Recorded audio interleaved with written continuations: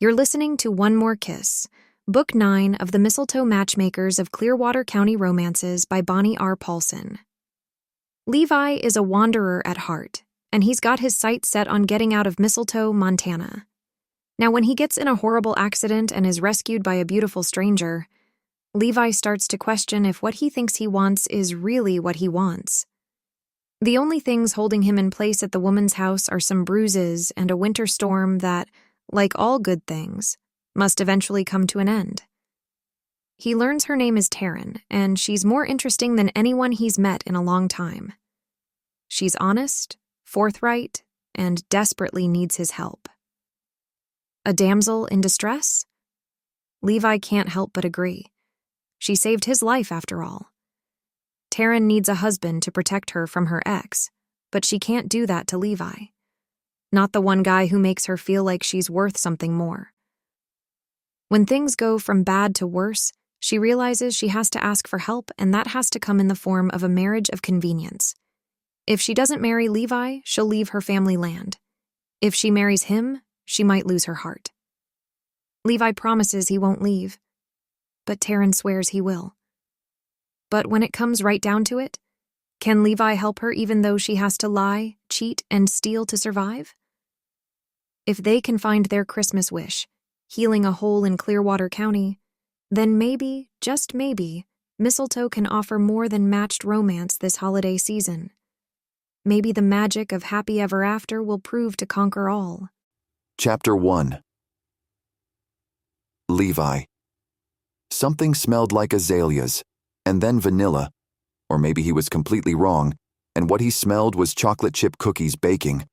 Levi couldn't pull himself from the sleep holding him in its clutches, but he could make out the sounds and smells around him. A soft thud, as if someone put a glass on a table pulled from his left. The whisper of a blanket moving, and the barely there suggestion of a breath in the direction of his feet. The scent of flowers again caressed him. He tried to breathe in deeply but winced when a sharp pain shot across his torso and into his back. The pain shot off a chain of events. Starbursts of pain split up his neck and exploded in his mind. He couldn't escape it, even with his eyes closed. Especially with his eyes closed. Everything in his body hurt. He held his breath and then... nothing hurt. Sleep was easy to slip into, and out of. When Levi finally cracked his eyes open, he blinked more times than he should have. Long, slow blinks to help orient himself. He made sure not to breathe too deeply. If he had his way, he wouldn't breathe at all. The room spun and dipped. He couldn't tell if he was on a boat, or on a bed with rockers, or maybe a hammock. He clenched his fingers into the soft bedding under his hands as he fought to claim some semblance of control over the situation. The log walls finally stopped swaying, and he took a breath until the sharpness returned.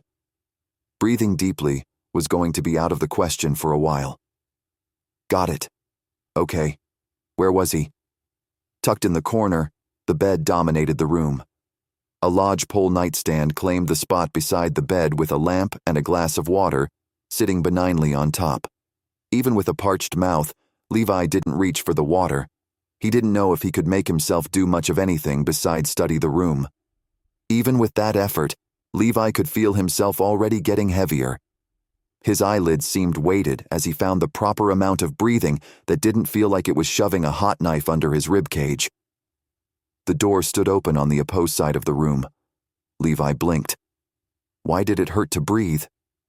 The dulled edges of pain blanketing the rest of his body receded, taking on a sharper presence, burning his nerve endings. Levi winced, suddenly aware of just how vulnerable he was lying there in a bed in an unfamiliar room with a body that didn't want to work. Forget the shooting pain. How had he gotten there? Where was there? Where was the stiff feeling of denim on his legs? Why did it feel like his hat was gone and his boots were off? The door opened, softly, pulling his gaze from the ceiling to the opening. Levi tried to sit up, but his body refused to do what he wanted. He wasn't sure if it was because he was on drugs, because of the pain, or maybe the treatment of possible injuries, or what, but he couldn't move, and that infuriated him. anger and pain didn't make a good mix for him, but surprised dulled even that for him as he watched with wide eyes as a dark blonde woman with a slim waist and healthy curves strode into the room, bearing a full tray and a towel draped over her arm. She paused slightly as she took in the sight of his open eyes and smiled. Levi blinked. He could do that. He could blink, and when a vision like the woman in front of him walked into his life, there wasn't much more he could do in the position he was in. He could stare at her. For a moment, that's all he wanted to do, with or without the ability to do more. "Oh, good. You're awake. I was getting worried." She wrinkled her nose and moved closer to the bed, setting the tray on the nightstand beside her and unhooking the towel from her arm. She set the piece of material on the end of the bed by Levi's feet. "Are you feeling okay? I can't imagine you're altogether well yet. The bruising hasn't gone down, and the swelling along your ribs is—" She grimaced and shook her head. "Let's just say I've seen a better rack of ribs." Her eyes widened, and she waved her hand between them. "I mean, your ribs look lovely. You have a nice rib set. I mean—" She shook her head and rolled her eyes. "Ugh, you know what I mean. At least I hope you do." She pulled a chair closer to the side of the bed and studied him, her blue-green eyes large as she searched his face earnestly. "Are you okay, though? Can you talk?" Levi parted his lips. He hadn't even thought to try. He'd been so entranced by the way she'd flitted into the room and started talking to him, he wasn't sure he'd remembered he was in pain after the initial frustration. As far as he was concerned, she could continue talking, and he'd never have to speak or do anything else again. His lips parted, but his dry throat refused to work. He closed his eyes and moved his tongue, trying to produce some kind of wetness in his mouth. "Here, hold on. Let's try some water. I'm going to put the glass beside your head and move this straw into your mouth. Okay?" She did as she said would, holding a metal straw and placing it between his lips. All Levi had to do was come up with the energy to suck. As he did so, the cool liquid sent a splash of welcome comfort into the overheated dryness of his mouth, down his throat. He felt like a balm had been applied to a burn. After several drags on the straw, he released it and breathed out cautiously, inhaling until he had enough breath to say, "Thank you." Even with the added moisture, his words came out scratchy and hoarse. She smiled at him, her lips curving just so. "My pleasure." "Okay, so let's see how much you remember. Do you know your name?" The woman set the water back on the side table and started rolling up her sleeves as she studied Levi. He blinked, breathing in and out slowly enough that it didn't hurt. If he took a deep breath, would it? She'd mentioned something about his ribs looking bad. Did he have the courage to test it? He licked his lips again, taking a slow breath in before answering. "Levi Wilson." "Hi, Levi. I'm Tarryn Brown. Do you remember what happened?" She stood, gently pulling the sheet and blanket away from his bare chest. All Levi could do was stare at her. What was she doing? How did he ask when he was barely able to keep his focus on the questions she posed? He unclenched the blanket at his side and gritted his teeth as he struggled to remember. I think he'd been in his truck. The snow had come out of nowhere, not uncommon in Montana. Visibility had all but disappeared to naught. There'd been a flash of lights, and then white as his truck had hit something and then spun, and that's the last thing Levi remembered. I don't know. He could remember little pieces of a flash of white, which didn't mean he knew what had happened. Maybe Tarryn could fill him in more on the events so he could piece together what had happened in his head. Tarryn folded the blanket and sheets down to his waist and then placed the towel along his right side, tucked carefully under the edge of his skin. She worked with deft motions, her touch professional as she moved. "What are you doing?" Levi had to ask. He couldn't lie there while she bared his skin and moved around him. What were her expectations when he could barely move? What kind of a man did she think he was? She'd probably be right, but he at least wanted to have the choice and not feel helpless as a newborn foal. She reached toward a large bowl on the tray she'd brought in and pulled out a small washcloth which she wrung out. "Well, I need to keep your skin clean. I'm trying to help you get better." A sponge bath? Why did Levi have to get injured to get a sponge bath from a woman who looked like Tarryn? And why did he even need one? Why couldn't he move himself? Chapter 2. Tarryn. Touching the cowboy the first time had left Tarryn afraid and more than a little intrigued.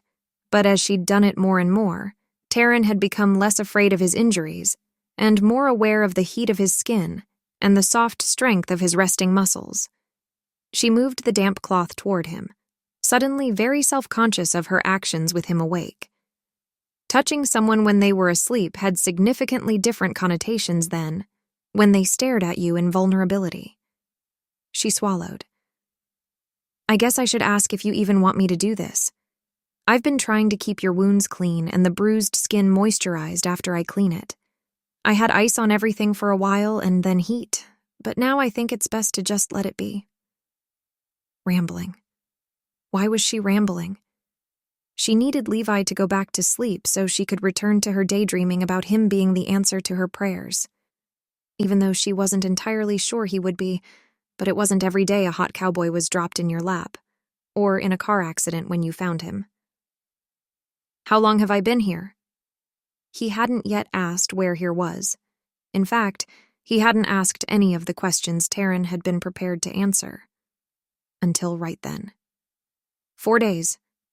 You've been out for most of it.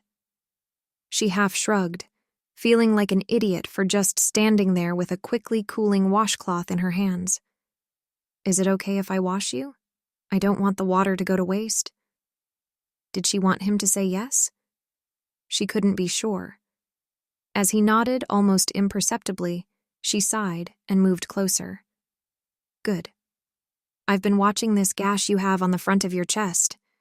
I think you got it from a branch of a tree trunk, but I can't tell. Anyway, I've got it cleaned up and bandaged, but I'm trying to stay on top of it." "What happened?" His eyebrows drew together as he watched her. "There was a car accident. It got pretty bad in the middle of the storm. About 4 cars that I could see were involved. Yours was the worst. You went off the highway and into a copse of trees. A massive branch went through the windshield. It wasn't easy getting you out." She wiped down his shoulder to his elbow, front, back, and then elbow to his wrist, front, back. Rinse the cloth. Do not look him directly in the eyes. Heat flooded her cheeks. Until he woke, she'd been fine performing the chore, careful to take good care of him. But now, with his bright blue eyes taking in her every move, Tarryn's hands shook. There was a sudden intimacy in what she was doing. Probably a good thing, since she wanted to claim him as her husband. She had to make sure not to blurt that out when she broached the subject with him. "You pulled me out?" Was that disbelief in his tone? He cleared his throat, wincing as he did so. She nodded, half shrugging. "Yeah, there was no one else to do it." "What about an ambulance? Why didn't you take me to a hospital?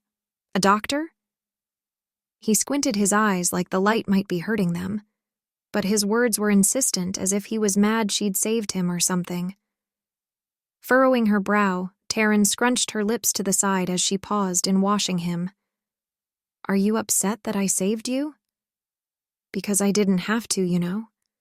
Her movements were a little more brisk as she wiped the cooling cloth down each finger. "No, it's just, why were you out in a storm like that? I'm assuming by yourself." Levi studied her, the dark centers of his eyes intent on taking in all of her.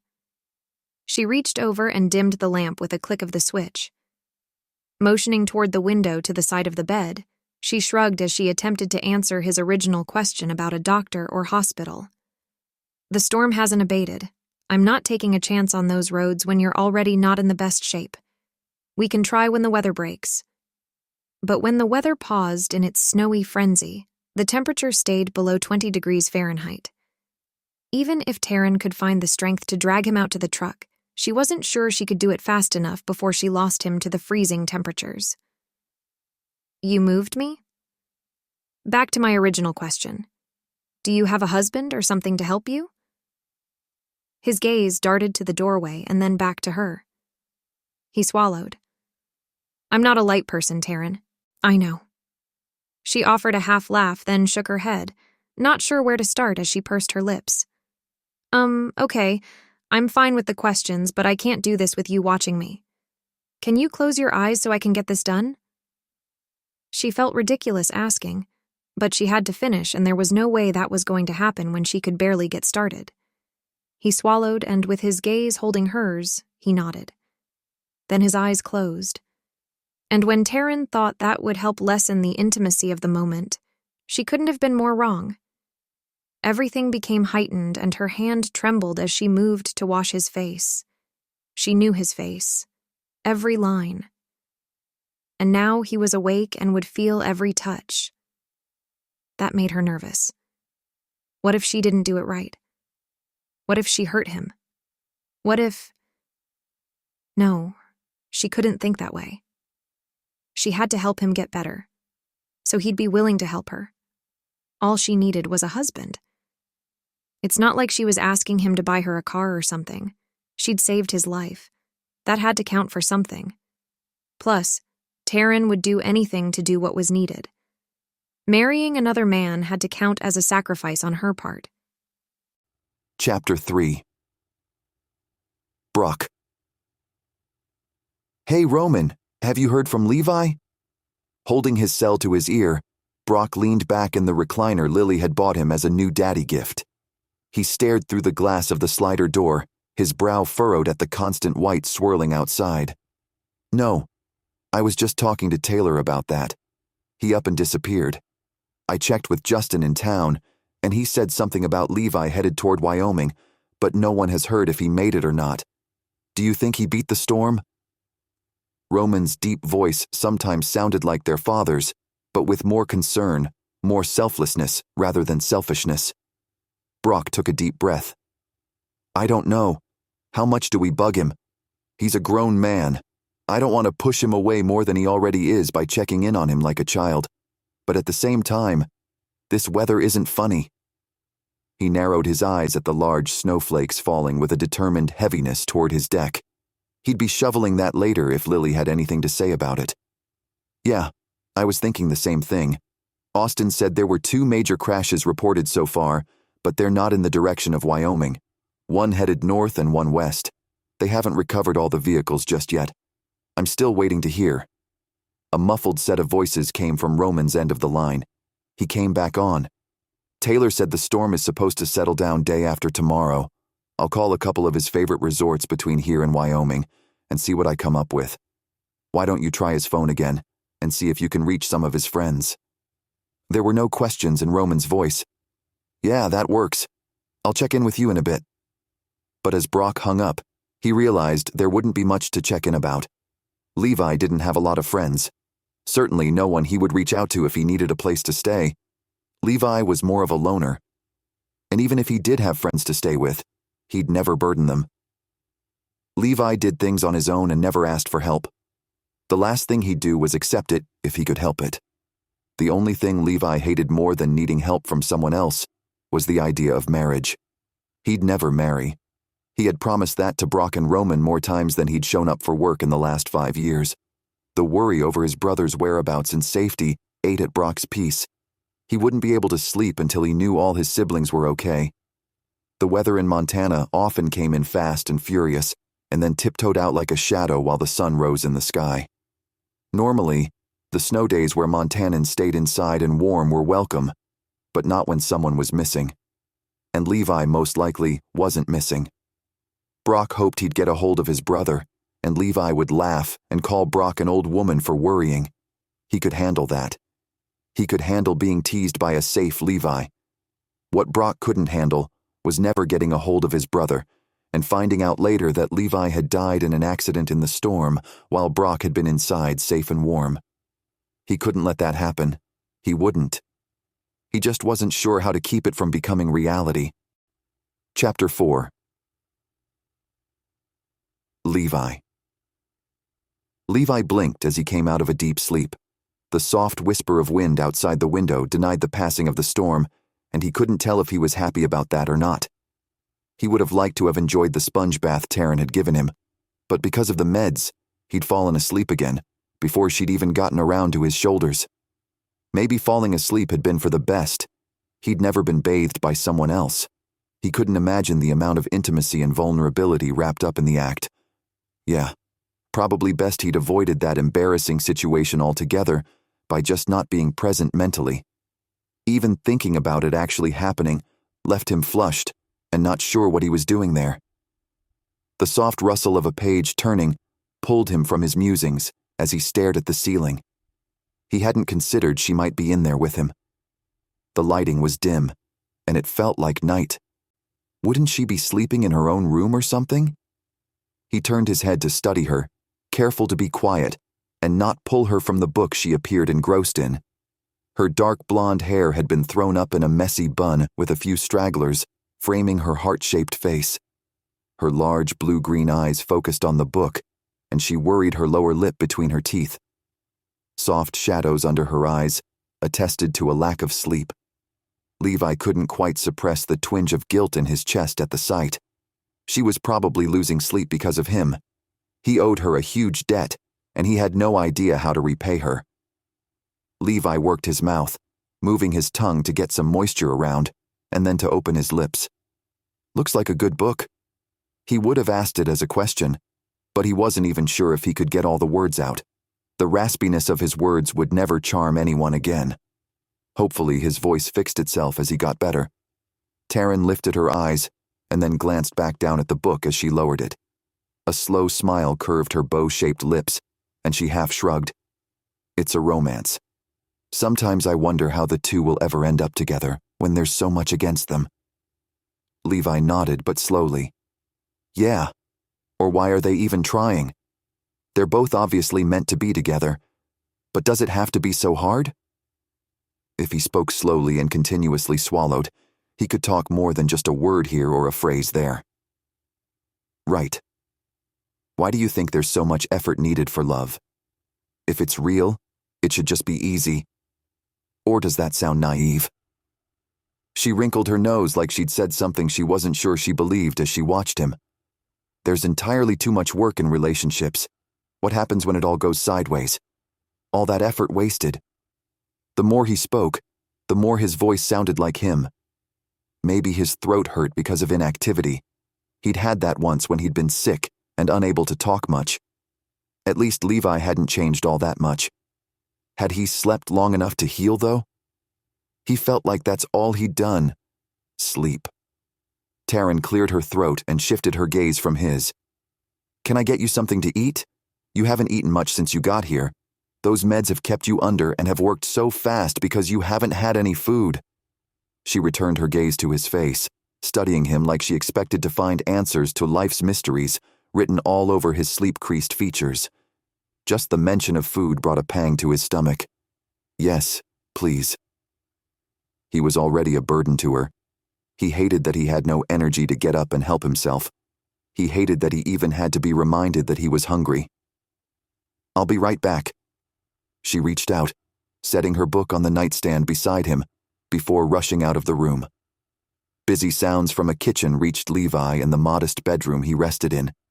He closed his eyes to listen. He was hungry enough to not fall asleep, and the pain meds were slowly wearing off. He'd have to make sure and tell her he didn't want any, or maybe not as much the next time she gave him some. The last thing he needed was to be drugged all the time. Tarryn returned in a matter of moments, carrying another tray with a steaming bowl and some other items on it. The smell filled the room and reminded him of home when his mother would make hearty soups and stews during a winter storm. He wanted to inhale with gusto, but a worry about the pain held him back. Tarryn pulled out a small fold-up table and set the tray down, scooting her chair closer to the bed. She pushed the table to the side and got close to Levi. I'm going to see if we can sit you up, okay? It's going to be painful. Do you want to try to do that, or would you rather try to eat on your back? Eat on his back? Could there be anything more embarrassing? He'd have to come up with something later. He shook his head. I'd like to sit up. Not only would he like to, he had to. His pride and ego demanded it. He hadn't even tried sitting up or moving yet since he'd awoken. Moving closer, Tarryn placed her hands on either side of Levi, bending at the knees and holding his gaze with hers from only a few inches away. She smelled like flowers. "Okay, see if you can move your arms, but don't feel like you must do it all, okay? I'll count to 3, and I'll pull you up this way." She was a slight thing.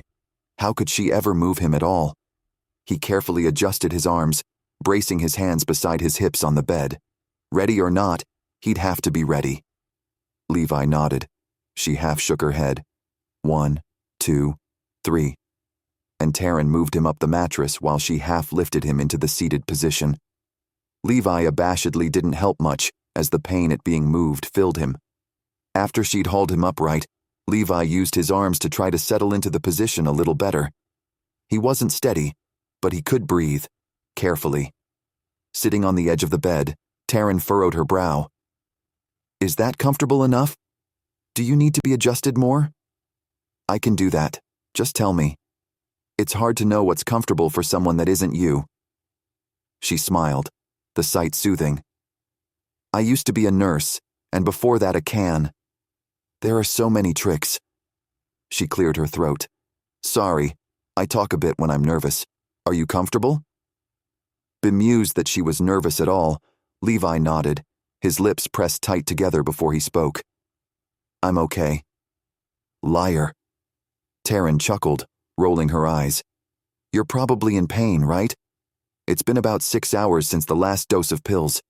You seem to be burning through the meds quick. I'll get you more as soon as you finish eating." "Can I not have as many?" Levi wasn't sure if he could lift his hands enough to eat, but he was willing to try, especially in front of a woman like Tarryn. "You bet. We can start pulling back. I'd rather not chase the pain, but we can do whatever you feel comfortable with." She retrieved the bowl and a spoon. "Do you want to try to feed yourself, or do you want me to do it?" Levi moved his hand, but beyond bracing it feebly beside his hips, he wasn't too sure about the constancy of his grip. "I'm not sure I won't spill." That admission cost him. Hopefully she wouldn't think of him as a weakling. "Well, this is pretty hot. I'll do it this time and we can have you give it a try every meal, okay?" She smiled reassuringly at him, like he wasn't acting like a small, helpless child. His weakness worried Levi. How would she look at him like a man when she'd already seen him as less than? And he suddenly realized he wanted her looking at him as more than just a man, with her big blue-green eyes framed in dark, sooty lashes. Scooping a bite onto the spoon, Tarryn blew on the contents for a moment, and then raised her gaze to his. "Tell me about yourself, Levi. This needs to cool a bit, so we'll have to take it slow. Plus, I'm not sure the residual meds in your system won't make you nauseous. What do you want to know?" The sight of stew on the spoon became almost hypnotic. He hadn't eaten in a long while, having only water to fill his stomach, and now, there he was, inches from food. And the aroma was almost as intoxicating as her eyes. "Are you married? Do you have a family I can call for you?" Tarryn lifted the spoon and moved it between Levi's lips, and he closed his eyes as the hot food hit his tongue. The savory flavor shot through him, and he moaned slightly as he chewed. "Isn't that good? That was my mom's recipe. It always made me feel better when I was growing up." Tarryn beamed at him, waiting until he was done before offering him another bite. After he finished chewing that one, she offered him a drink, and then he spoke. "I'm not married. I have a family, but they're all busy with their own lives. I could call them, though, and let them know where I am. I told them I was going to Wyoming. Did you happen to find my phone or anything when you rescued me?" Tarryn lowered her gaze toward the next spoon of food as she blew on it, then raised her eyes toward his again. "Your wallet is in your pants pocket. Your phone wasn't on you. We could maybe try calling them from my cell phone, but the reception is horrible, and we'd have to go out around the side of the mountain to get more bars. Maybe when you're feeling better we can do that." "That would be good. I don't remember their numbers, but we could look them up or something." He nodded softly, barely moving his head as he waited for another bite. Where would his phone and other items have gotten to? Maybe they were still in the truck, He'd have to ask her if they could go check on it when the storm was over, and he was feeling up to it. The next few minutes passed in silence as she fed him, and Levi couldn't think of a better way to override the pain than to eat delicious food with the company of a beautiful woman. Lights shone through the bedroom window, moving across the wall, and then coming to a stop. Tarryn flinched, setting the bowl and spoon to the side. She glanced at Levi, sudden shadows crossing her eyes. "I'll be right back. Stay here." Levi couldn't move, even if he wanted to, and with the fear in Tarryn's features, he desperately wanted to go with her to see how he could help. He didn't like the fact that she was afraid, and he couldn't do anything about it. Chapter 5. Tarryn. Her hands shaking, Tarryn reached above the doorway for her granddaddy's old shotgun. She pulled it down and held it in her left hand, barrel pointed toward the ground. For now. Lights in the drive weren't a good sign. Not when the snow blew like it did and the clouds obscured whether it was morning or night. Not when she was the only one who lived out there and no one had any business driving up that way. Regular vehicles couldn't get in or out unless they knew the way up the drive and used chains. Not to mention, no one wanted to come out here when they knew who lived there. Tarryn was well known around the county, and it wasn't for her blueberry pie. She pulled on a thick wool coat before stepping out onto her porch and hiding the trusty weapon behind her in the folds of her jacket. The only person she could think of who might show up there at that time of year would be the one counting on the fact that she couldn't call for help. No one could get up there. No ambulances. Certainly no police. No one. And he knew it. She clicked the door shut behind her. Sure enough, Joe Battaglia climbed off a large snowmobile, his ever-present sneer nauseatingly familiar in its cruelty. Well, well, if it isn't the little wife. And how is my bride today? Large gloves covered even bigger hands. He hid his weak chin behind the scruffy beard he thought made him look more masculine. But it didn't. It just made him look creepier. Fear coursing through her, Tarryn lifted her chin and stared him down. She'd never be his little anything ever again. Not if she could help it. "You're not welcome here, Joe. You know it. I have the paperwork proving this is my house, my land. At least the land that she'd been able to keep out of the divorce." His black jacket made a whispering sound as he moved closer, as if it mocked her demands that the man leave. Stay away. The evening seemed calm as the winds carelessly blew the snow around, to and fro. The Weather Channel had called for the storm to continue for another 3 days, but the slight relief from the constant howling made it feel like they might be in the middle of the chaos. More snow, wind, and freezing temperatures would whip through there any moment. Why couldn't it be when Joe stood there taunting her with his sneer? And Joe just brought more trouble with him. Only this time the storm raged inside Tarryn. Her ex-husband wasn't a safe person to be around. He could only be described as crazy and most definitely narcissistic. But Tarryn had never been able to prove it. Joe strode closer, his eyes never leaving Tarryn's face. "You think papers make you the owner of this place? You and I both know it's almost time to go to court to prove you're not able to make enough to buy this place from me. The loan is a lot of money to buy me out, Tarryn. No one is going to help you. You might as well join me in selling the land. Make some money out of this piece and move on." She shook her head. "This is my place. I'm not losing it." "No, Tarryn, you're going to lose the land. But don't worry, darling. I'll take care of it for you. I'll help you sell it, and I'll give you 50% of whatever I sell it for. I'll keep all of my half, of course."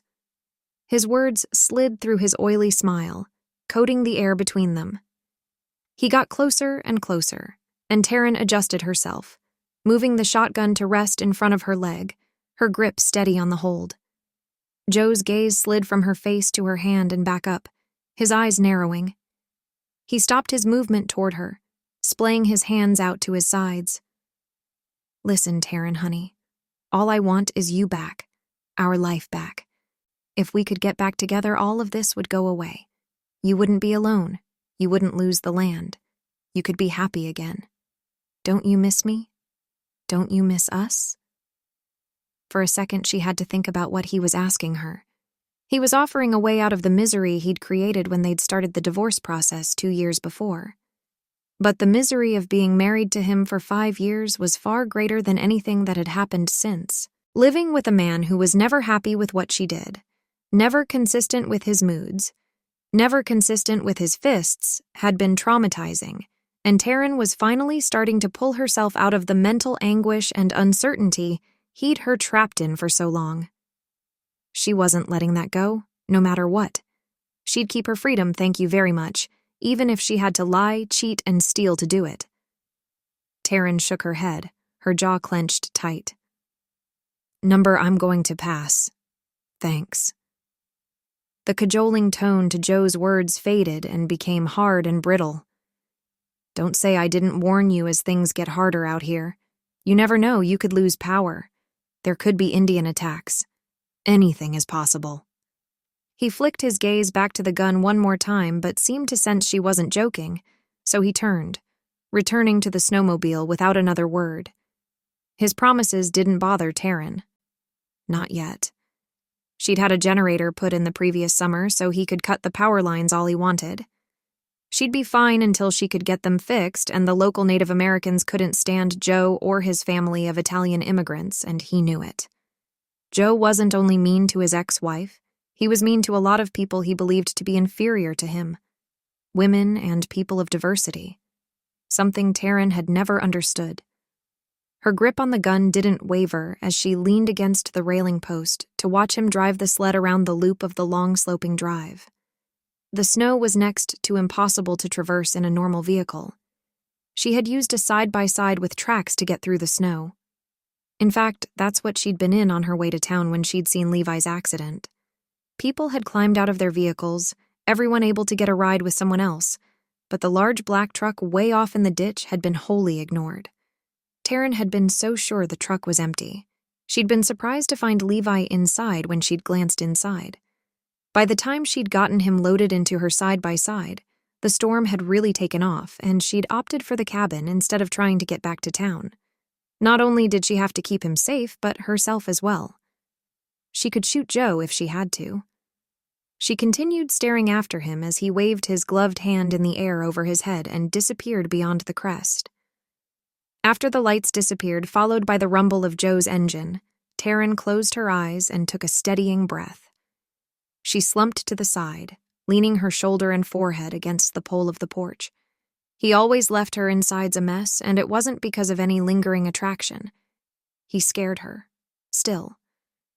And the fact that he knew she was on her own had left her in a constant state of fear and worry since their wedding day. She turned back inside, certain he was gone. For now. Closing the door behind her, Tarryn cast her gaze around the modest cabin she'd inherited from her grandfather. Everything she'd ever wanted had been here. He'd owned the entire mountain plus a bunch of land around it like a skirt in that cabin.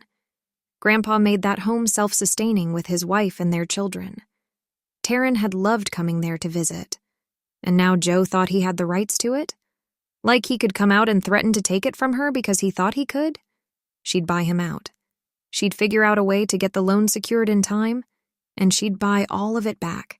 She couldn't lose any of the land. None of it. Tarryn was willing to fight. But if Joe convinced a judge or someone with authority that she wasn't able to do what she needed to secure the loan, then there was nothing she could do. What she needed was to prove that she wasn't alone. 2 people could secure a loan easier than one, especially if they were married. She needed to convince Levi to marry her, to be her other person so that Joe couldn't take her home out from under her. He didn't even need to give her money or anything. She would find work again as a nurse. She had certifications in the higher specialties. She could make really good money. She just needed someone to help her secure the loans. Maybe Levi had worse credit than she did. Maybe he wasn't even interested in helping her. That would be okay too. But Tarryn was out of options. She didn't know what else to do, and she'd already checked Levi's wallet. He didn't have any cash on him, and his charge cards were fancy ones that didn't mean anything other than he might have more debt than sense.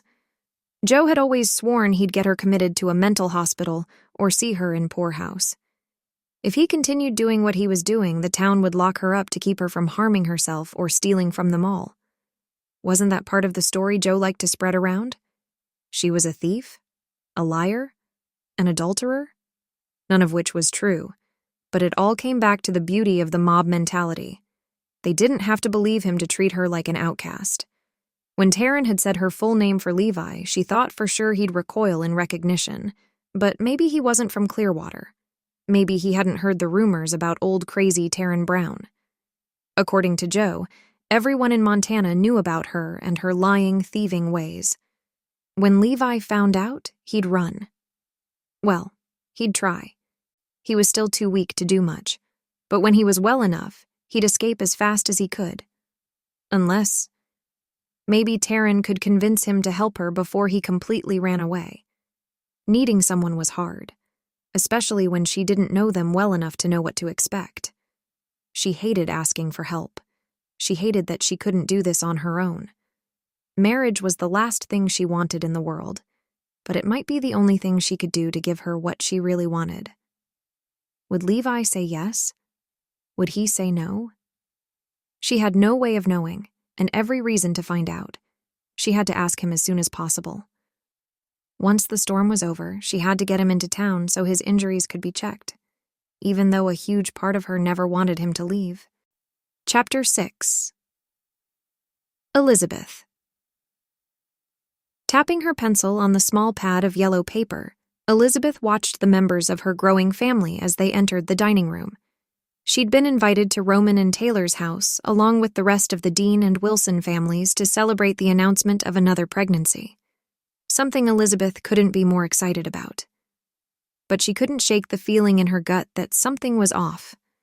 There was Austin and Samantha. Oh, they were a lovely couple, and if Elizabeth wasn't mistaken, Samantha was expecting a child. The glow to her cheeks and the mooning effect around her chin and upper forehead gave away the secret. Elizabeth would keep it to herself until they announced. Brock and Lily came through, Brock with his hand on Lily's lower back. Their child swung softly from Brock's other arm in the car seat. That baby would be out of its confines in no time, getting passed around the family, and would most definitely start with Grandma. Elizabeth's arms almost ached at the thought.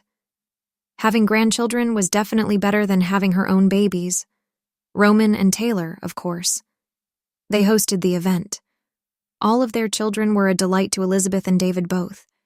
Their happiness after so long apart was definitely inspiring. Flynn and Kaylee. Elizabeth adored her daughter-in-law.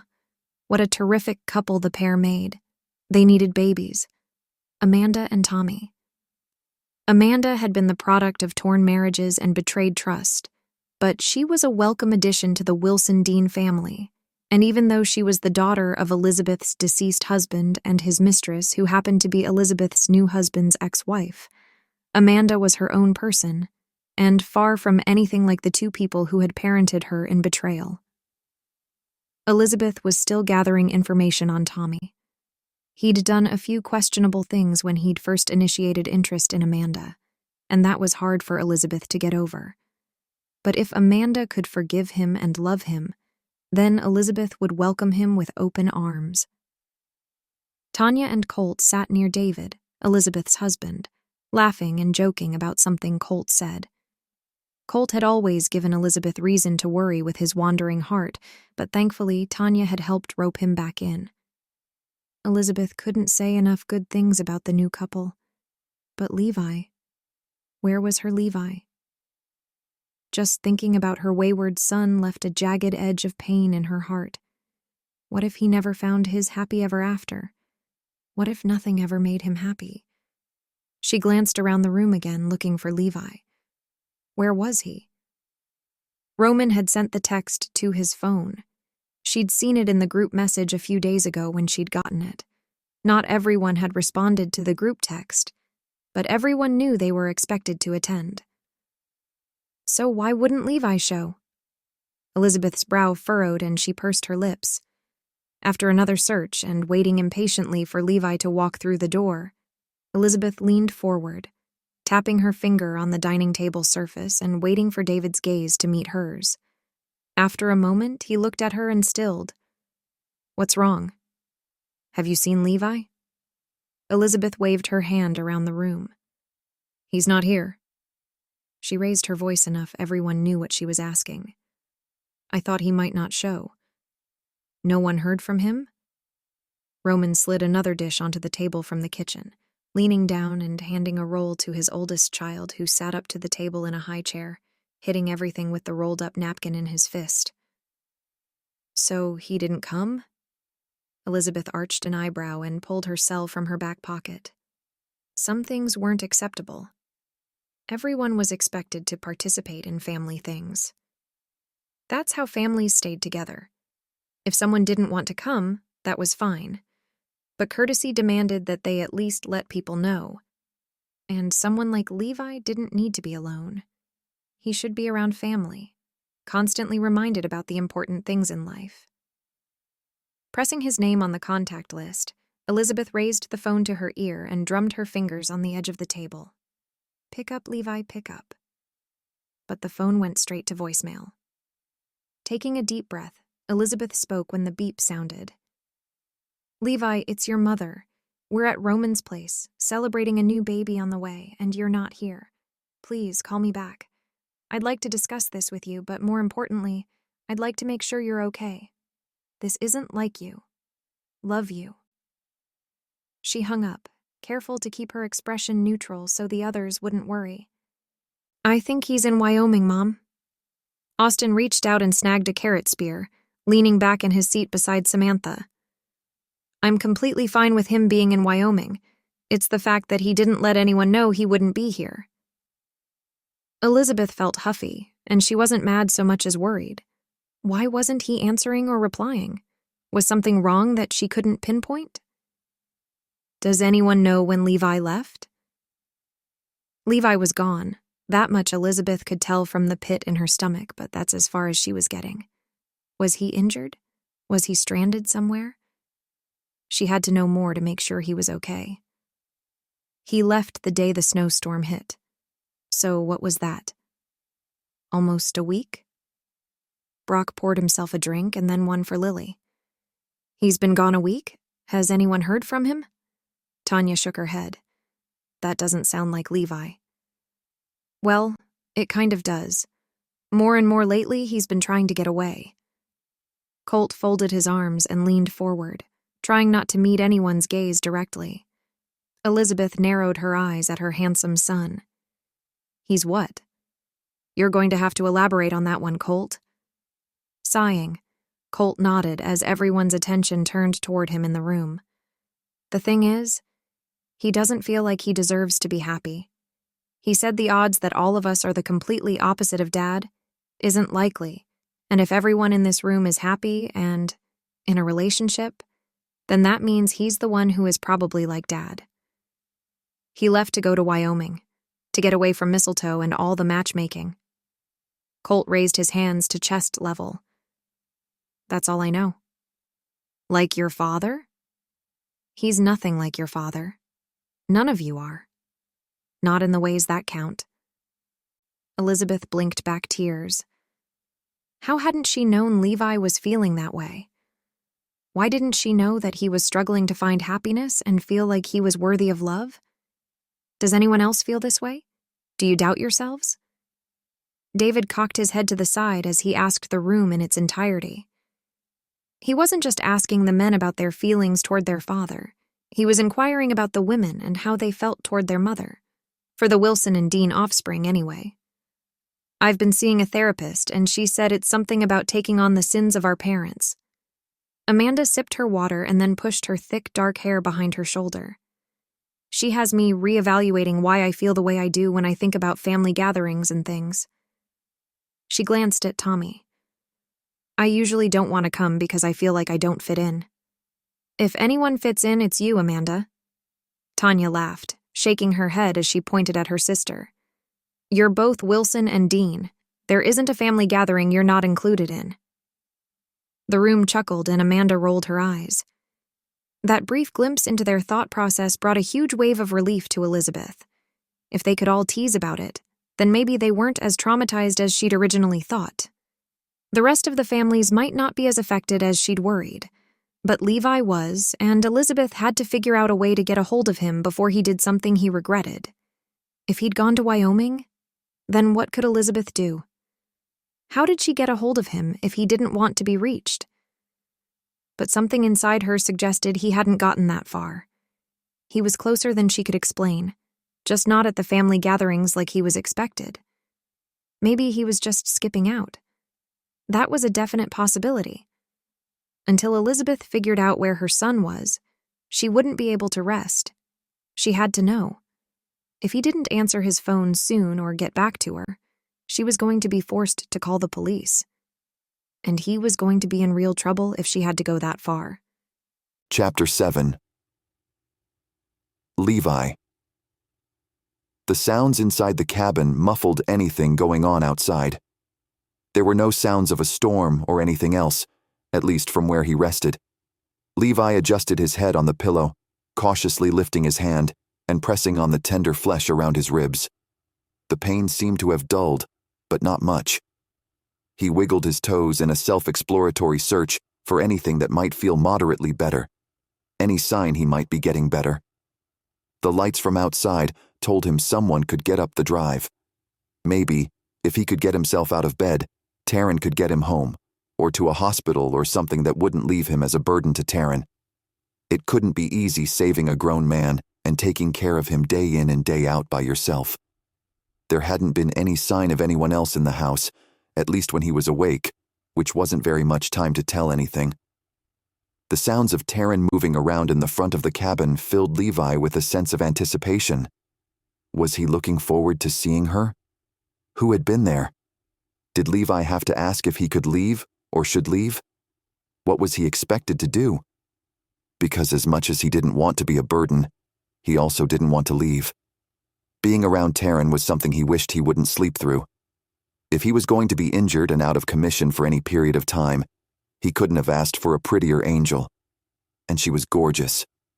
With her hair up in a sloppy bun and snug jeans, she looked like she could walk into a fancy restaurant or buck hay and be at home in either place. There was a gentle grace about the way she moved and the soft, lilting tones of her voice. Levi found her hypnotic. Too bad he wouldn't be staying with her longer than necessary. The woman was definitely interesting. But no, Levi couldn't stay and bother her.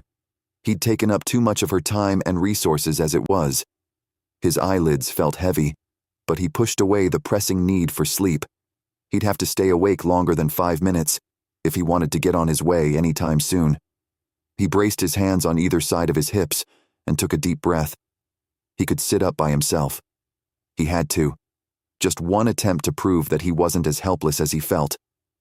He held his breath as he pushed up with his arms, and his body moved about an inch. Gritting his teeth, Levi tried again. He pushed and strained, beads of sweat popping out along his forehead. He just wanted to sit up on his own. But everything hurt, and not like a skin-your-knee kind of a burn either. More like he'd been kicked by a bronc and trampled by a herd of ferocious horses that wanted something in his pocket. His ears started ringing, and he took another steadying breath. The sound of the door opening pulled at his attention, and he let his arms fall down to his sides. He released his breath on a shaky whoosh. Tarryn entered the room, carefully carrying in another tray. She lifted her gaze from the food in front of her, and her eyes widened. "Oh no, Levi, what happened? Are you okay?" She rushed to his side, placing the tray carefully on top of the nightstand before leaning over him and checking him over. Levi closed his eyes as her scent wafted over him, filling him with peace, and somehow he knew he'd be okay. "I was just trying to sit up. I'm pathetic." He sighed, rolling his head to the side, away from her so she couldn't see his weakness, and he couldn't see the pity in her beautiful brown eyes. Tarryn's chuckle brought his attention back around. He turned back to her, his eyes full of questions. "You're trying to sit up and do what? Maybe go outside and chop some firewood. You were in a pretty serious car accident. If I was your insurance carrier, I'd say your truck was totaled. If you don't have anywhere you have to be, I would just relax and focus on getting better, not trying to force yourself out of bed when you're recovering. Her humor softened, and she reached out, adjusting his pillow behind him. Her touch soft, she retrieved a cloth from the nightstand and dabbed it around his face and neck. I know. It's gotta be hard, but I don't want you to get hurt more. Levi allowed himself to relax as he studied her above him. Why are you helping me? Tarryn set the cloth down and sat in the chair she'd claimed as her spot beside the bed. I think that's a more than fair question. Why wouldn't I help you is a better one. She cocked her head to the side, the fullness of her lips a distraction for a moment from how she'd responded. Levi blinked. I don't know. It's a lot on your shoulders. You're out here by yourself, and now you have to take care of me? It seems like a lot. If someone was able to drive out here, maybe you could take me a clinic or hospital to get me out of your hair. The person who was here had to drive a snowmobile to get in. If you think you could handle sitting on one for 45 minutes, I'll take you now. She arched an eyebrow, the challenge clear in her gaze. I'm not going to ask you to do that simply because you think I'm put out by your presence. It's my pleasure to help you. Don't think you're a burden. If anything, you're keeping me company. She smiled to take the sting out of her words. Something twisted in Levi's gut as he realized he could stare at her smile for days, months even. He swallowed, suddenly feeling shy when he'd never been shy a day in his life. Who was that who was here? The question made Tarryn drop her gaze, and she rubbed her palms on the thighs of her jeans. It's not a big deal. But her face paled as she stood and busied herself over the tray. I thought you might be hungry again. My grandpa used to always say that the best thing for an injury was to feed the body. So, let's try to get more food in you. Tarryn. Levi said her name softly, watching and waiting until she stopped what she was doing. She didn't look at him, but she waited like she knew what was coming. Look at me. She stiffened her shoulders and glanced at him, a shuddered look to her eyes. Who was it? What happened? Levi's tone didn't brook an argument, but wasn't harsh either. Tarryn licked her lower lip, sitting on the edge of the bed with another bowl in her hands. My ex was here. She looked down, her hands shaking. Setting the bowl fully in her lap, she clenched her fingers together as if to stop the tremors. She sighed and shook her head. Boyfriend? Levi didn't want to think of Tarryn having been married.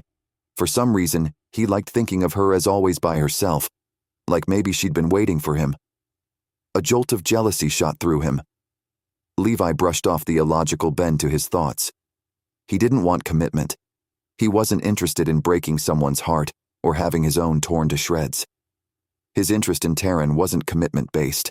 He was just curious since she'd saved him. That's all there was to it. He couldn't help admiring her when she'd done so much for him. That was only natural. It had to be. Husband. We got a divorce about 2 years ago, and he's not letting me go. Tarryn laughed at herself, the sound humorless and strained. I always wanted a man who would fight for me, make me the most important thing in his life, you know? But Joe, he treated me like a possession, and now he's got everyone thinking I'm incapable. Not only that, but he tells everyone I lie, and he's trying to take my land. I wouldn't be surprised if he tried to get me committed. Then he can swoop in and take my family land with no one in the way. She inhaled long, slow, and deep, the sound shaky and tremulous. She wrinkled her nose and turned back to Levi. Sorry, but in my defense, you asked. Her eyes were bright with unshed tears, and Levi wasn't sure what he would do if she started to cry. I did ask. Levi fumbled his hand away from his side until his fingers closed around Tarryn's wrist, loosely holding her while he studied her face. He said the only thing he could in that moment. The desire to help overcoming his injured logic. What can I do? How can I help? He glanced down at his inert form, then back to her. I mean, there's not much I can do in this bed, but what can I do? Blinking, Tarryn sighed. No, it's fine. It's not your fight. I don't want anything from you. I didn't bring you up here to solve my problems. You have enough to heal from as it is. Tarryn leaned forward, lifting the bowl from her lap, and then drawing the spoon from the bowl which Levi could finally see held chili. She placed the spoonful at his lips.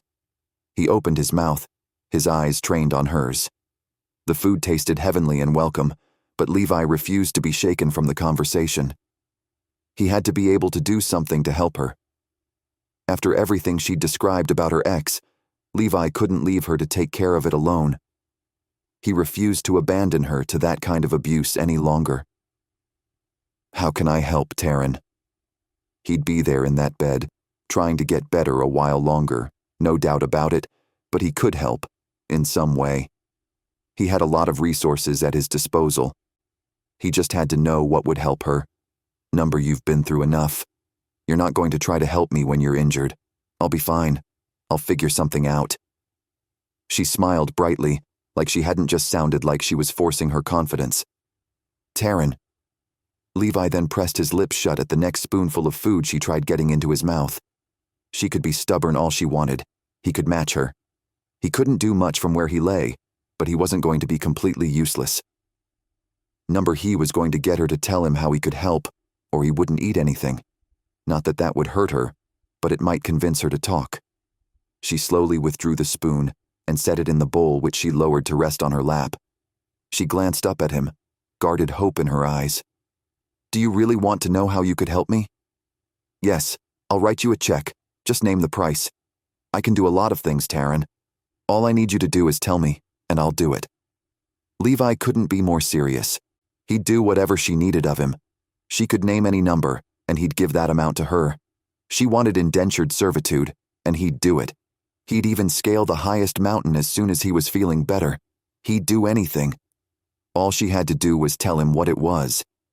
He'd get up from that bed right then and there and walk for her, if that's what it would take. Studying him, she licked her lower lip, holding the quiet a moment longer. After drawing out the silence, Tarryn finally nodded once. Okay, Levi. You could marry me. Levi blinked. He was willing to do anything for her. Except maybe that. Chapter 8. Levi marriage.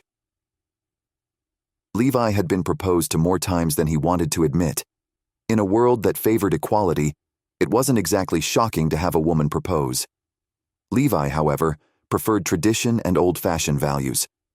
When he found the right woman, he would propose to her. But that's not what this was with Tarryn. She wasn't asking him for a lifetime of happiness. She was asking him for help. Would he deny her? She twisted the edge of the blanket in her hands and avoided looking directly at him as the silence stretched between them. Levi cleared his throat and blinked.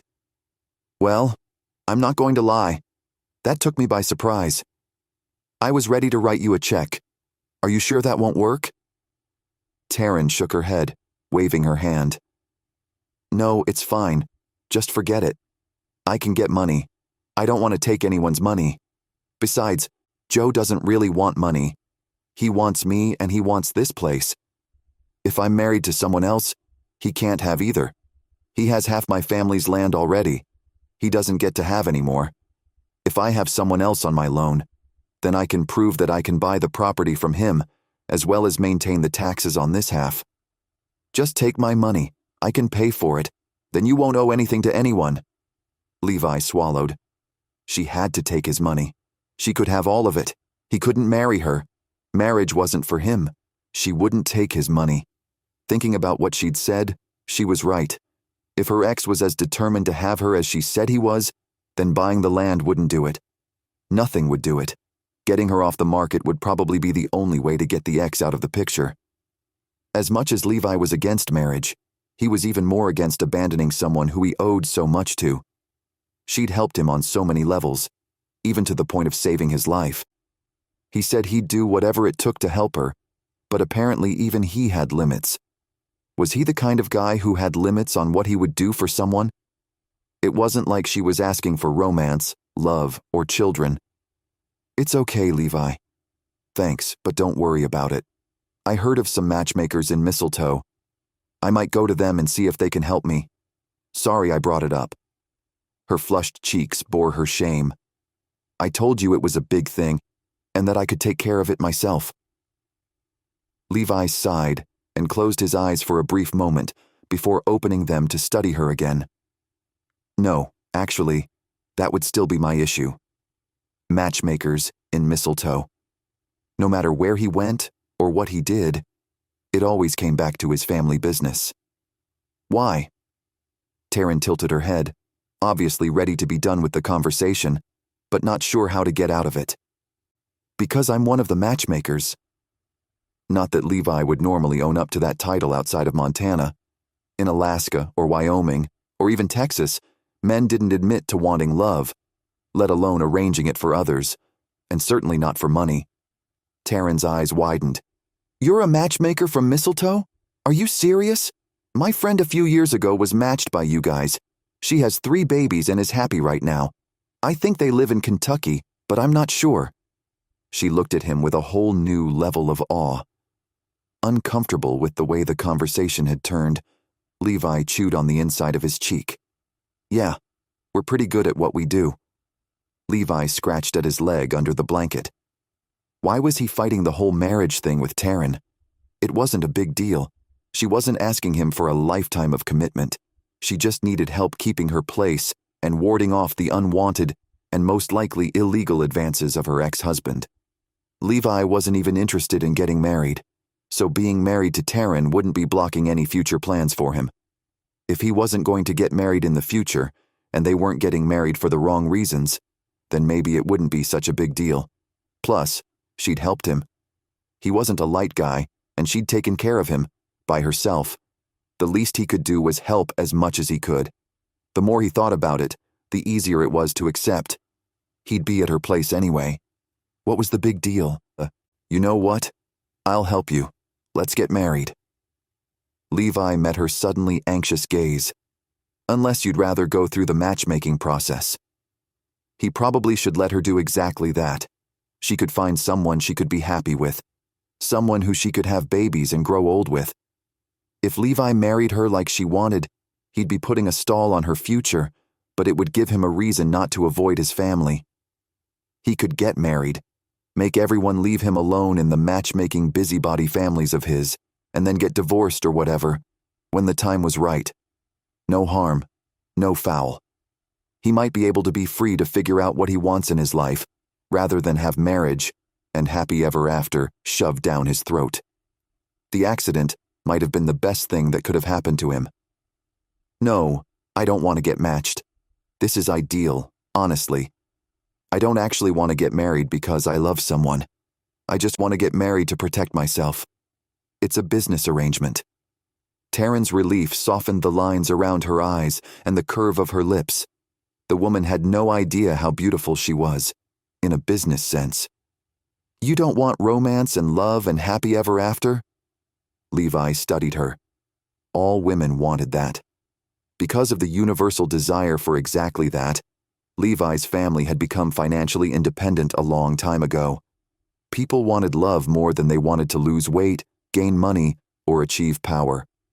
Tarryn laughed and rolled her eyes. Remember? I've had the happy ever after. I choose loneliness and despair over whatever that was with him. Sadness and an overwhelming desire to protect Tarryn rushed through Levi. He knew what she was getting at.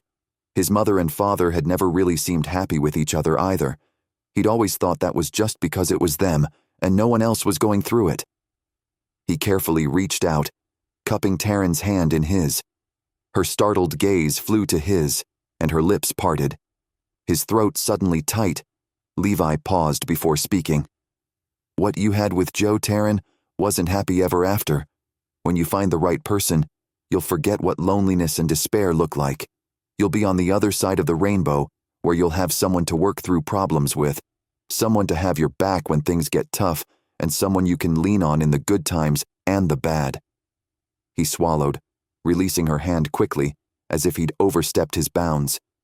Which he had. He did believe in happy ever after, just not for him. Not when the blood of his father ran in his veins. Tarryn slowly pulled her hand into her lap as she watched him. She spoke softly, as if careful not to break the moment. You speak as if you have experience with love. No, actually. I'm doomed not to find love. You could say it's genetic. The rest of my family, though, they're what we in the business call relationship goals. They've all found their true loves and their happy endings. They have babies or babies on the way, houses, horses, and they even buy appliances together. They're living the dream, I guess. Levi smiled derisively. He could be happy for his siblings, even if he would never have the same things as them. Just not your dream? Tarryn's gentle question took Levi by surprise. Was it his dream? He'd fought wanting and longing for love for so long, he hadn't actually thought about if he wanted it or not. He refused to end up like his father. He couldn't be like that. He wouldn't. And he certainly wouldn't ruin a family and a wife with the things his father had done to him and his brothers. And their mom. In a moment of complete vulnerability that Levi wouldn't hesitate to blame on medication, he replied, "Actually, I want to be happy and in love more than anything else in the world. I just don't want to get hurt or hurt another person. When you fall in love, you're putting your heart on the line and someone else can stomp all over it." Tarryn nodded, reaching out and patting his hand. Truer words have never been spoken. "Okay, so what are we saying? Yes, we're going to do this? We're going to get married, but keep it business?" The shift in topic was more than welcome. He didn't want to admit to Tarryn that he found her insanely attractive, or that her proposal was making Levi think he might actually have a chance at the whole love thing. He didn't want to take any chances. "Yes, business.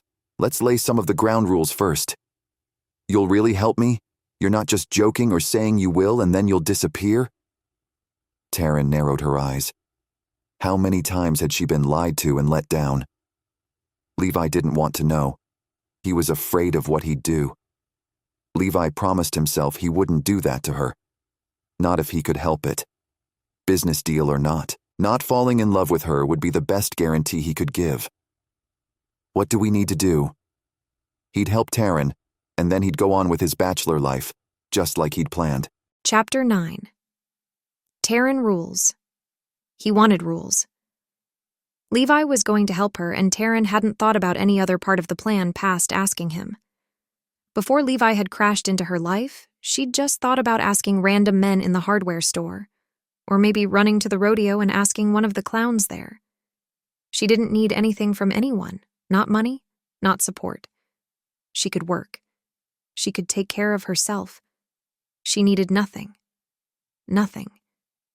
Except she just needed a piece of paper that said she wasn't available for Joe to bother anymore, and that there were 2 people for possible incomes to cover the loan. As soon as she had that, she could let Levi go and she could work on retaining her family's land. She could even pretend she wasn't more alone than she'd ever been in her life.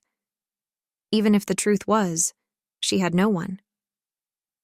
Yeah, I think if we start with rules and expectations, then we'll both know exactly what we're supposed to do. Like, for instance, am I supposed to take you on a date once a month or something? Are we supposed to live with each other? Where? There are a lot of things that go into making one of these things work. I want to make sure we're covered on all points. Thankfully, Levi was taking her proposal seriously. They might not be in love, but just talking about the situation with Levi left Tarryn feeling a whole lot more hopeful and less like she was all on her own. She nodded. Okay, I get what you mean. Rules. Well, let's not get too crazy. Let's just cover the basics and talk about things as they come up. What do you think? Tarryn didn't know what she was hoping would change, except getting Joe out of her life for good. What needed to happen for that to take place besides getting married?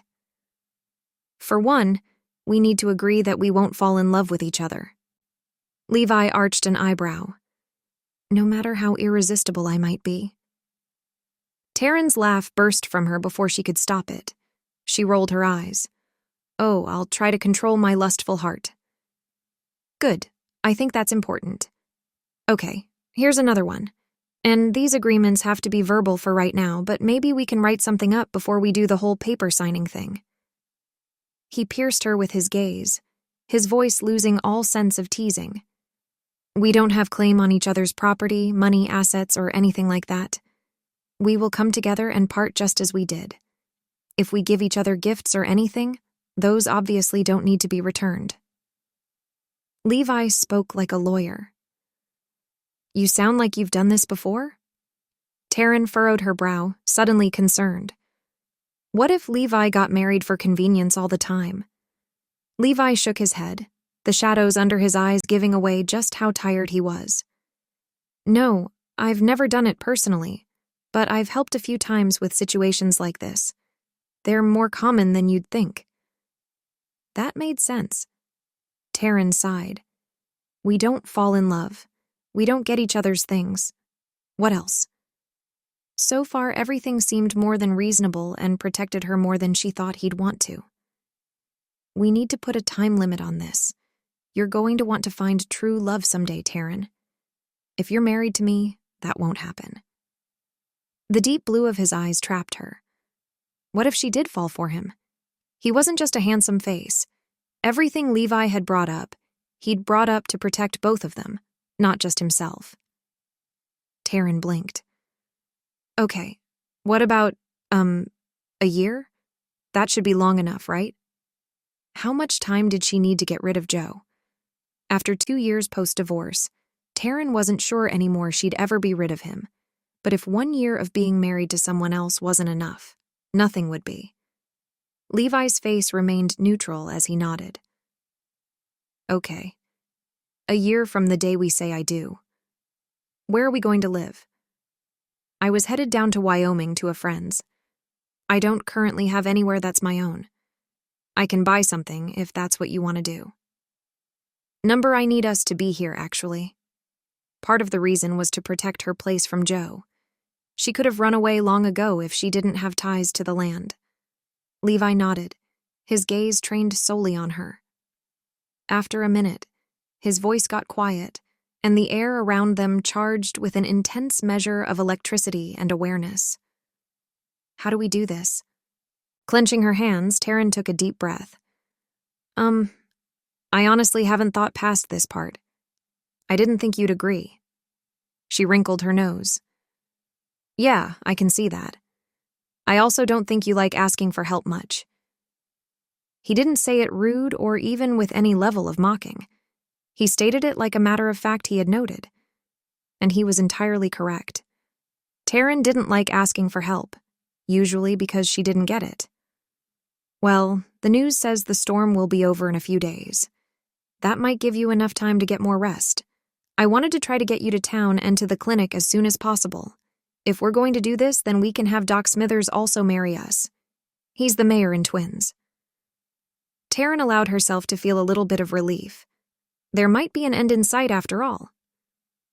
Ah, so Twins is where we're at. Not that far from Mistletoe. Levi winced and slowly tried lifting his hand, but he dropped it back to the bed and closed his eyes, twisting his head to the side. What's wrong? Tarryn shifted to a perched position beside him, her hands hovering as if she could fix whatever was wrong. My neck. I can't believe how tired and sore I am. Levi's eyes stayed closed as he leaned his head forward, like trying to relieve a cramp or soreness. Without hesitation, Tarryn slid onto the mattress beside him and reached up with both hands, rubbing the thick cords of muscle running up and down his neck and spreading across his broad shoulders. He didn't protest. He didn't even say much as he leaned even further forward to give her more access.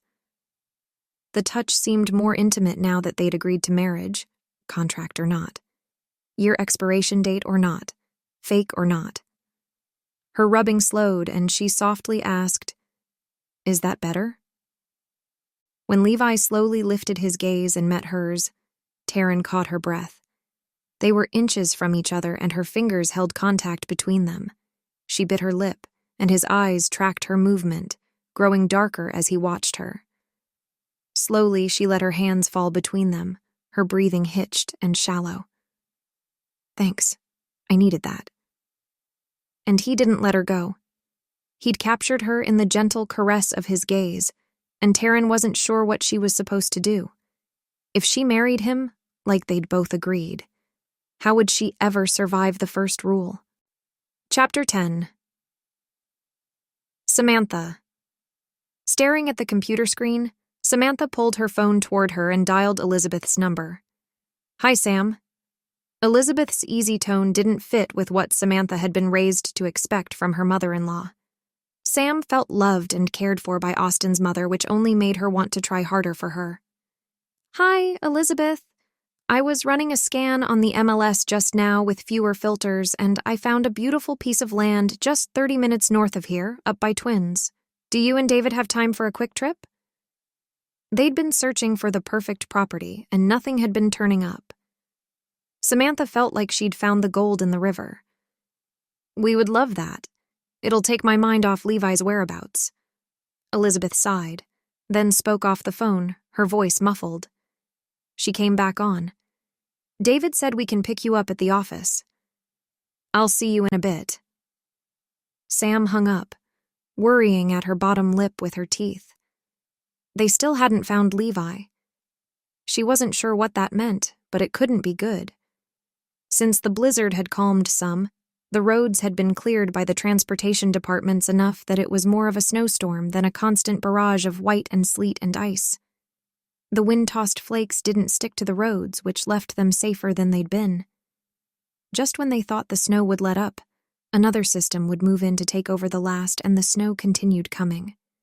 In no time, David and Elizabeth pulled up in front of the office, and Sam ran out to join them. She climbed into the back seat of their rig and handed the property details to Elizabeth, who punched the address into the main navigation system. "Still no word from Levi?" Sam asked as she settled her coat and buckled her seatbelt. "No, but that's okay. Colt said he seemed pretty upset before leaving. I think it was hard seeing Colt and Tanya together after everything else that had happened." Elizabeth flipped through the packet of papers Sam had given her. She looked over her shoulder. "This looks like it has everything we've been looking for. Why wasn't it showing up on the searches?" "Because it was listed as not having a well. But when I left off the well and then looked at the property disclosures, it says it has 2 wells. That's why they didn't mark it." Samantha's excitement over the property bubbled over, and she gushed about various details as they drove through the early afternoon snowstorm. In the expected 30 minutes, David turned right, and then they were on a dirt road leading toward another driveway where a different vehicle waited. Pulling up alongside the truck, David rolled the window down, and they spoke to the man with his arm half out the window. "Hey, thanks for meeting us here. I'm Samantha, and this is David and Elizabeth Dean. Do you have a few minutes to answer some questions for us before we drive in?" Samantha leaned forward, making sure he knew she was the realtor. "Sure, go for it. Make sure you have 4-wheel locked in." He smirked and waited, with eyebrows quirked for them to continue. "Why are you selling?" David leaned closer to Elizabeth, his smile firm but friendly. "I've got some land on the other side of the mountain, closer to Twins, that I'd rather develop. Selling is just getting rid of the extra land I don't need." He smiled, something oily in the way he took the measure of their vehicle. David asked a couple more questions, then lifted his hand. "I think that's all I have, thanks. What did you say your name was?" "I'm Joe Battaglia. Samantha has my cell number if you need anything. My realtor isn't in town right now, or he'd be the one you'd call. Good luck." He nodded his head, replacing his cowboy hat before pulling back into his truck and driving off down the road. David rolled the window back up and grimaced at Elizabeth and Samantha. I didn't like him much. Something didn't feel right. "Well, thankfully, if you like the land, you only have to deal with him until the closing day. After that, he's gone." Samantha agreed with David. Something had been off about the man, but she wasn't worried. They might not even like the piece of land. Except he'll be the neighbor. Or was he saying that he had a different piece? I thought he was saying he had some land right next door. Elizabeth looked at David, her lips pursed. "Well, it's a 1,200-acre parcel. I'm sure we'd have enough space between us and him. He wouldn't be a problem." David grinned and reached down, shifting their SUV into 4-wheel drive. "Okay, let's go look at this land. The papers say there's a creek across the southern half. Do you think we'll be able to see it?" Elizabeth pointed to the paperwork, excitement rich in her tone. Well, we can certainly try. David's obvious adoration for his bride made Samantha smile. The driveway was better maintained than she'd expected it to be, and they drove further from the road to look at the land. If only everything could go smoothly. The Deans were ready for land to build their own house now, not in 10 years. Sam wanted to help make their dreams a reality. It was high time the Wilson and Dean families had a spell of really good luck to help them recover from the bad that seemed just around every corner. Chapter 11. Levi.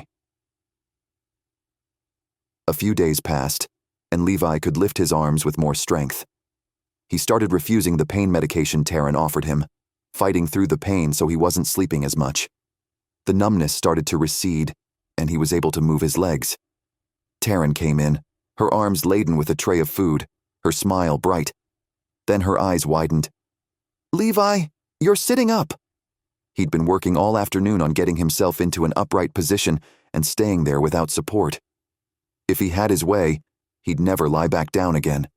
He was too vulnerable on his back. Sitting on the edge of the bed was taking all his strength.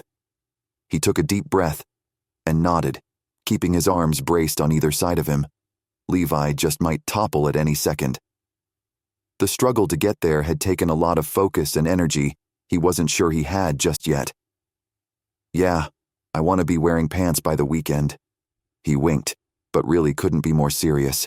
He wanted normal. He wanted to stop feeling like an invalid. Tarryn set the tray down and moved closer to him, reaching down and touching his bare shoulder. "Well, first, let's see if we can get some food in you." She reached out, grabbing her chair she normally sat in, and scooted it closer to the side of the bed.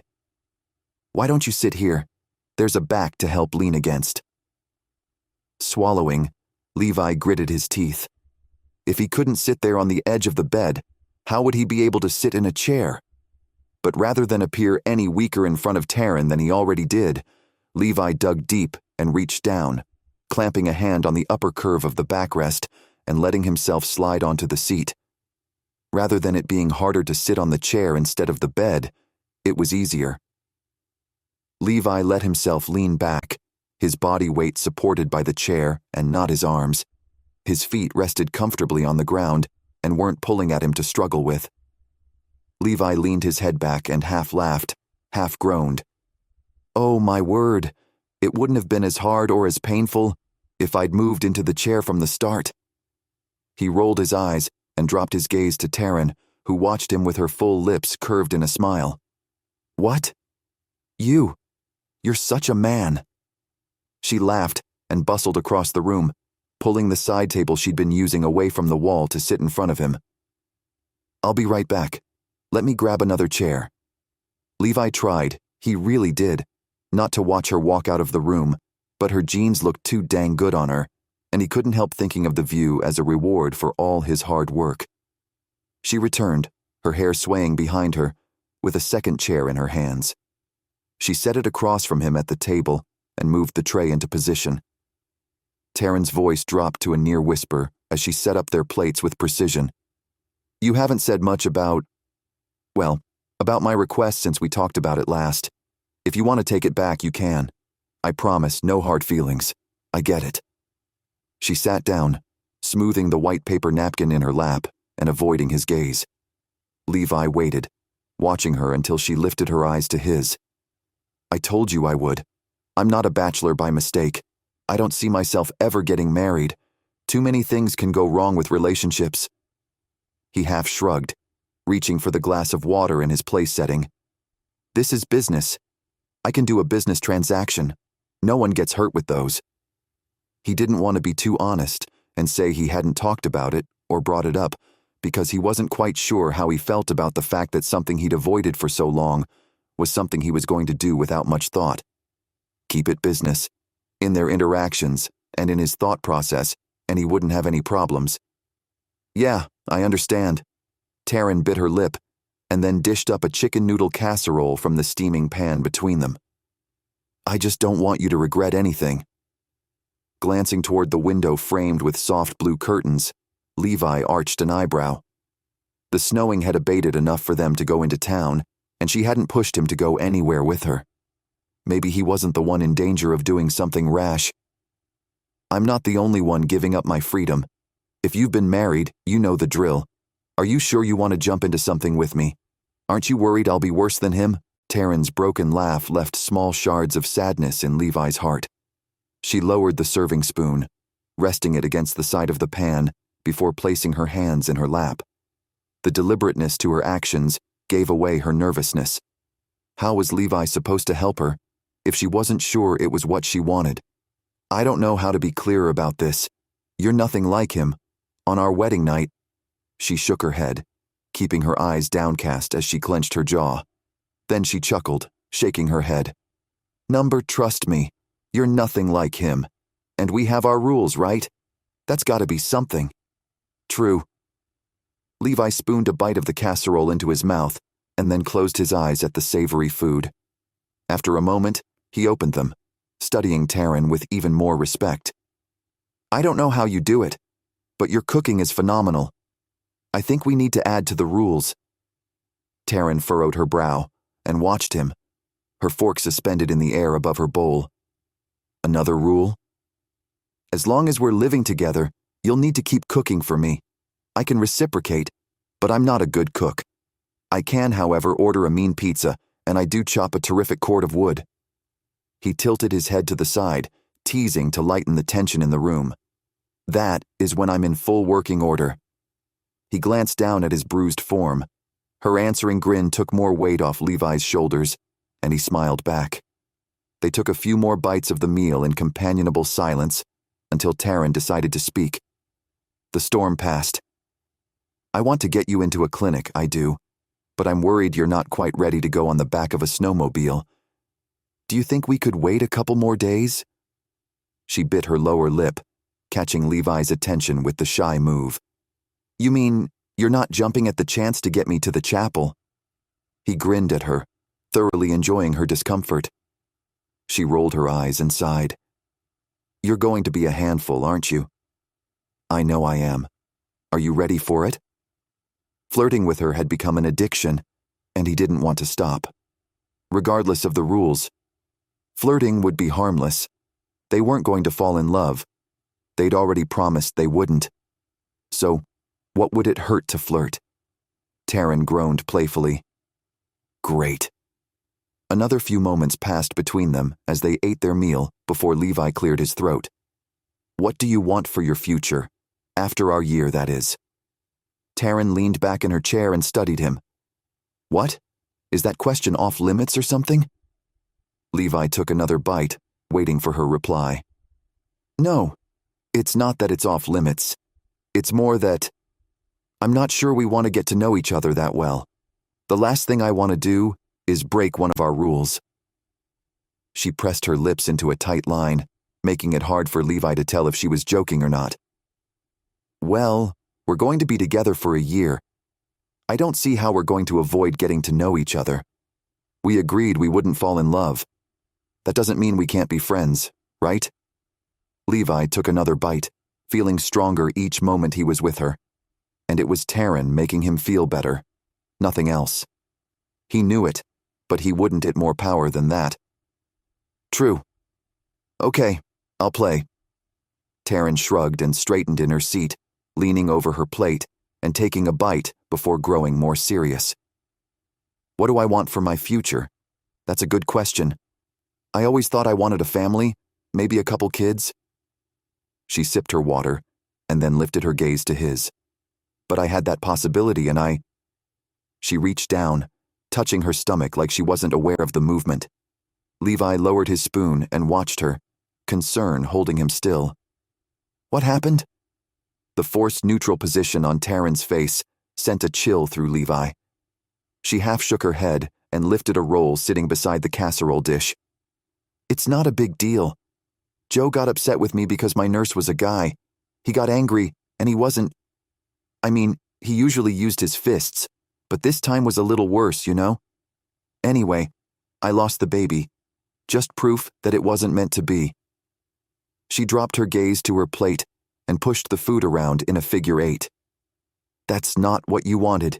You didn't want to lose that baby. Levi tried to tamp down the swelling anger inside him.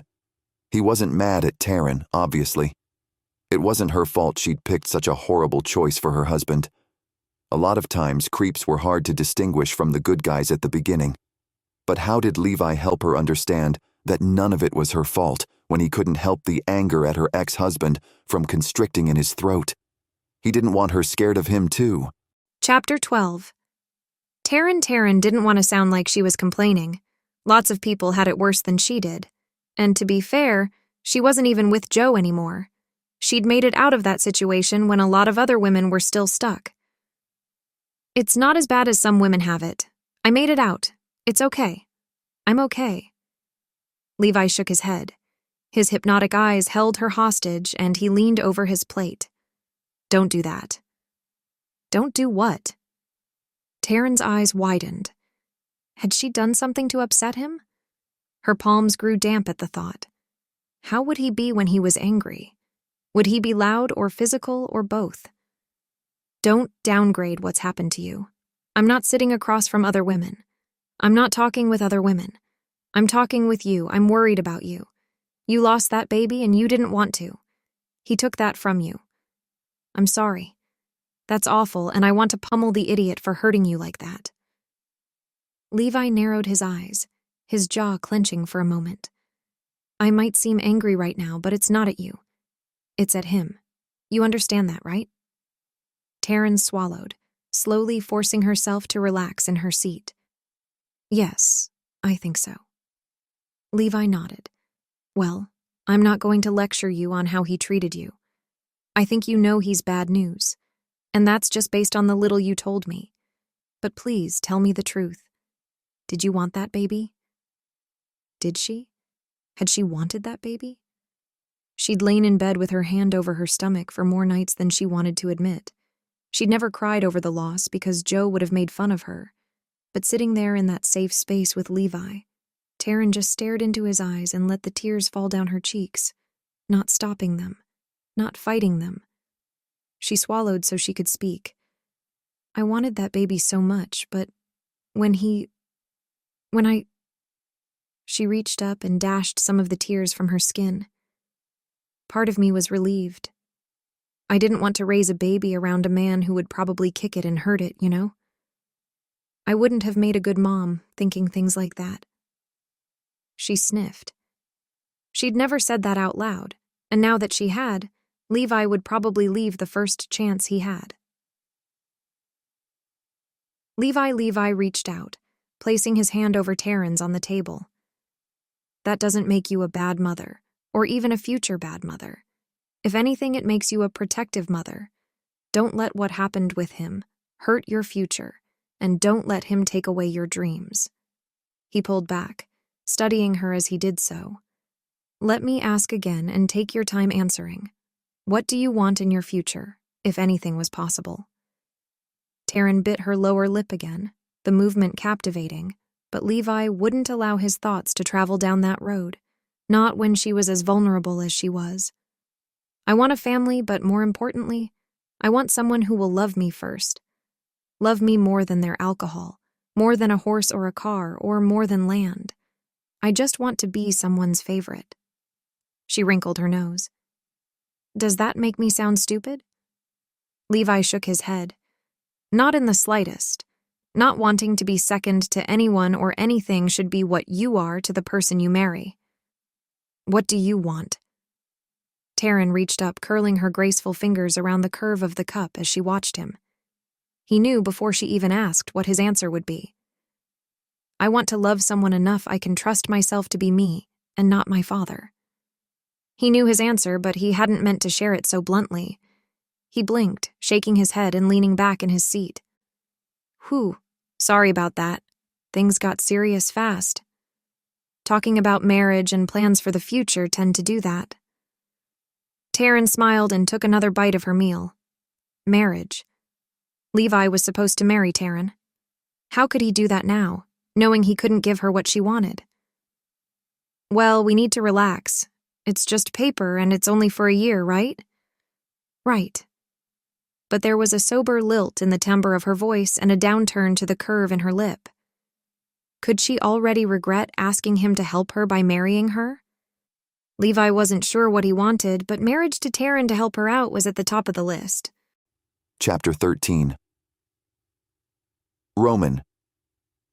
Taylor, have you seen my Ariat boots? They're around here somewhere.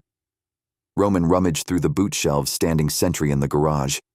He could have sworn he'd left them by the front door, but Taylor liked things kept clean and he wasn't going to get in the way of that. She was everything he'd ever wanted and tried to stay away from. He wouldn't do anything to push her away, even if that meant he lost his favorite pair of cowboy boots. I'll look in our closet. I'm not sure where they are. Melissa might know. I'll have to call her. She's not back until tomorrow. Taylor's voice carried from downstairs, where she'd been holed up all morning with a planning craft. Melissa came 3 times a week to clean their house. Judging by the missing Ariats, she did a fantastic job. She'd probably shined them and set them somewhere Roman would never think to look. He stepped into the kitchen, setting his cowboy hat on the table before going to the fridge for a glass of orange juice. A buzzing sound called from his back pocket. Sipping his drink, he pulled the cell from his jeans and narrowed his eyes at the caller ID. Montana State Police. He swiped the screen to answer and held the piece to his ear. This is Roman Wilson. Better to start off official. Mr. Wilson, this is Officer Tardis with the Montana State Police. Have you had contact recently with your brother Levi? Officer Tardis's voice was formal and reserved. Roman rolled his eyes.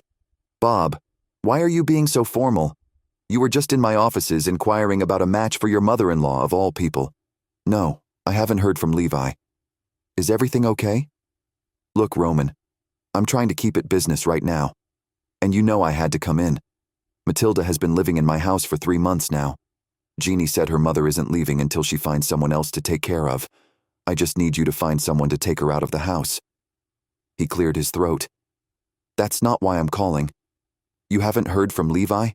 Has anyone heard from him? What's he done now? Is he in jail? I swear, if that upstart is in jail, I'm going to take after him with a switch. Roman braced his hand on the edge of the counter. Actually, Levi was pretty tall as well as solid. Roman wasn't going to be taking after him with anything. But it felt good to say it, especially if his brother was in legal trouble.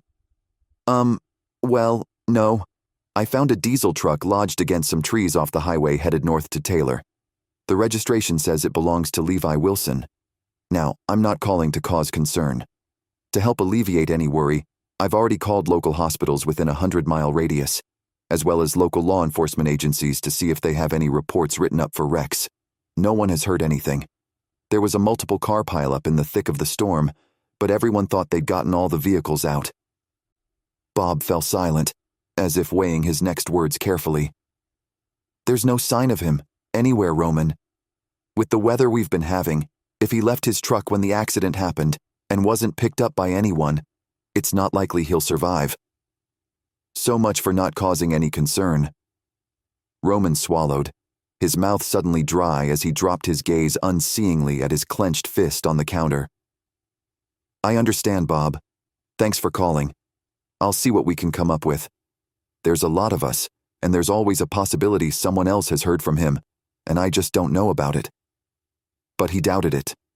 Nothing went on in the Mistletoe families without finding out about it, even when he didn't want to know. I'm real sorry, Roman. I'll let you know as soon as I find anything. Do the same, so I can take him off my worry list.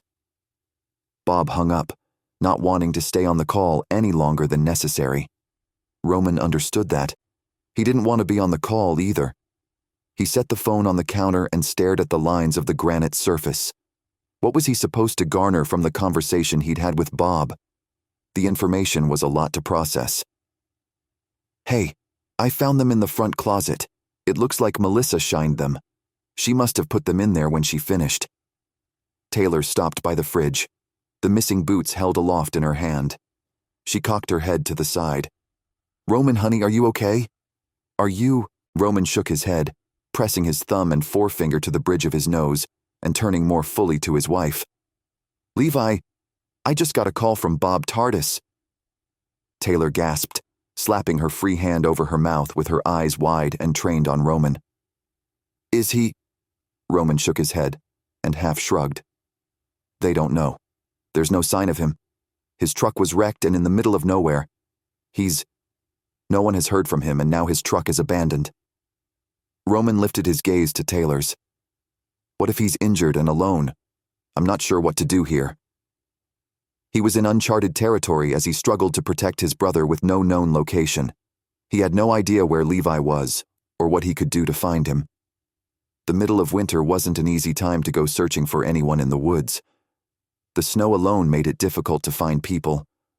Add to the fact that the temperatures were lower than freezing, and there was a higher likelihood that you'd find a dead body in the spring versus finding a living loved one. Taylor shook her head and reached out, taking Roman's hand in hers. She set his boots on the floor, not letting go of his fingers. Look, it's Levi. He can do anything. I saw him start a fire one time with a pop can. He's going to be fine. Taylor bit her lower lip, but held Roman's gaze with her own. He nodded, taking both of his wife's upper arms in his hands. Yeah, I know. Okay, now all we need to do is figure out a way to tell your mom. Taylor's eyes took on a new sheen of worry. Telling mom would be next to impossible. Roman didn't want to worry her. Maybe he'd have to figure out just what exactly they were dealing with before he told his mom the police didn't even know where Levi was. Let's wait to tell her. I need to have something more to take to her before I just tell her Levi is missing. He nodded like Taylor understood. But she couldn't. No one understood how mom could be when she worried about her children. Not even her. Chapter 14. Levi rolled over cautiously in bed. He pushed himself up with his arms, and then slowly moved to his feet, standing on his own for the first time in a long time. Making his way to the bathroom on his own felt like a huge accomplishment, even though the thought of it being so difficult made him want to give up. But he did it. Sitting on the chair beside the bed again, Levi watched the sun work its way up over the mountaintops in the distance. The rays crept across the snow, dancing as they reflected off the white ground and lit everything else up around them. Married. He and Tarryn were getting married that morning. As soon as she got up and they had breakfast, they were going to head into town so he could get checked out by the clinic, get some reserves, and get married. Not necessarily in that order. Any time before meeting Tarryn, the thought of marriage was enough to paralyze Levi. Maybe the fact that they weren't getting married for real, at least as far as Levi was concerned, was enough to alleviate the pressure he felt when he thought about commitment and marriage. A slight knock on the door pulled his attention from his thoughts. Come in. Tarryn opened the door, her smile gentle as she took in his pajamas and his position on the chair. Look at you, moving around without me. Before you know it, you won't even need me. She winked, but something in her expression suggested she wasn't as excited as she tried to portray. Are you about ready for today? Levi wanted to ask so much more, but the question with its hidden layers would have to be enough for the moment. I am. It's supposed to be a balmy 27 degrees outside. I'll make sure you're bundled well before we take off. Sometimes the wind chill can break through all that muscle and hurt the bones even more. Not to mention, you're going to have to deal with the bumps and my choppy driving. She scrunched her lips to the side and sighed. Dang, I'm nervous. To drive me? Levi studied her carefully. She didn't look nervous with her gently curling hair falling around her shoulders, or the way her gaze met his straight on. The woman had strength she wasn't aware of. That fact made her even more attractive. Not that Levi was going to admit noticing. She chuckled. No, for the wedding part. Are you sure you want to do this? Please don't do anything you don't want to do. She wrung her fingers at waist level, obviously more nervous than Levi had thought. I wouldn't. Trust me. I'm far less altruistic than you're giving me credit for. He winked at her and stood, shaky, but stable enough he didn't feel like an invalid in her presence. When do you want to get going? It'll probably take us a solid hour or more to get into town on the snowmobile. Do you need help getting the outer gear on? She turned back to the front room and returned moments later with an armful of snow gear. Levi set his jaw and shook his head.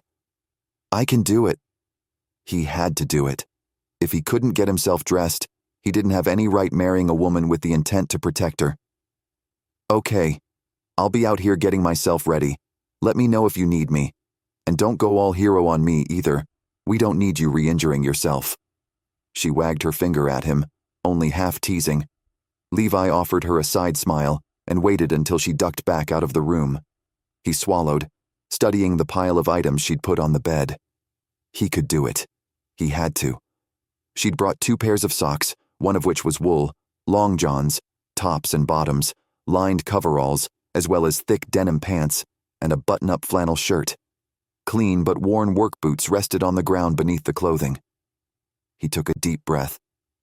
He better get started. After struggling with pulling on pants and socks, Levi sighed in relief at his accomplishment. He was dressed.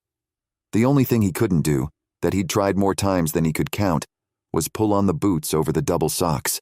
But he'd even pulled on the stocking hat and tucked the winter snow gloves into the front pockets of the heavy winter coveralls until he made it outside. He sat on the chair, trying to catch his breath and cool down. All of that work dressed as warm as he was, and he needed a break. Are you ready, Levi? Tarryn strode through the door in her own snowsuit and warm gear that made her look more like a snow bunny than anything else. The indigo of the suit set off the startling clarity of her eyes, and Levi forgot he was tired or overheated. He nodded, his mind clear of anything but Tarryn in his sights. Things would change when they were married, right? Wow, great job. Here, let me pull your boots on. She bent down at his feet, pulling the boots with a solid tug over the double socks, and then narrowed her eyes. You're a size bigger than my grandpa was. That's okay. I just won't tie them. She took the laces and tucked them in the side of the boots, keeping the strands from being in his way to trip him. She stood and plopped her hands on her hips, her smile bright. Okay, let's see if we can get on the sled. I'm taking a trailer too. I can get more supplies if you're able to stay on the seat with me. But at any time you want to move back to the trailer, you let me know. You could probably lay back as we go. I'm not taking any sharp turns to get into town. It's a straight shot. She pushed at a wisp of hair trying to get free from her hat and shook her head. Sorry, I'm getting more nervous. Come on, our ride is ready. Her cheeks flushed, and she avoided looking directly at him as she moved closer, holding her arm out to help him walk toward the door. Something about the way she was acting left Levi feeling like he might be more of an embarrassment than not. He shook his head. I can do it. Thanks. And he forced himself to walk to the door and then out into the living room. He made it onto the front porch, where he waited with determination, holding him upright. Tarryn closed the door behind her and motioned toward the large snowmobile set up just past the edge of the porch. It's this way. I'm so glad you're doing better. I was getting worried there, that maybe I wasn't doing a good job. But look at you. You're doing amazing. She moved closer, eyeing him with her lips pursed. You are doing better, right? You're not just being a guy and trying to appear like you're doing better than you are, right? Levi coughed on a laugh. That's exactly what I'm doing. I might fall over if I don't sit down in the next 2 seconds. Her boldness made him feel more comfortable as she called him out for being pure masculine. At least she still saw him as a man. That was a big deal to Levi, considering he'd been lying on that bed in there for a long period of time, being a burden to her and being nothing remotely masculine besides the scruff on his cheeks. He couldn't even bring in firewood for the woman who'd saved his life. Tarryn's grin spread wide across her full lips, and she shook her head as she wrapped her arm behind him. Come on, we're almost there. You can sit and rest on the sled. Levi mentally willed himself to get to the sled beside her, grateful for her help. He got on the well-padded seat and waited for Tarryn to hand him a helmet and then pull her own on. He leaned back against the seat back that had been put on at some point. Levi had seen the backs on snowmobiles, but they were few and far between. She swung her leg in front of him, sliding onto the seat and settling back against him. She glanced over her shoulder. Are you okay? If you need to, you can wrap your arms around me. The last thing we need is for you fall of this ride." She winked and then revved the engine, shifting it into high. The heated seat would definitely be something they'd like as they moved through the chilly air. Levi bit his inner cheek, reaching around to wrap his arms around Tarryn's waist. The woman was slight. Even with her healthy curves, she felt tiny in his arms. He might not need to hold on to her with the half-back seat behind him, but she didn't need to know that. Did she notice his arms around her? Did she even realize the effect she had on him? Did Levi affect her at all the ways she affected him? He hoped so. They were going to be married, after all. If nothing else, even though being married a year to a boring roommate was ideal, Levi didn't want to be bored. And let's be honest, Tarryn was anything but boring. He wanted to be challenged, and Tarryn could more than handle her own. And that was the only thing really standing in Levi's way of going through with the fake wedding. A headstrong woman wasn't Levi's normal type. Maybe that's exactly the type he needed to find the happy ever after he desperately wanted, but didn't want to risk. He inhaled through his nose, hit by her fresh scent. Oh, Rocky Mountain oysters. She was intoxicating, and if Levi wasn't careful, he was going to break rule number 1 before they'd even gotten married.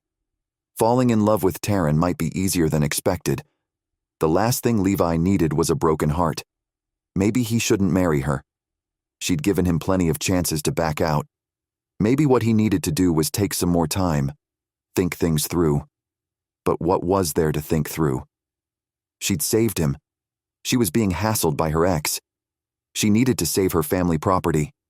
They were all reasons that were worthy of being taken seriously in their own right. Combine them, and she had some serious problems. The least Levi could do was help her out. No, all he needed to do was not fall in love with her. He could be married to her for a year, and they could part ways as friends. Business. Maybe he'd ask if she could switch to using men's cologne or something. Anything but what she was using.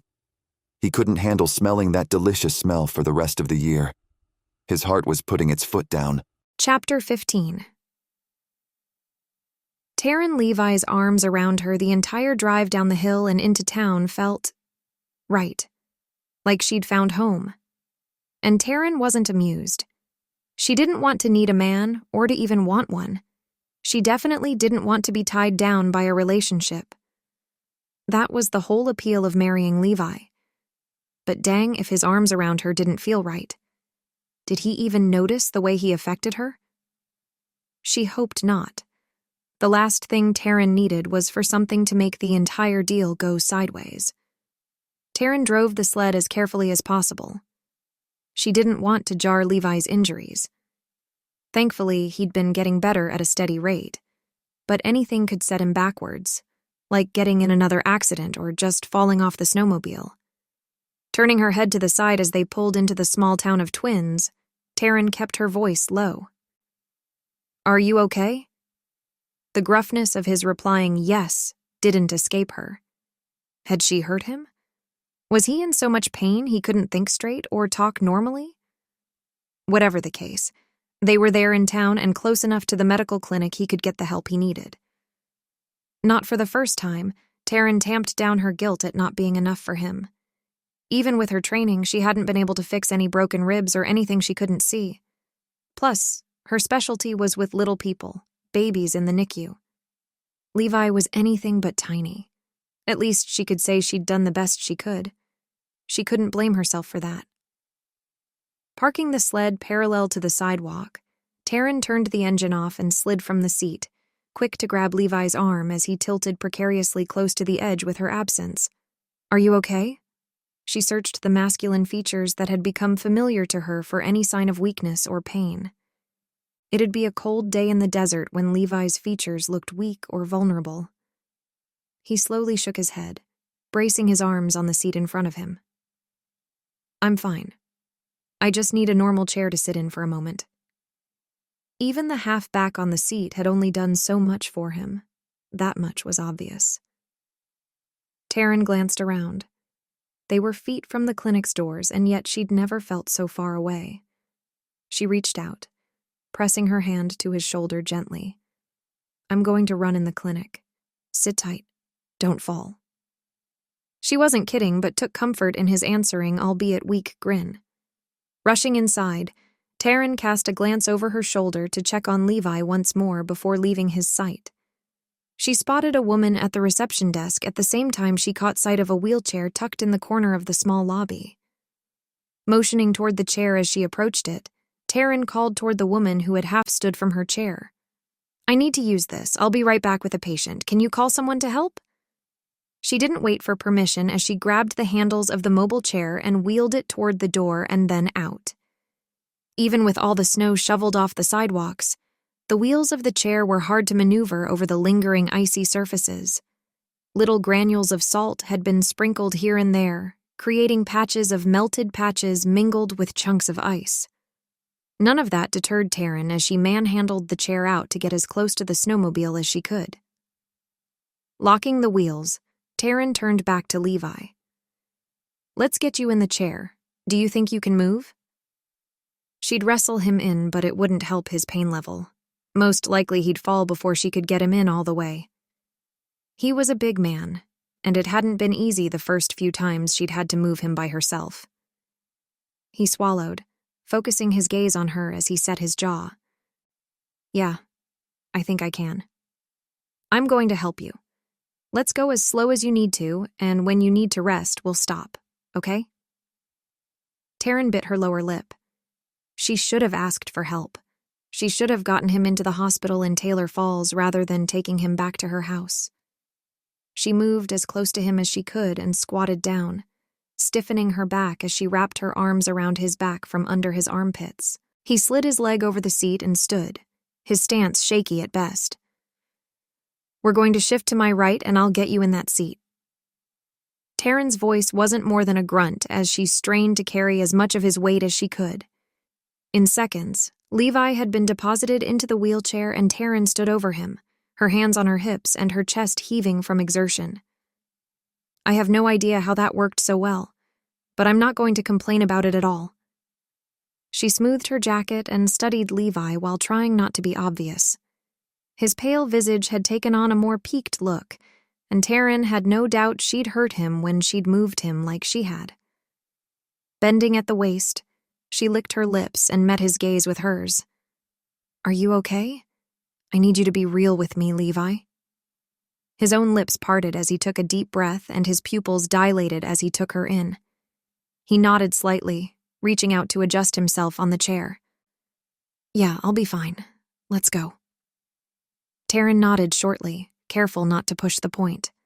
The last thing she wanted to do was make him feel less masculine, or more like an invalid than he already had to be feeling. Ducking behind him, Tarryn grabbed the handles and pushed the wheelchair forward and then to the side. With Levi's weight on the chair, the uneven surface of the sidewalk went unnoticed as she moved them to the clinic. Tarryn struggled with the worry creeping into her heart. What if she hadn't helped him like she thought? What if he blamed her for how poorly he was doing? She'd thought he was getting better, but judging by the pallor of his face, he was far from better. That hurt Tarryn for reasons she couldn't pinpoint. Jostling around the wheelchair, Tarryn pulled open the door and held it with her foot as she wrestled the chair through the opening. "Oh, let me help." The older woman reached over Levi's head and pressed on the door to keep it open while Tarryn shifted her efforts to pushing him into the clinic's reception area. "Thank you." Tarryn smiled tightly, more worried about Levi than what anyone else thought of her. She wasn't expecting to be treated like family in the town she'd grown up in. But with the lies told by her ex-husband, not many in town thought of her as one of them. Thankfully, the receptionist was someone Tarryn didn't know. "I'll help you get him checked in. We just need his name and some of his medical history before we get started." The woman looked kindly on both of them, letting the door shut behind Tarryn before crossing to the desk she'd inhabited before Tarryn's arrival. Leaning down, Tarryn whispered into Levi's ear, "Are you okay?" He nodded slowly, clenching his hands on the tops of his thighs. He probably wished she'd stop asking that. Tarryn resolved to quit being a nuisance. Joe had constantly said she talked too much. Red flushed the back of Levi's neck. What if she reached out and smoothed her hand down his shoulders? Number that wouldn't be appropriate. but it could. If they were married and she did it platonically, right? Let's go this way. The nurse will be right with us. The woman motioned for them to follow her down a hallway. Tarryn gripped the handles and nodded. Whatever she had to do to get Levi taken care of, she'd do it. If he changed his mind about helping her, that was fine. She just wanted him to be okay. Less than 2 hours passed by before the doctor returned after tests, x-rays, and ultrasounds. She nodded at Tarryn and Levi, holding a clipboard out in front of her. Well, I have to say, Mr. Wilson, you're one lucky man. Those initial injuries could have killed you if left untreated. That storm was severe. Most of the town here was closed. If you'd been found by an ambulance, the nearest town with facilities open would have been Missoula. She glanced at Tarryn and then back to Levi. I'd say you found a guardian angel. Tarryn shifted her weight from foot to foot, shaking her head. Hardly an angel. She rolled her eyes but glanced sharply at Levi when he reached up and took her hand in his. I couldn't agree more. Believe it or not, this angel is going to be my wife. Do you know if the town hall is open this morning? Levi's hold on Tarryn's hand was neither too tight nor too loose. She dropped her gaze to their fingers, unsure what to think about his openness about their situation. Pulling the clipboard to her chest, the doctor sighed. Wow, that's romantic. I love it. She glanced at Tarryn and furrowed her brow. Are you Tarryn Brown? I've heard a lot about you, but I wasn't sure if it was you. There was no rancor in her expression, but Tarryn immediately stiffened. What had she heard? Why would anyone mention anything to yet one more person Tarryn didn't know? How did she not know these people in a town she used to know everyone in? She cleared her throat. Yes, that's me. I hope what you had isn't too bad. Actually, not bad at all. Mr. Pinkston down the street said you do amazing work with hides. My son got a buck this last fall, and we put the entire thing in a freezer because we're not sure what we're doing. He also said you're an excellent nurse. As you can see, we can always use help here. She laughed and motioned at herself. Yes, I know. It sounds like I can't do much of anything. Need help with a hide and need more nurses. My family and I recently moved up from Oregon. We have no idea what we're doing with anything. She ended on a laugh. Exhaling on a whoosh, Tarryn allowed herself to smile back to the doctor. Well, at least you froze it. I'm not taking on any work right now, but I'd be happy to leave my number and we can talk for a time closer to March. I need it warm outside to keep the hides softer as they dry. She glanced around the small clinic room and licked her lips. I am looking for nursing work, though. Maybe I could put in my application next week. Both options would be great. Thank you. She glanced at Levi and then back to Tarryn. As far as Levi's care, I would just keep doing what you're doing. We can get him some stronger pain medication than the Tylenol he's been taking, but I'm not sure it's absolutely necessary. He should just continue getting better. Do you need a chair to take down to the courthouse? I'll give you a minute to figure out what you want to do. You're welcome to use our offices as a home base, as it were. I'm going to see if I can talk my husband into coming into town for lunch. She laughed and waved at them as she ducked out of the room. Tarryn didn't want to point out to Levi that he hadn't let go of her hand because maybe he'd drop it.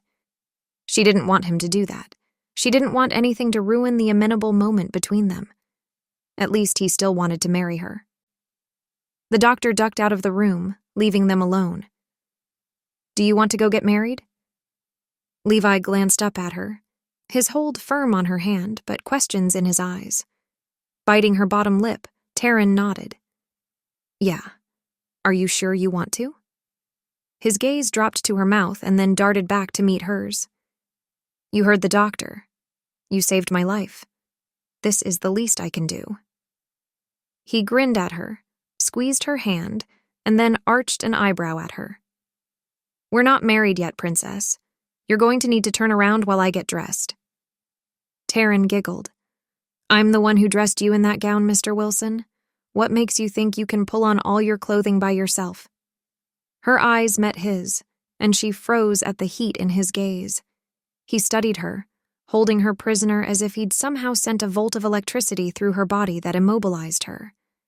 After a lengthy moment, a slow smile spread across his full lips. "Well, it will soon be Mrs. Wilson." He winked and reached for the doctor's office gown they'd needed him in. Tarryn swallowed, finally released from his imprisoning gaze. She was going to marry this man, and she wasn't so sure that was as smart as she'd originally planned. He hadn't even touched her, and she'd felt his effect like they'd been alone in a candlelit room for their wedding night. The wedding night they'd both all but said would never happen. Friends didn't sleep together. And you certainly didn't sleep together when you didn't want to fall in love. And Tarryn and Levi at least agreed on that. Falling in love wasn't an option. He still had time to change his mind. Part of Tarryn couldn't help wondering if maybe she needed to change hers. Her heart was in more danger of getting lost than she'd assumed, and she didn't know if losing her land would be better for her well-being rather than falling in love. She'd already been trampled by a man. What would it feel like to fall for a man, a good man, and have him walk away? Numbers she'd promised. She could do this. She wouldn't fall for Levi. She would hold to their agreement. She needed her land. The only thing that would ensure she kept it was Levi being at her side. They could do it. She could do it. She had to. Chapter 16. Levi. The goosebumps from Tarryn's whispered question in his ear still hadn't abated by the time they arrived at the courthouse just down the sidewalk from the clinic. Thankfully, twins had been designed with the side-by-side storefront look in mind. Levi didn't want to wait another moment to get married. Tarryn had done so much for him. He'd already known it, but the doctor had confirmed it. He couldn't let Tarryn deal with her ex on her own, not when Levi would be an easy answer to a problem that she shouldn't have in the first place. Plus, what was he doing? Just trying to go to Wyoming to get lost in the wilds away from family. He could do that at Tarryn's. Better yet, he'd be married. He could convince his family he didn't need to be matched if he was married to Tarryn. No one needed to know they were going to get divorced after a year. They didn't need to know anything about the relationship. That was exactly how Levi preferred things. A man dressed in a dark gray suit opened the door of the town hall building, smiling at them as they got closer. Tarryn's soft cursing surprised Levi, and he glanced cautiously over his shoulder. "You okay?" "That's Judge Delacourt. He divorced Joe and me. He's not my biggest fan." Tarryn sighed, but her voice changed as they got close enough to push through the doorway. "Thank you, Judge Delacourt. It's been a while since I saw you last." Her voice suggested she was smiling, but Levi could hear the quaver in her tone. She didn't want to be there, be around that man. The sooner they got the ceremony over with, the better for Tarryn. But the judge smiled at her, kindness in the downturned corners of his eyes. "Ms. Brown, Dr. Bentley told me you were headed to me with a new husband-to-be. I must say, I'm very excited for you." He nodded at Levi, and then raised his eyebrows. "Would you mind if I pushed him the rest of the way?" Tarryn moved to walk beside Levi, her arms folded tightly across her chest. She didn't look at him as she led the way toward the room the judge indicated across the foyer. Inside, the judge pulled out a sheet of paper and walked them through the steps of filling out a marriage license. Levi had never been sure as he took the pen offered him, and he signed his name, similar to the signature on his license sitting on the table beside the judge. Tarryn glanced at him, and then back at the paper before she signed. "I know we kind of did that backwards, but we're already here. Let's do the vows. I'll get my book." He nodded at Levi and Tarryn and disappeared into an office just off the room they were in. Tarryn spun to Levi, her eyes wide. "I don't know if we should do this. You're giving up a year of your life, Levi. You could find someone else. Be happy. I'm trapping you in this with me." Her cheeks paled more, and she shook her head. "I can't do this to you."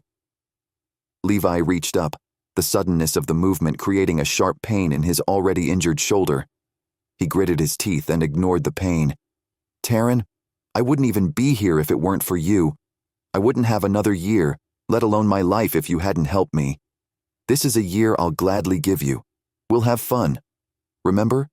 We made promises already. We have rules in place. We'll both be better off when we're done. Don't get cold feet on me now." He grinned at her, but inside, he felt like he'd been punched. He didn't want her to change her mind. He didn't want her to have to deal with the things her ex was putting her through on her own. But more than that, Levi didn't want to lose the chance to be around her more. He wasn't going to fall for her. He could convince himself he wasn't the type, but he genuinely liked Tarryn. He liked being around her, and that was rare in and of itself. "Are you sure?" Tarryn bit her lower lip. Again. She was going to drive Levi crazy with that little habit she had when she was unsure. He swallowed. "Yes, I'm sure." She nodded slowly, and then sat in a chair beside him. The judge appeared then, holding a book and sliding glasses on his nose. "Okay, you two. Let's get you on your way."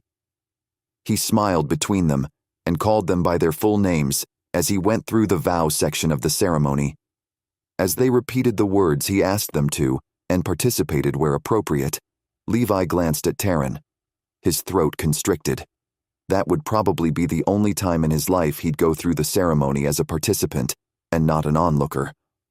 For reasons Levi couldn't explain, he reached out, taking Tarryn's hand in his as the ceremony came to a close. The judge's eyes sparkled as he nodded their direction. "You can kiss the bride." Tarryn's barely audible gasp made Levi's own breathing quicken. Kiss? They hadn't planned on that. They hadn't given it a consideration. In all honesty, Levi had forgotten all about the requirement, not one to back down from a challenge. He leaned on the armrest of his chair and quirked an eyebrow at Tarryn, his smile slow, and he hoped inviting. She peeked quickly at the judge, then back to Levi, questions blazing in her eyes. They were just friends. They were just friends. That's all they were going to be. Just friends. Friends could have a platonic kiss. No big deal. He had to remind himself of that as Tarryn moved closer to him, her eyes searching his. Her soft pink lips parted, and Levi's stomach twisted. She needed to stop being so dang delectable. He leaned further toward her, ignoring the pull in his side, as he stretched to close the distance between them. And their lips touched, the pressure firm, but brief. In less than a moment, the contact was over. But as they pulled apart, Levi couldn't help looking at Tarryn differently. Did she feel the tingling? The attraction that had heightened for him? He smiled at her as they looked back to the judge. Maybe their goals needed to change. Maybe the rules needed adjusting. Or maybe he just needed to get his head out of the clouds and remember that they were only married to help Tarryn out, no matter how much he suddenly wanted to explore things more. Chapter 17. Tarryn was married. Again. Only this time, she had control. This time, things were based on her rules, her needs. This time, she had an out. After pulling back from Levi's lips, Tarryn wasn't sure she wanted that out, but she smiled and forced herself to act naturally, whatever that meant, as they shook the judge's hand and signed the paperwork. Even the price wasn't high to file the license. Tarryn helped Levi out to the corridor-style lobby, and she glanced down at her empty shoulder. When had she forgotten her purse? She couldn't remember if she'd tucked it back inside the backpack or left it in the judge's chambers. Leaning down, she touched the side of Levi's shoulder. "I'll be right back. I need to check if I left my purse." Honestly, she didn't even remember bringing it with her. Just her wallet. But with everything going on, she couldn't be sure. And she couldn't lose her purse. Levi grinned at her, winking before she turned away. "I know where you live, Mrs. Wilson." Mrs. Wilson. She strode quickly into the foyer of the small-town courthouse with a bemused smile on her lips. Why did that sound so right? She couldn't let it sound right. She couldn't let it be appealing. She needed it to sound offensive. That's what she needed. She needed him to push her away.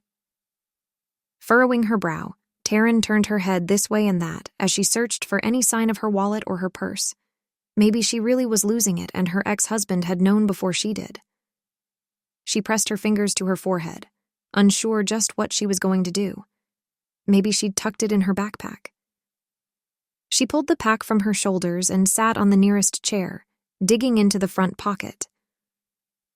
"I don't know anyone by that name, Jeffrey. Do you really think we need to bother the judge about it?" A woman with short brown hair pulled back at the sides with clips snapped into the room before sitting down.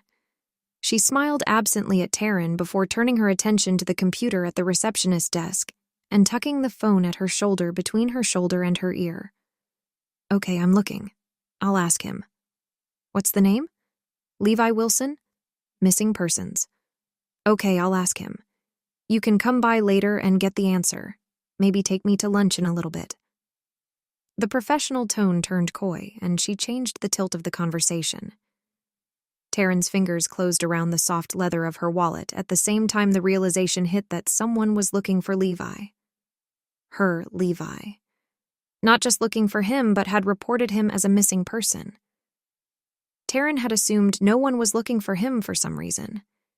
Maybe the missing wedding ring. Or the fact that he'd said no one would miss him when she'd asked if there was anyone she needed to notify. He'd said no one would miss him. Was he married already? And he'd lied to her? Who was looking for her husband? Why did Tarryn need to get them out of town before he was found? He was Tarryn's one hope at escaping Joe. One hope at proving she didn't need anyone in her life and she could things without Joe and his abusive marriage. That's all she needed. Freedom from Joe Battaglia. Freedom from the woman he thought she was. She didn't have to acknowledge to herself or anyone else that she might need more from Levi, want more from Levi, than either of them was willing to take on. She didn't have to do anything she didn't want to. And in 1 year, Levi could walk away. They could both walk away from the fiasco his accident had become, and they could move on with their lives. Number. The people who missed Levi couldn't have him back, not yet. They'd had a chance to make Levi feel wanted and needed. They'd obviously failed at doing that since he didn't think anyone would miss him. Well, Tarryn would miss him. She needed him. She stood, slipping out of the doorway before the receptionist got off her call and followed through on checking with the judge. Tarryn went out into the lobby, searching for Levi. A slight panic welled inside her at the sight of the empty corridor. The door behind her opened. "Excuse me, Tarryn?" The judge stood behind her. She turned, pasting a smile on her lips. "Yes, sir?" He wanted to take Levi. The receptionist had asked him. Tarryn's chances were over. She was going to lose everything. Everything. They'd already come for Levi. A sob welled in her chest. The judge held out 2 driver's licenses. "You both left this on the desk. I'm glad I caught you. I'm heading home for the weekend with the missus, and I usually lock up my chambers." He smiled, his eyes kindly as he turned and waved to the receptionist still talking on the phone, and followed Tarryn out toward the front. She took the cards and tucked them into her pocket, swallowing back the panic that had welled inside her. "Thank you, I really appreciate it. Have a great weekend." He nodded and strode from the building, unaware that Tarryn leaned against the wall, breathing deeply.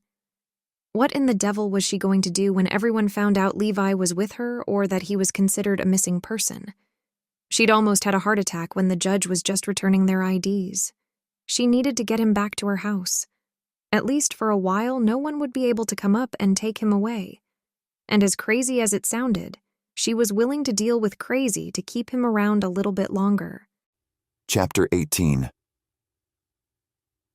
Levi Tarryn was only gone the space of a heartbeat when Levi decided to try wheeling himself out onto the sidewalk. Fresh air sounded good. He needed to clear his head after the brief kiss he'd shared with Tarryn that had taunted him with the promise of more. He couldn't want more with her. They'd agreed. They had rules in place. And yet, that simple kiss had felt like a dawning of something fresh and real. Something Levi had to deny. Maybe some fresh air was exactly what he needed. She could find him easily enough. He had no doubt. Pushing himself out onto the salt and ice sprinkled cement took a toll. Once outside, he rolled himself out of the way of any possible walkers-by and took a breath. He breathed in through his nose and out through his mouth, scanning the street as he did so. To his right, in the window, a display of jewelry caught his eye. He blinked, focusing more fully on the rings behind the glass. A plain white gold band with a mountain ridge etched in like a burnt skyline sat unobtrusively next to a handful of more extravagant pieces. Levi couldn't stop staring at the ring. He hadn't had one for Tarryn when they'd exchanged their vows. Maybe that would help him keep his head in the game. Although he had no idea how buying jewelry for his fake wife would keep his head anywhere near the professional outlook he needed. Or maybe it just felt right. He tapped on the glass, nodding his head at the woman standing behind the counter just inside. She glanced up and then disappeared, moments later appearing on the street. Yes? She took in his form sitting in the wheelchair, and her stiff expression softened. Sorry, I don't think I can muster the strength to get inside right now. He chuckled at himself. I'd like to get that mountain band, please. Can I pay you here? He hated asking for help in any way, but he wasn't so prideful that he didn't recognize when he needed help. Of course, sir. Let me get that straightened out. She told him the price and waited patiently as he reached into his pocket for his wallet. He handed over a card and noted his license was still missing. He had been so distracted by the fact that he'd kissed Tarryn and its impact that he hadn't even thought about his driver's license. He'd have to ask Tarryn to go back for it when he saw her again. The shopwoman took his card and returned inside her shop. She reached into the window and pulled the mountain ring from its position in the display and smiled at Levi before she returned to the counter and rang him up. In moments, she came back to him outside with a receipt for him to sign and a small bag with the boxed ring inside.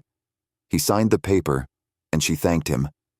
Tucking the bag inside his layers and layers of clothing, Levi held his wallet as he waited for Tarryn to join him outside. Levi hadn't had a chance to ask Tarryn what she thought about the kiss or their brief ceremony. Was she regretting it? Already? He didn't feel like himself, as he sat there in a wheelchair he'd never needed in his life, and less energy and strength as well. His levels of insecurity were heightened, and he didn't like the difference between the Levi he was and the Levi he'd been. He shook off the sudden melancholy. He just had to get better. Once the pain dissipated more fully and his body wasn't so tired, he'd feel more like himself. Then he wouldn't be so dependent on Tarryn. He wouldn't feel like they had something that they'd promised they wouldn't have. Things would normalize. He just had to get to that point. Suddenly, Tarryn was there, her cheeks bright red and her eyes wide. Levi, I thought maybe you'd run off. She swallowed, her smile tight. Was that with regret? No, not at all. I just needed some fresh air. He tried to stand, but the medication they'd given him at the doctor's had left his muscles feeling like jelly. Shaking her head, Tarryn reached out. Come on, you don't need to be trying to stand. I put in an order at the mercantile. We'll swing by there and pick it up and then head back. I think you need some rest and some food. Her no-nonsense tone left no room for argument. Not that Levi was going to argue. He was tired. He was hungry. And dang it, he wanted a moment of privacy with his new wife to ask her what she thought of their day. All he had to do was get a few minutes alone with her. He could do that. Oh, I forgot. I think I left my ID in there. He lamely lifted his hand and let it fall back with his half-opened wallet in his fingers. We both did. I have yours here. Just a second. Tarryn dug into her pocket and pulled out his license. The excitement of the day just got away from us. She grinned, but the humor didn't reach her eyes. Something was wrong, and Levi was going to have to find out what it was. After they got home. After they were alone. Until then, he'd have to put all his attention and energy on holding it together. He could do that. He had to. Chapter 19. David's married life with Elizabeth was drastically different than it had been with Jennifer. David hadn't heard one complaint from his new bride in the time they'd been together, even after he'd left toothpaste on the edge of the bathroom sink, left his muddy boots in the foyer, and didn't put his dishes in the sink after breakfast 2 mornings ago. As soon as he realized his mistakes, he'd run to correct them, but they'd been taken care of without a murmur. Elizabeth never even mentioned them to him. She didn't even seem upset about anything with him. which seemed off. Even though he'd been divorced from Jennifer all those years, he could still feel the icy coldness of her contempt and disappointment like she'd been in the house that morning. Maybe some things were just hard to forget. "David, do you need anything in town? I've got an appointment with the council for this next matchmaking season at 10. I thought I'd stop at the store and maybe grab lunch with some of the kids." She glanced expectantly at him as she hooked an earring into place. David narrowed his eyes. She hadn't mentioned any of his slights. Not one. Something was wrong. He leaned his hip against the door jamb to the bathroom, watching her.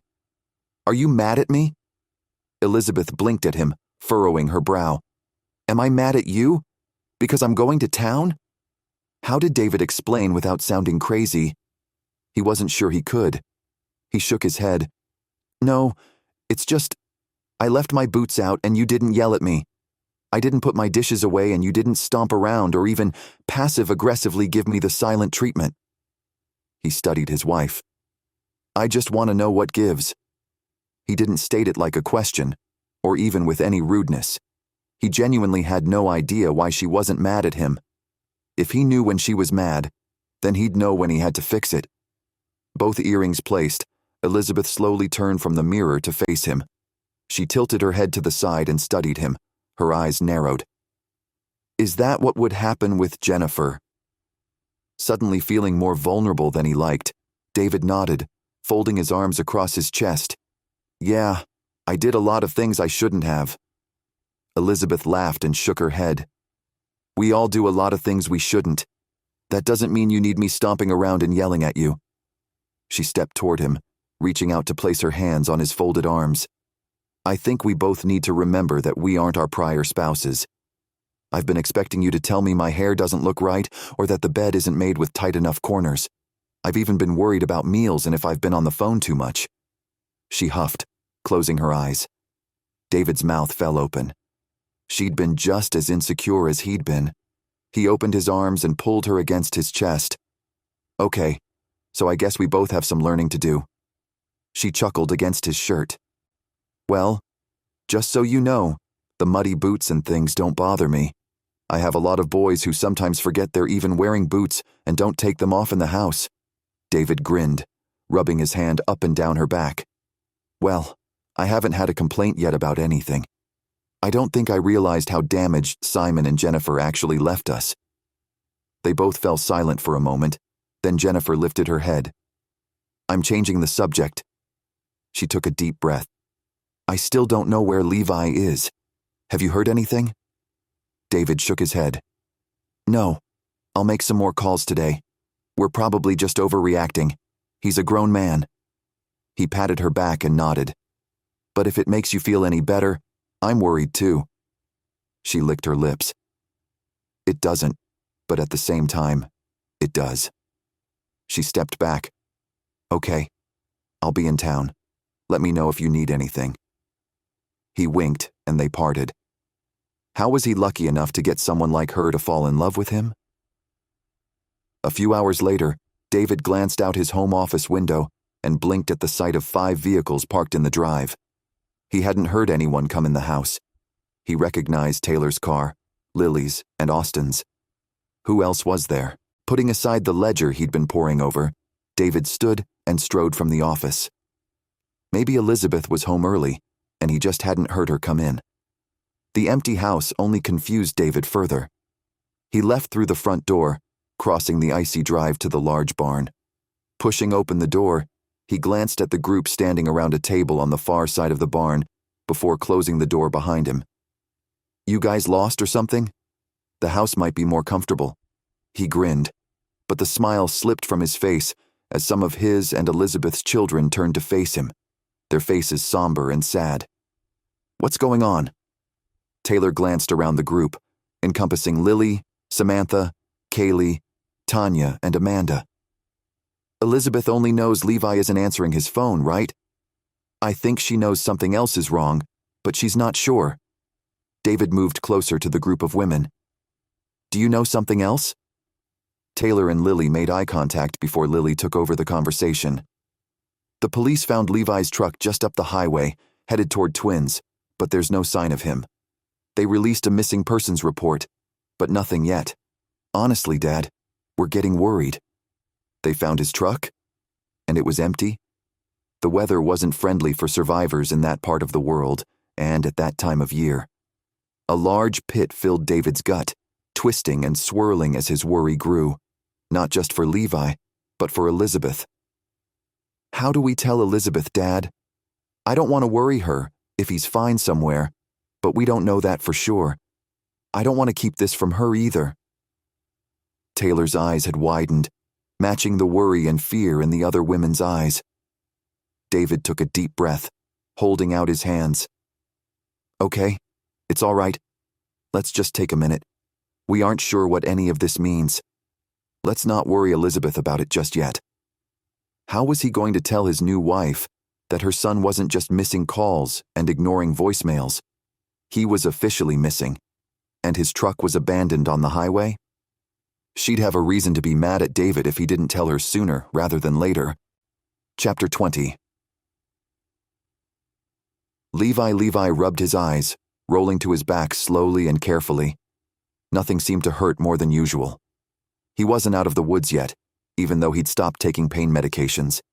The soreness of his body could be distracting, but when he was tired enough, he passed out and slept hard through the night. So, what had woken him?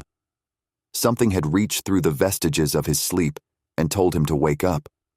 But what? A small gasp and then stuttered breath came from beyond his bedroom door. Levi took a deep breath and rolled completely over, careful not to jar his still bruised and pain-filled ribs. He slowly pushed himself to his feet, pulling on the drawstrings of the pajama pants he'd borrowed from Tarryn. The soft sounds continued, growing slightly louder the further Levi was able to limp out of the bedroom and down the hall toward the second bedroom setup just past the restroom. Tarryn's voice was undeniable. Even in grief, she was easy to recognize. Her cries grew louder, more consistent, spurring Levi's movements to get to her. Whatever was going on, he was intent on saving her. Maybe someone had broken in and was attacking her. He clenched his hands at his sides and pushed through the partially open bedroom door. Moonlight splashed across the floor through the ice-laced glass of her window. Levi scanned the room, only half upset no one was in there to pummel. Because if there was no one to beat up, how did he fix whatever was hurting her? She thrashed on the bed, turning left and right, her legs kicking and tangling further in the sheets. Her heavy duvet had fallen to the floor. Levi didn't waste any time. He moved toward the bed, worry filling him with a slight panic. His breathing had increased in pace, and he paused at the side of her bed, unsure what to do. Her hair had fallen across her face, and the small whimpers and outcries left marks on his heart. Tarryn rarely showed weakness or vulnerability. She was downright one of the strongest women he'd ever met. He couldn't help seeing the deeply wounded woman she hid in the nightmare she'd become embroiled in. Reaching down gently, Levi placed his fingers on the bare, smooth skin of her upper arm, but his actions didn't wake her. Her skin felt damp, like she'd been running a while, and he'd only just come upon her. She turned to the side, wrapping her arms around her waist, and turned from whimpering to full-on sobbing, her entire body shaking the bed with the movement. Alarmed, Levi climbed onto the soft mattress beside her. He reached out, pulling her into his arms as he lay back, resting his head on the abandoned pillow by the headboard. Shush. Tarryn, I'm here, honey. I'm right here. He ignored the resulting pain in his actions. He didn't care that he hurt.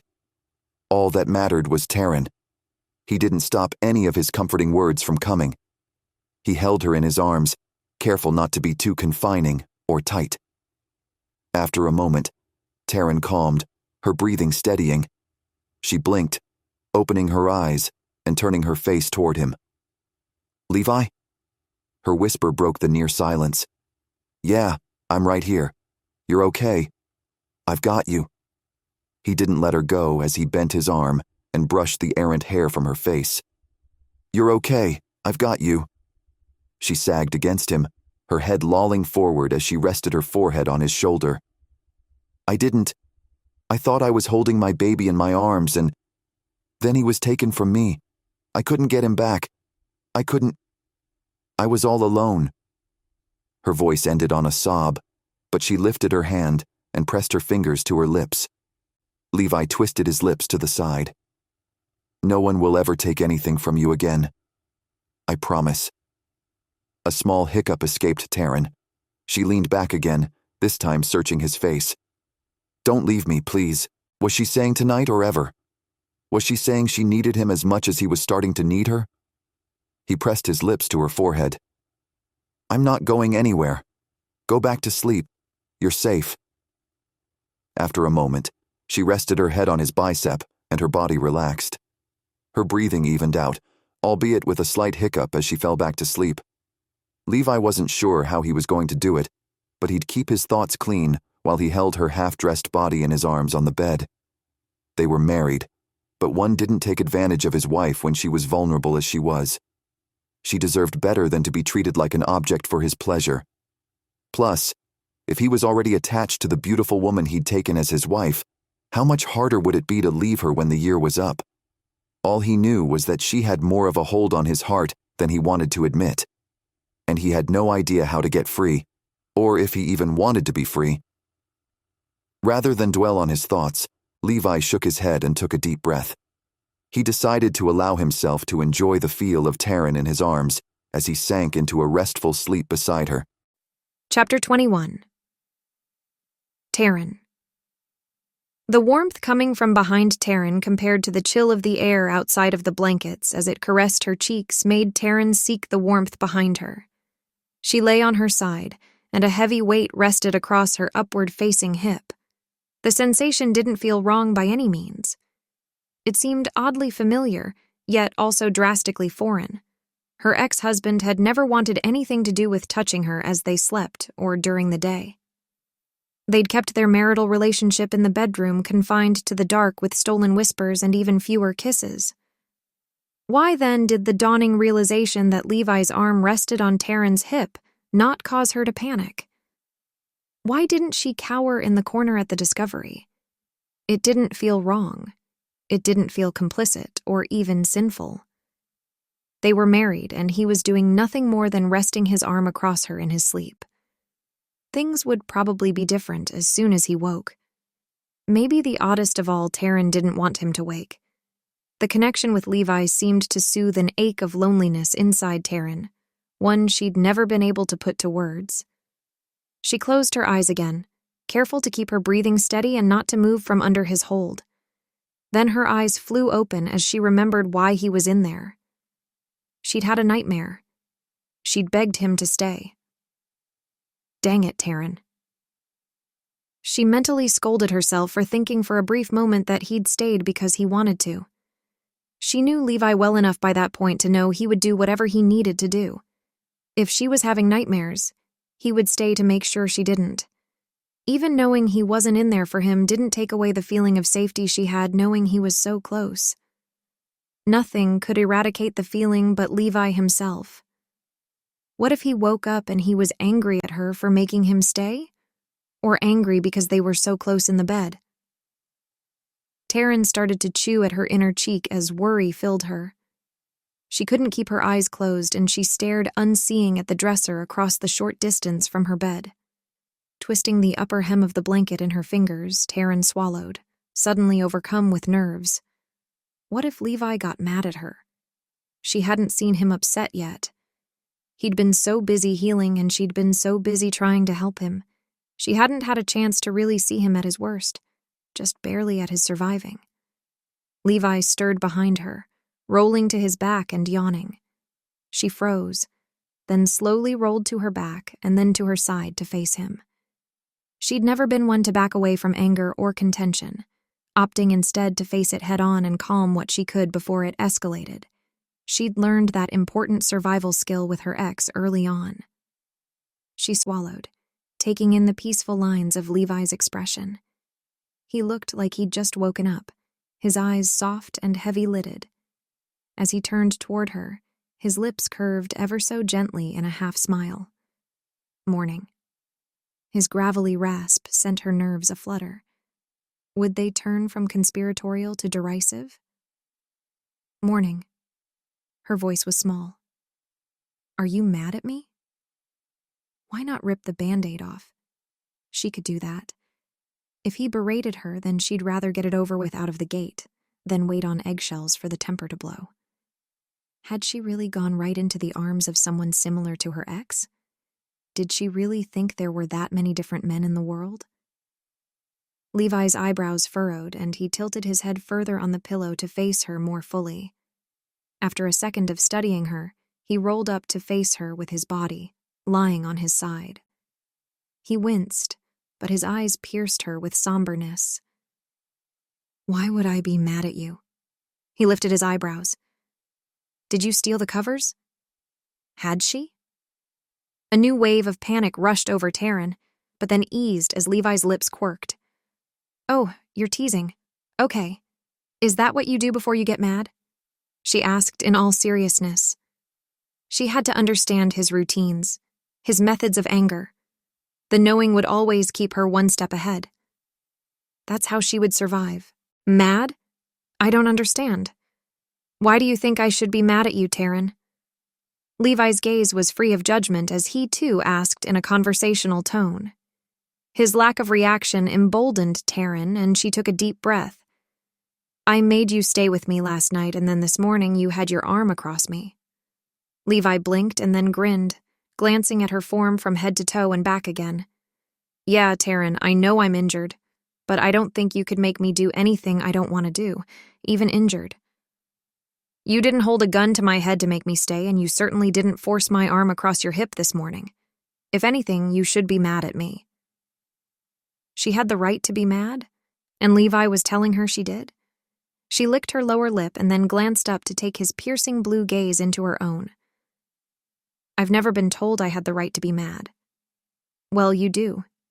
You have the right to be any emotion you feel. There's no right or wrong answer here.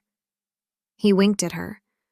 Unless, of course, you're mad at me, then I would like to petition for a redo. Teasing. Tarryn liked his teasing. She grinned back. Okay, I'll take that into consideration. Maybe I need to practice being mad. But as she looked up into his captivating eyes, Tarryn couldn't think of any reason to be upset with him. For a long, drawn-out moment, they watched each other.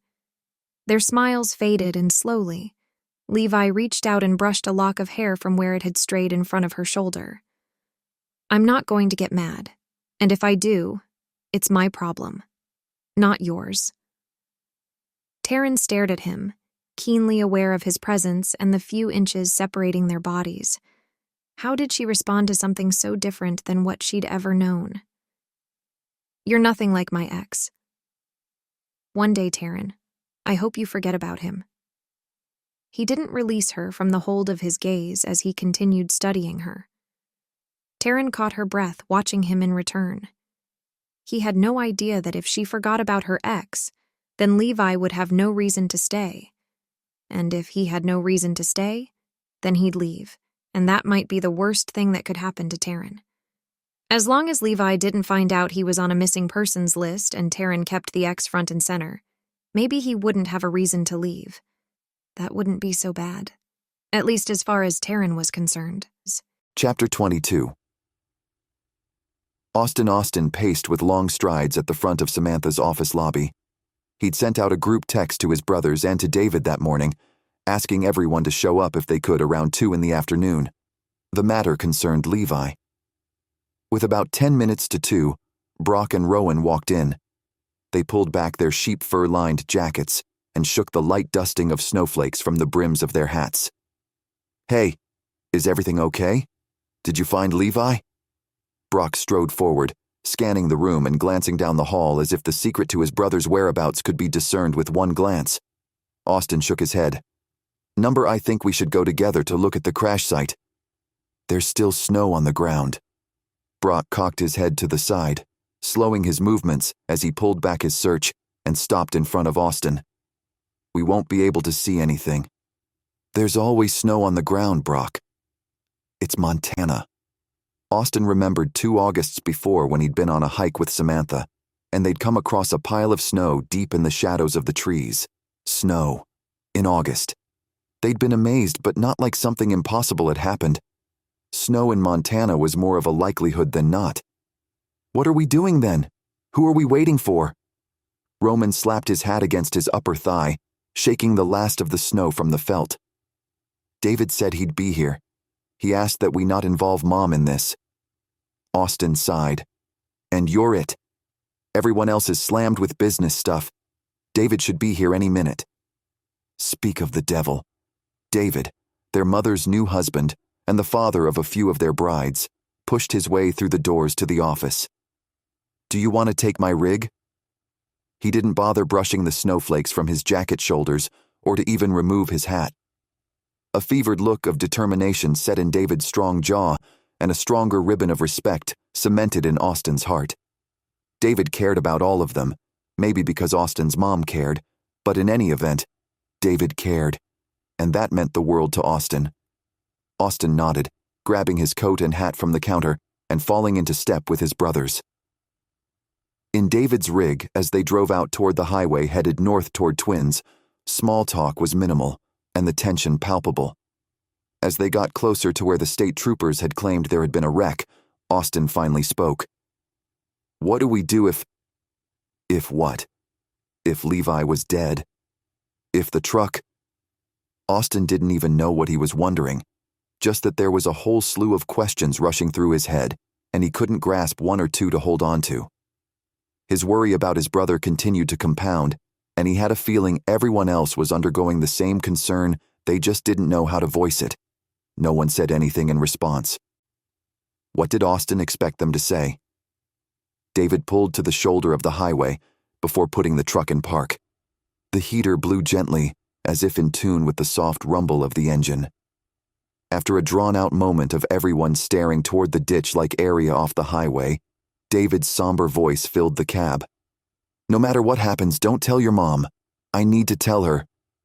If it's... David sighed. You mean if something happened to Levi? Brock's definitive statement seemed to release the pressure in the cab. Austin's shoulders slumped forward. He pressed his fingers at the bridge of his nose. What do we think happened to Levi?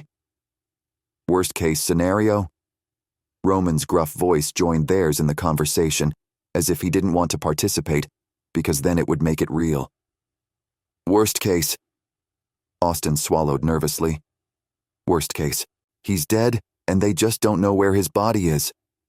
Roman cleared his throat and stared out the window toward the snow-enshrouded forest, not more than 10 feet from the shoulder.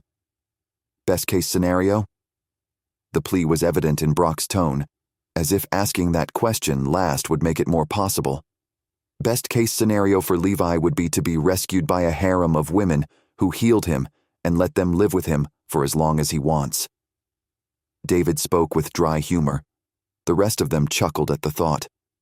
Maybe he'll meet someone, and they'll ride off into the sunset. We're out here about to go into the cold and search for him, and he's sipping a daiquiri on the beach somewhere with a beautiful woman. Roman shrugged. I'd escape with Taylor the first chance I had, too. Well, there's only one way to rule out the worst-case scenario. Brock pulled on his gloves and tugged the brim of his hat further down over his face. Let's go. Let's split up in pairs. We can start in a semicircle and then move our way toward the center. David copied Brock's movements. Start down by the last mile marker, and we'll start up at the next mile marker. If he made it from his truck, he's not going to go too much further in this weather. The night the sheriff told me the accident happened was a blizzard. If Levi was injured, then he'd need to hunker down. Austin nodded as he followed his family members from the truck. A semi-truck zoomed by, but the men ignored the gust of wind it pushed past them. They had bigger things to worry about. Austin gritted his teeth as he followed behind Brock. If they were lucky, they wouldn't find Levi's body.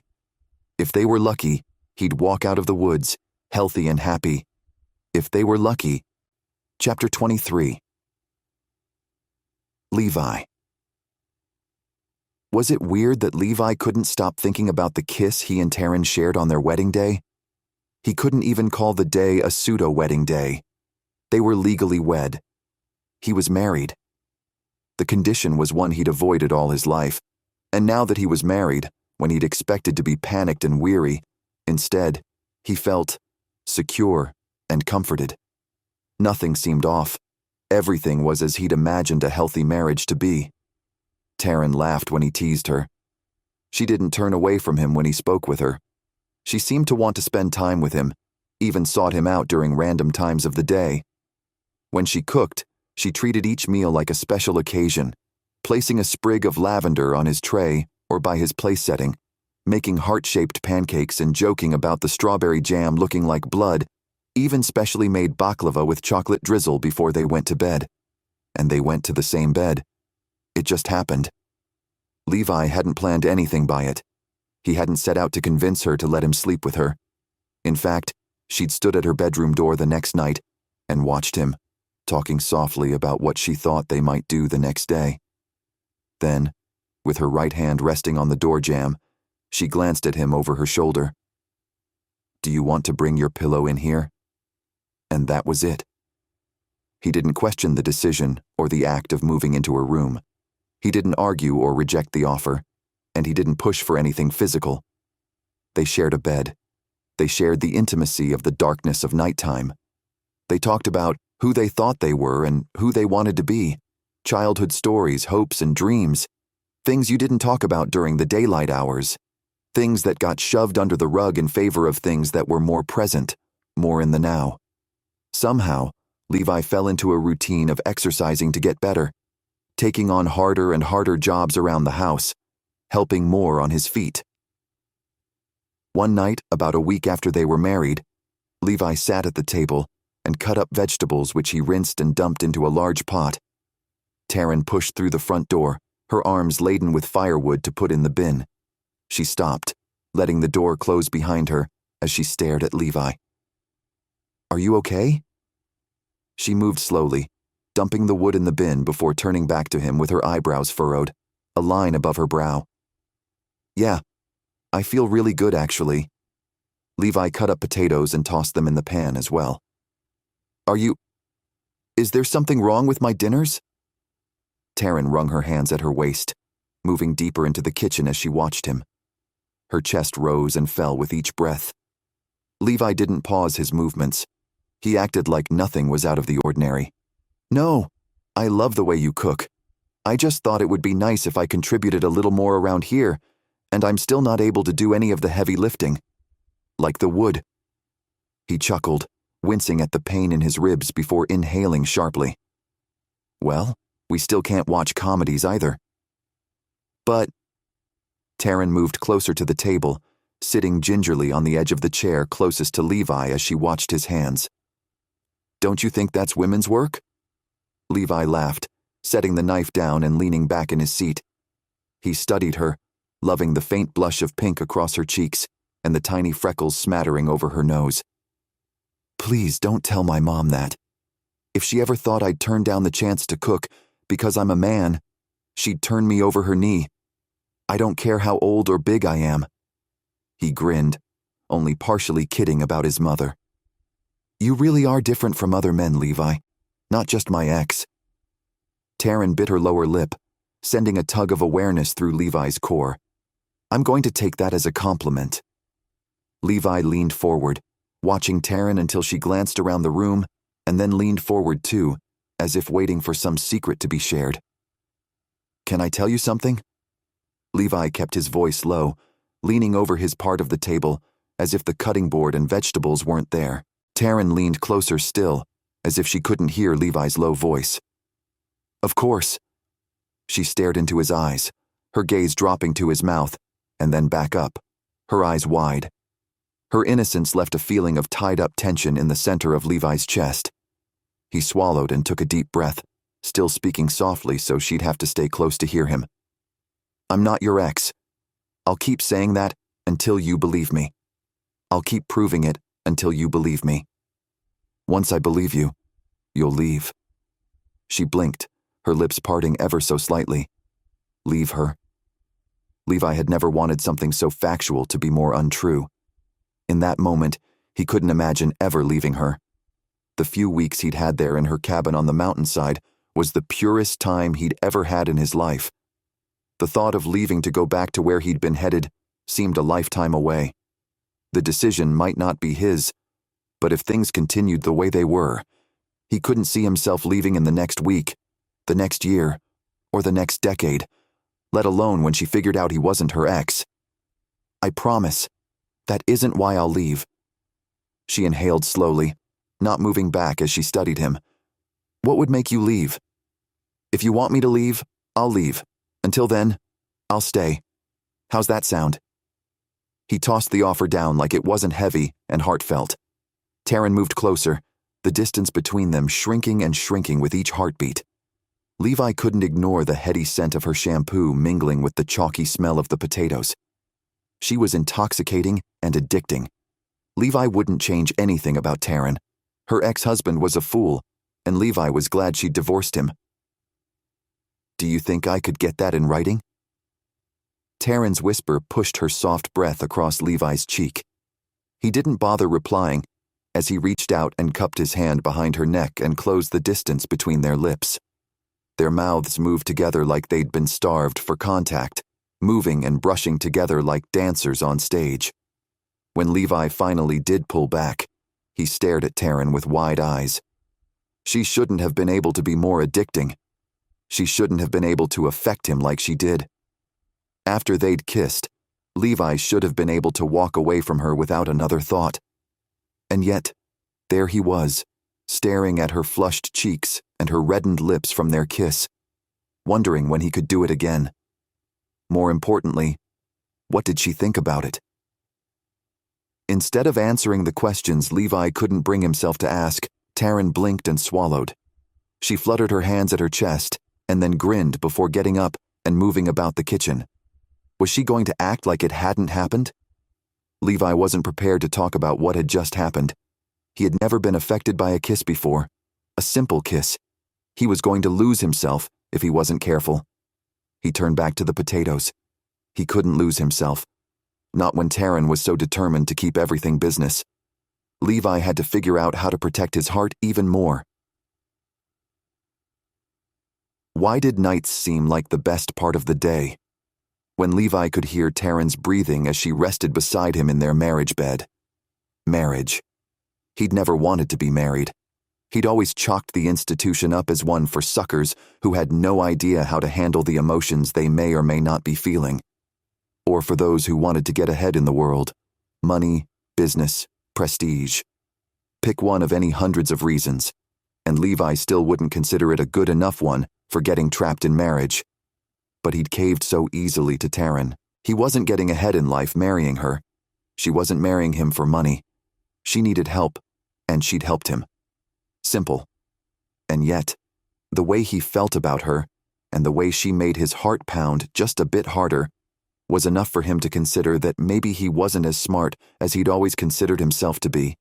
That, or maybe other married people who claimed to be happy together were, in fact, happy to be together. If that was the case, and marriage wasn't stupid, he'd been avoiding potential happiness for a large percent of his life. And that just seemed wrong on a lot of levels. The devil on his shoulder stopped him. Just because things were good with Tarryn right then, didn't excuse the fact that theirs wasn't a real marriage. Neither of them had actually declared love or any kind of affection for each other. Not really. Sure, they'd kissed. Sure, they'd fallen into a daily routine of being together, working together, acting married together over the time period he'd been there, but that didn't mean that's what marriage was.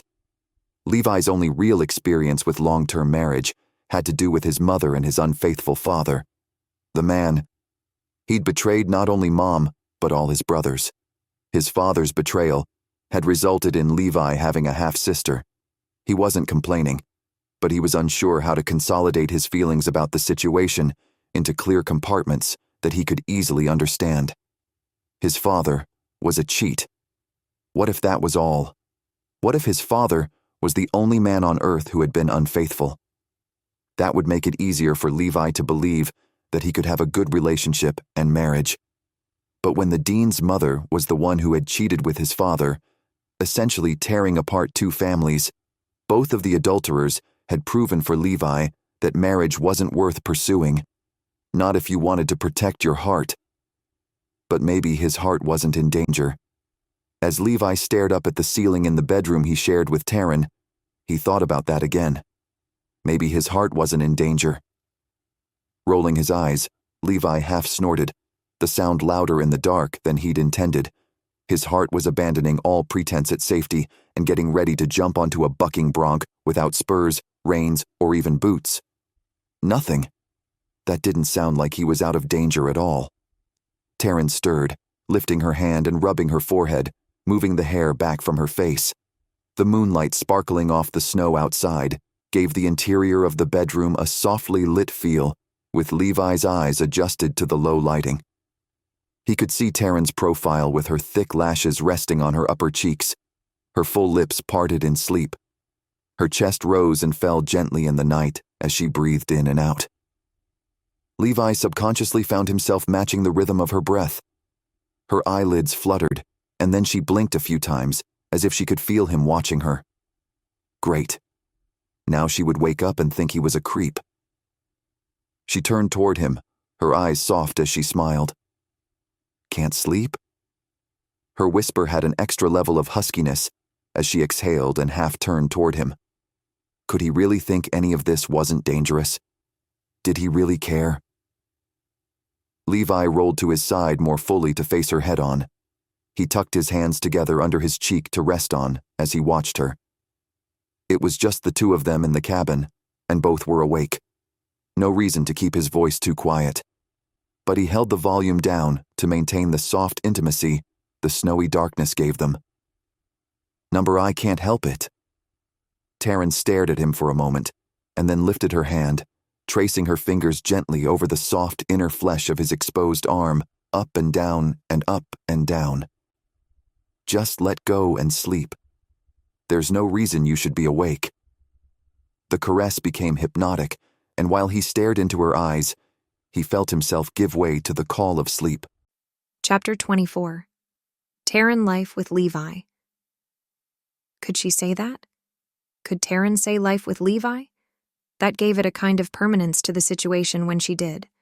Maybe she'd say instead the time with Levi felt like a dream. Did men really not yell when you accidentally spilled something? Levi didn't. Did men really not get upset and call you a fat cow when you bumped into him on your way through the hall? Levi didn't. Did men really say that the food you made was delicious even though you only spent 15 minutes making it? Levi did. Did men really look into your eyes when they talk to you and kiss you for no reason other than the fact that they were in the same room as you? Levi did. If Levi wasn't a man, then Tarryn didn't want one. After caressing Levi's arm until he fell asleep, Tarryn couldn't make herself fall back to sleep. Touching him made her restless, and after an hour of wishful thinking, she got up slowly and quietly from the bed and pulled on normal clothes, setting her pajamas at the foot of the bed. In warm socks, she padded from the room, softly shutting the door behind her. She exhaled on a sigh as she walked into the kitchen, rolling the stiffness from her shoulders and neck. She braced her hands on the counter edge and stared unseeingly toward the fireplace and modest area. What was she going to do if she fell for Levi and he didn't stay? She couldn't keep him prisoner there forever. When would she tell him there was a missing persons report out on him? When would she give him his things back? When was the point of no return?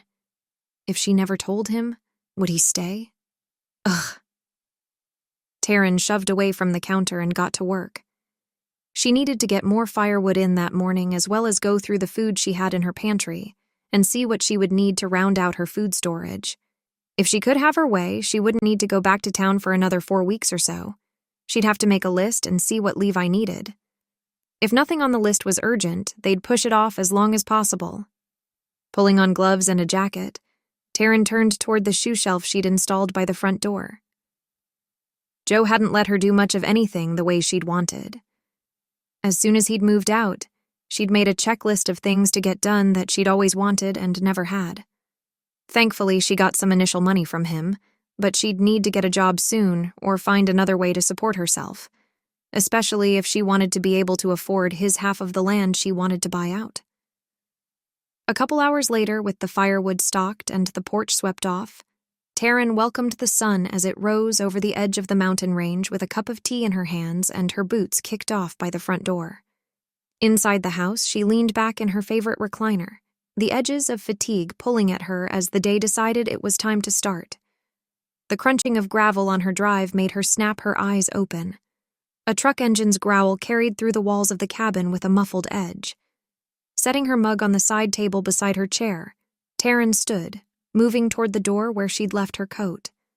Slipping her boots on and sliding her arms into the sleeves of her coat, Tarryn angled her head to see out the small window at the top of the door. Joe Battaglia. Why would he come so early? Why was he there at all? She swallowed, her hands suddenly shaky as she reached for the doorknob and twisted to pull open the door. After stepping through, she pulled the heavy panel shut behind her. He wasn't welcome in her home. Not anymore. And no matter what he said or how he tried to make her feel to the contrary, she didn't have to answer to him anymore either. Tarryn came to a stop at the top of the porch steps, folding her arms across her chest as she stared at the truck with as neutral an expression as she could muster. The day had started out so well, too. The door to his truck opened and he stepped out. And ever the pretentious wannabe cowboy that he was, Joe plunked a cowboy hat on the top of his head. He had no idea that the bucket was too tall for his stature or that the brim made him look like a Mr. Potato Head. Her focus on that fact wasn't what was important. What was important was the determined look in his eye. When he got like that, Joe went after Tarryn relentlessly. She'd have to find her fortitude in facing him. She could. She didn't have any other choice, even if she was tired. Hopefully, Joe didn't wake up Levi. Tarryn didn't want any of the craziness of her past life to affect the life she wanted to have, even for a short time, with Levi. Levi might have married her to help protect her from her ex, but that didn't mean he had to be mixed up with him. Joe faced her, his eyebrows raised in surprise. "You're outside? You don't come outside for nothing." He spat a dark brown liquid into the snow at his feet, lifting his cynical gaze back to her. Tarryn lifted her chin, her jaw tight. "I do a lot of things I never did before. What do you want?" Tucking his chin, Joe narrowed his eyes and stepped forward once. He cocked his head to the side and let his words drawl at the same speed as the smile that spread his lips. "Now, Tarryn, honey, I know you didn't just talk back to me." His tone. The same tone he'd used to let her know he was getting angry, and she better do what he said or there'd be problems. Tarryn spoke with confidence she hoped was there. "Well, now, Joe Honeybuns, that depends on if you actually came onto my property without my permission or not. I'd think you'd know better, wouldn't you?" He'd put it in the papers that he got the lower half of the land. Land that wasn't his to get. Land that wasn't hers to lose. Tucking his thumbs into his pockets, Joe quirked his eyebrow. "I just came up to let you know I'm selling my half of the property. You'd do well to follow suit. In fact, I bet we can sell it to the same buyer if you want to get in on that." "Sell? You're selling my land?" Tarryn stepped down, her mouth parting in shock. She blinked and swallowed. "I don't understand. You said you'd wait for me to buy it from you. You said you'd wait." Her breathing quickened, and not in a good way. He'd always had a negative effect on her. She'd thought the way he'd made her feel when they were dating was excitement, but it was fear. She'd been afraid of him. He'd wanted her family's land. That's all. And now she might be the one to lose it. The one person in all the generations to lose the only thing their family had going for them. And Tarryn was going to lose it.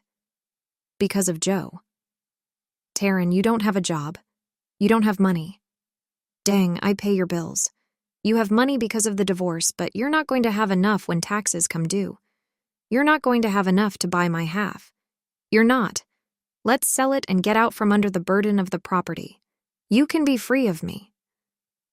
But something in his tone and the glint in his eyes suggested that would never really be the case. "We could get married again if you really want the land back. I told you I'd take you back, even after all the problems you've caused." And as if it had never left, the fear he brought out in Tarryn came roaring forward. She'd never be free of him. She'd never have her home to herself.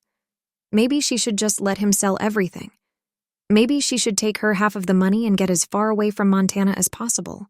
A new name. A new life. The door behind Tarryn opened and she closed her eyes for a brief moment, steeling herself against the shame and humiliation she was about to endure. Joe would make sure Levi wanted nothing to do with her. He'd demean her, and Levi would lose all respect for her. He'd leave and she'd be alone and scared, and with a horribly broken heart. If her breathing didn't settle down soon, she was in danger of passing out. Levi moved across the porch to stand behind her, his presence noted by the warmth emanating from him. "Tarryn, you okay?" Joe's eyes widened and he stepped forward again, thrusting his chin out like a rooster threatened on his own territory. "Excuse me, who are you?" "I'm Tarryn's husband and you are?" Levi's dry challenge was clear. "This is my place and my woman. I suggest you get back before I come down off this deck and make you." As if sensing a bigger animal in the barnyard, Joe stepped back. He darted his gaze from Tarryn to Levi and back again. "Remarried? Since when?" He narrowed his eyes as he studied them as if he doubted the words. "That's none of your business. You haven't answered my questions. Who are you?" A thread of steel carried easily in Levi's tone, bringing with it a blanket of comfort over Tarryn's worry. "I'm Tarryn's ex-husband. She didn't tell you? Well, you might have reached out and asked some questions before you got married. I could have told you some things that might have made you reconsider that move." Joe smirked at Tarryn as if he knew what he was doing and she couldn't make him stop. But Tarryn didn't have to. Levi stepped alongside her, down the steps and then in front of her as if to block her from Joe's view. "I don't need a reason to leave. I have more than enough reasons to stay, and I'm having a hard time keeping up with them. Why don't you get back into your body truck and drive on back where you came from? You're not welcome here, and I won't be saying that again." Tarryn half held her breath as she peeked around Levi's shoulder to see how Joe would respond. Levi was definitely bigger than Joe, with broader shoulders and forearms that would make Popeye jealous. Would Joe recognize when he'd been outmeasured? He stormed toward Levi, who didn't move. "Who do you think you are? You can't tell me what to do." Levi held up a hand and leaned closer to Joe, his voice strong and steady. "I'm going to stop you right there. You need to get back in your truck before I have Tarryn here go and call the police to report the death of a trespasser." The challenge wasn't a threat. The promise rang loud and clear in Levi's voice. As if sensing Levi wasn't bluffing, Joe stepped back and thrust his finger in the general direction toward Tarryn. "I'll get this place, Tarryn. You and your husband don't have enough money to buy the land from me. Not right now. Not ever. I'm selling. You'd be smart to sell along with me." He curled his lip at Levi as he climbed into his truck and thundered back the way he came. Levi didn't move until the truck was down the drive and out of sight. Then he turned and faced Tarryn, placing his hands on her upper biceps and studying her face that was almost at eye level since she was still on steps higher than him. "You okay? He really is a jerk." He winked. "I thought for sure you were exaggerating." Tarryn scoffed both at herself and at his comment. Thank you. I don't know what I'm going to do. He's going to sell my land." Levi took a deep breath. "I don't think that's going to happen. We just need to find out how much he wants for it and pay him." Tarryn wiped at the skin under her eyes with the pads of her fingertips. She didn't want Levi to know that the way he'd stood up for her was better than she could have imagined. "Hey, are you okay?" he asked again, ducking just a bit to search her face like the secrets to the universe would be in her expression. "I'm good, thanks to you." She leaned up without overthinking it and threw her arms around his neck, pressing her lips to his. The action was spontaneous, but she didn't regret it. She couldn't. Their lips moved together in soft concert and then they pulled back, holding each other's gazes as they did. "Well, good morning, Mrs. Wilson." He winked, and Tarryn couldn't help the giggle erupting from her even if she tried. Maybe life with Levi would be possible. she could do a life with the man who was turning out to be all the things she hadn't known she wanted. All she had to do was figure out a way to keep him and her property. Neither could be harder than they sounded. And Chapter 25. Samantha typed as fast as she could to finish an offer on a place that had just sold to the south of Mistletoe. She shook her head at the contingencies the buyers had requested. Who in their right mind wanted the trees to be strung with Christmas lights when spring was around the corner? If Samantha could ask for anything, it would be a break from the holidays. Maybe not a long one, but maybe a month where the town didn't focus on Christmas. Another great holiday would be Easter or 4th of July. Oh, they did celebrate Independence Day, but instead of fireworks of lights and sparkles, they shot into the air fake snow and glitter and confetti, and it blanketed the town square. The townspeople would get to wade through the mess for the rest of the year until it was cleaned up by a team from another town that was hired by the Dean or Wilson family, depending on whose turn it was. The matchmaking brought people from far and wide into the Christmas magic of the small Montana town, but people stayed for the hometown feel and the all-American sensation they got when they walked down the streets. Samantha knew exactly what drew them there.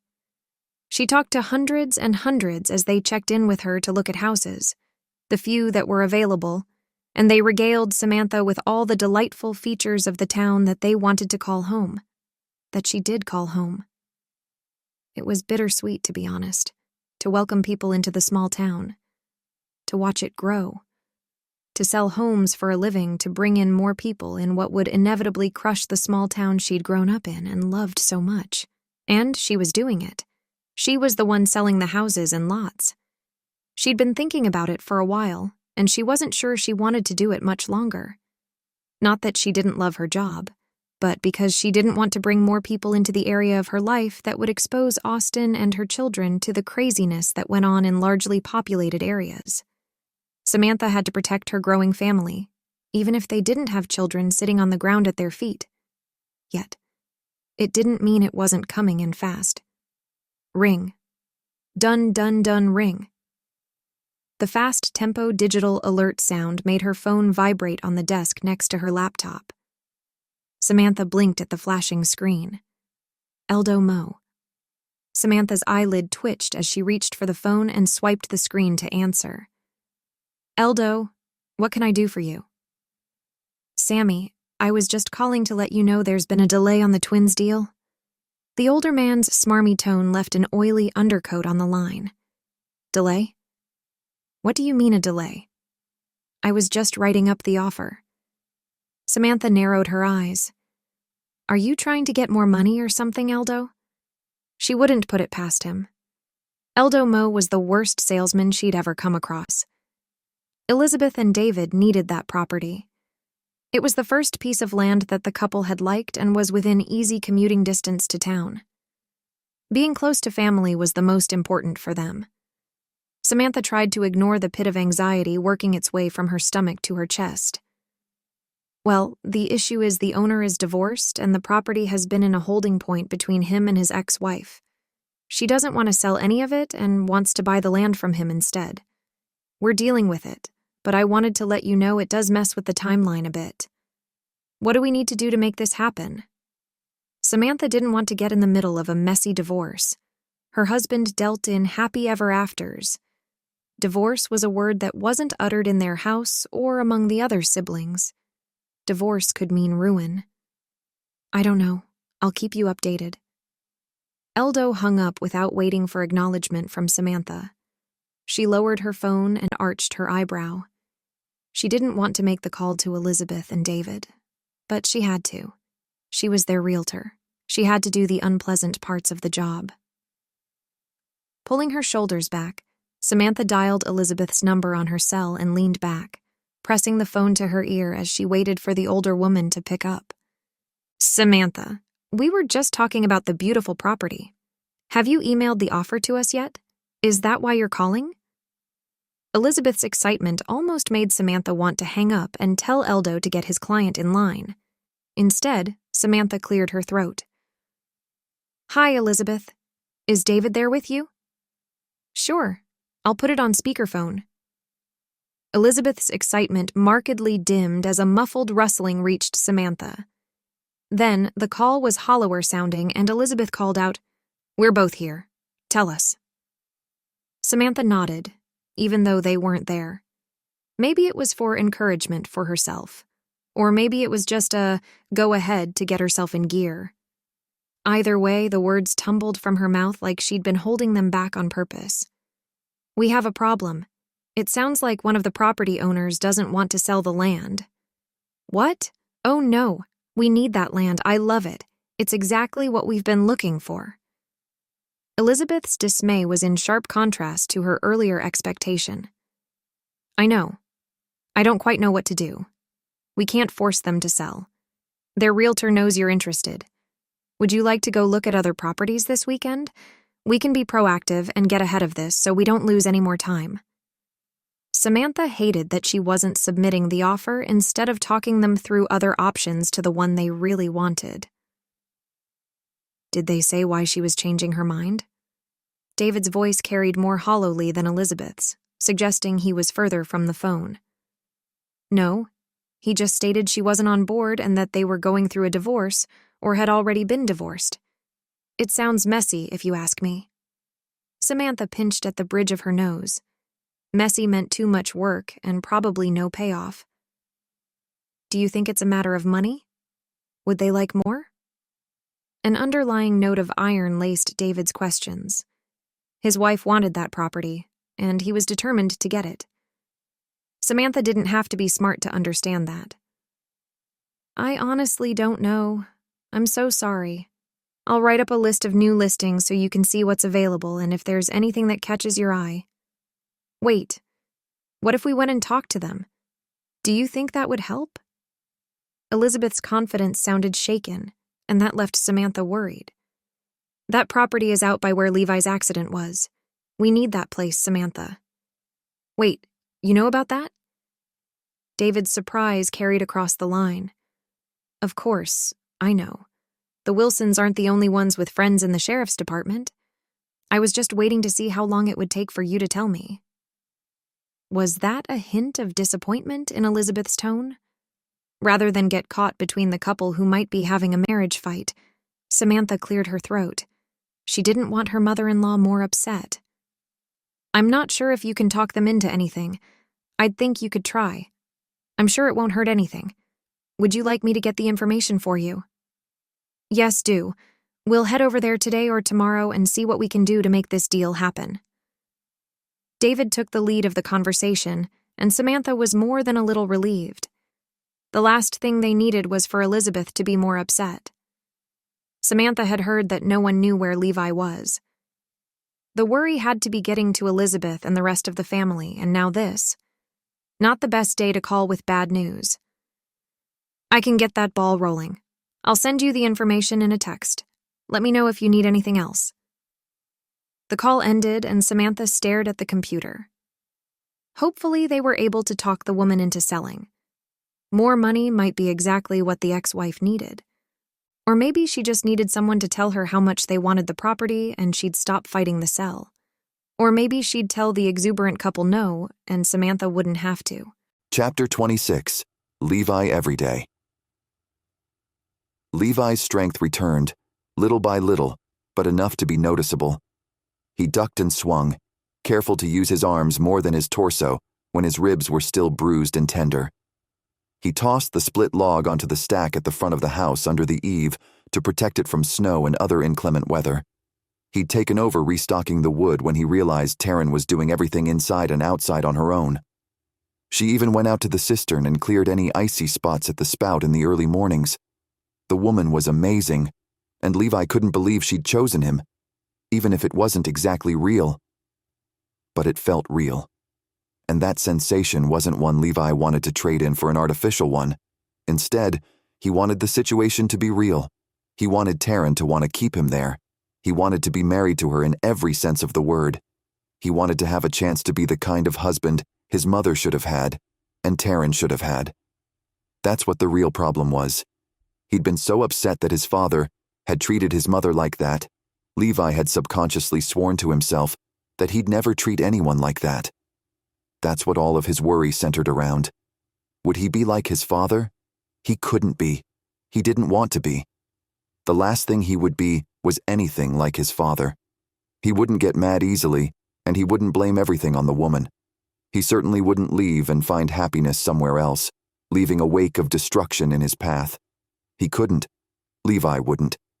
And the more time he got with Tarryn, the more heartfelt his oath became. Levi stacked the final log from the trailer, pulled behind the four-wheeler. Tarryn appeared at the edge of the porch with a steaming mug in her hands and a perky smile on her full and intoxicating lips. "Hey, ready for a break?" Levi rolled his shoulders, surprised they were already stiffening up. "Yeah, I think so. Hey, do you think you could rub some more liniment in? That stuff is magic." Or maybe it was the fact that he'd been able to have his wife's hands on his bare back that had been the magic part of it. Pink tinged Tarryn's cheeks. "Of course. I'd be happy to help." She motioned toward the front door. "Come in. I have lunch ready and I made mint cocoa, your favorite." Levi didn't need more convincing. He moved toward the steps. He couldn't stack and put the trailer away all at once. He could recognize his limitations, and that was one of them. He needed a break after each spurt of action. He followed Tarryn inside and took a seat at the table across from her. She sank into the chair and slid his mug to him, smiling as she did so. "This looks delicious. Thank you." Levi picked up the spoon beside the bowl of hearty stew. It smelled just like his mother's homemade recipe. "Did you happen to find any of my personal items when you pulled me from the truck? I had a phone and a pocket knife." He'd had his wallet in his pants, but he hadn't seen the other things in the clothes she'd folded nicely and stacked on the chair in his original room. He took a bite of the stew. Yep, just like his mother's. She'd like Tarryn. He glanced up, freezing when he noticed the look of worry stamped on Tarryn's face. "What's wrong?" I didn't see anything. I should have grabbed it. Or something. Are you mad at me?" Her lower lip trembled. Levi wanted to find her ex-husband and smack him as hard as he could upside the head. He softly shook his head and set his spoon down to look her more fully in the face. "I'm not mad that you saved my life. So what, if you missed those things? They weren't imperative for my survival or yours. Your stew just made me think about my mom, which made me think about my cell and the knife I got from my older brother. I think my mom would like you." He waited a moment, watching to see her reaction. She visibly calmed, her shoulders slumping forward as she dropped her gaze and picked up her spoon. "You think she would? You probably don't want to introduce me, though. It's not like we're really married." She laughed, the sound more bitter than amused. "I've never felt anything more real." Levi's voice broke through the silence after her laughter. She had no idea her appeal or her value. She didn't think she was worth much, and Levi had no idea how to convince her she was turning into everything for him. "I thought you didn't have anyone to worry about you." Tarryn lifted her gaze cautiously to his, waiting for something. Probably for him to blow up in anger. He shook his head. "I have a large family, actually. That's an entire story right there. But they're happy, and I haven't been happy in a long time. I was leaving for Wyoming when I wrecked. I'm sure they've wondered why they haven't heard from me. But they're also wrapped up in their own worlds. I wouldn't be surprised if they had no idea what's going on." He smiled ruefully. He knew his family loved him, but he also understood how busy they were. When your business was wrapped in love, there wasn't really a way to make money without being as busy as you could be. "Do you think they're worried?" Tarryn's large eyes focused on him, watching him like his answer meant everything. Levi could drown in her gaze if he didn't focus. He nodded. "Yeah, I think my mom would be after a while. I'm just not sure how persistent she'd be." He half laughed. "It's not like she'd file a missing persons report or anything." Tarryn offered a weak smile and took a bite of her stew. "I don't want anyone to worry. I have a cell you can use, but it doesn't have good reception here. The towers are on the south side of the mountain. I usually have to go down the path and try on a good day." She glanced up as he stared at her. What? She wiped at her cheek like something might be there. Nothing. I just can't believe how beautiful you are with no effort at all. And he wasn't lying. She'd pulled her hair up into a half bun and wore a loose flannel unbuttoned over a soft white t-shirt. Her worn jeans hugged her hips when she stood, but sitting there, they were hard to see under the table. Levi didn't need to physically see them to remember how they looked. She blushed and tucked a stray chunk of hair behind her ear. I think you're getting cabin fever. But he wasn't. Levi didn't even want to leave. The possibility of going and checking in with his family sounded good, but he didn't have the urgency to go do it right away. No, I don't. Maybe in a few days I'll attempt to go around the mountain. I'm still kinda tired. He grinned at her, then reached for a roll in the basket between them. Oh no, you're tired still. You should have said that. I wouldn't have let you do the wood. Worry widened her eyes. I like doing that kind of work. It's okay to be tired. I haven't passed out, so I'm not that tired. He winked at Tarryn and gave her a side grin. He loved that she worried about him, even over something as minor as his fatigue. One way or the other, Levi was going to convince Tarryn of just how special she was, even if he had to spend the rest of his life doing it. Chapter 27. Tarryn. After Levi laid down for an afternoon rest, Tarryn ducked into the bathroom. She shut the door, checking to make sure the lock was secured. She didn't worry about Levi walking in on her while she was in the bath. Actually, she wasn't sure she would mind it at all. However, she didn't want him to see what she'd gone in there to check on. She crossed the tiled floor, slowly opening the linen closet door. She took a breath and stared at the stack of worn towels she rarely touched. Moving them to the side, she pulled out the small metal basket she'd tucked behind the towels for safekeeping. In the oval container rested the stainless steel black knife and a black cell phone Tarryn had retrieved from the truck with Levi. Even the keys sat there beside the other two. She'd lied. And there was her evidence.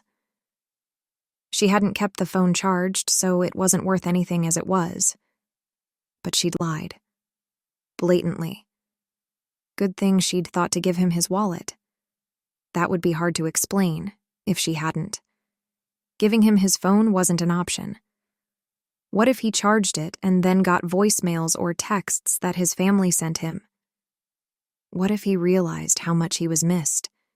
Tarryn hadn't seen anything else in the truck, but when she'd come up with the scheme to ask him to stay, she'd hid his cell. Was it bad that she hoped he was like everyone else in the world and relied on a device to remember the numbers and other information people use to memorize all the time? He wouldn't remember the numbers of his family members. Maybe. That would be just sheer luck on his part, if he did. Luck on her side if he didn't. Guilt ate at Tarryn's insides. When she'd come up with the plan to have him marry her so she could get rid of Joe, she hadn't thought it out completely. She'd needed protection from Joe. That was it. Nothing could be clearer for her. Getting rid of Joe and keeping her land was all that mattered. Get protection from him. Provide proof that she could keep the house. That she could buy him out and keep the land whole. When had her goals become outlined in gray and no longer were black and white? When she'd fallen for Levi? And she had fallen for him. There was no doubt about that. Tarryn hadn't planned on falling for him. She hadn't planned on liking him so much that she genuinely didn't want anything bad to happen to him. She didn't even want him to have a report filed about him missing. That bugged her. His family missed him. Could he be missing his family and he just wasn't telling her? There were so many possibilities. Holding the cell in her hands, Tarryn turned toward the tub and started the bath water. What did she do? She'd already lied. She couldn't go in there and say that. He'd never trust her again. He'd leave. He would leave and she'd be all alone again. Tarryn couldn't handle that. She couldn't handle being alone after tasting the sweetness of being with him. Not again. Before she could rethink it, she tucked the phone back into the basket and shoved it behind the towels where they'd been. If she didn't bring it up, then there was no reason for Levi to find it. She'd shown him what towels to use. He hadn't questioned her. She hadn't given him any reason to dig through her things. He had no idea that he couldn't trust her. She pulled off her clothing and folded them to rest on the toilet lid and turned back to the tub. Sinking into the water, she sighed, letting the hot water soothe her nerves. But the tightness wouldn't go away. If Levi knew people were looking for him, he'd leave. Why would he want to stay there? With Joe on the loose, Tarryn didn't want to stay there. Levi would have a lot of reasons for leaving and none for staying. When Tarryn was a liar and everything they had was based on a lie and a business deal, Tarryn had to face the very real possibility that Levi wouldn't stay. She'd been prepared to face Joe without anyone before Levi had gotten in an accident. She had to adjust her mindset back to that possibility. She couldn't let fear of Joe keep her in check. She needed to keep her house and the property, and she needed to get control of her fear again. She wouldn't allow herself to be afraid of Joe anymore. Maybe he'd lose interest soon or forget. Or maybe Levi would lose interest in contacting his family.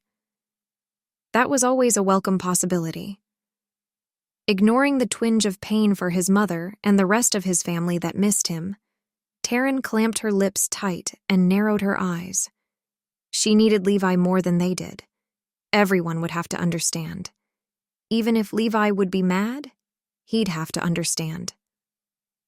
After her bath, Tarryn returned to the kitchen and checked her email. The internet and the cell service worked separately. Levi hadn't asked to use her computer.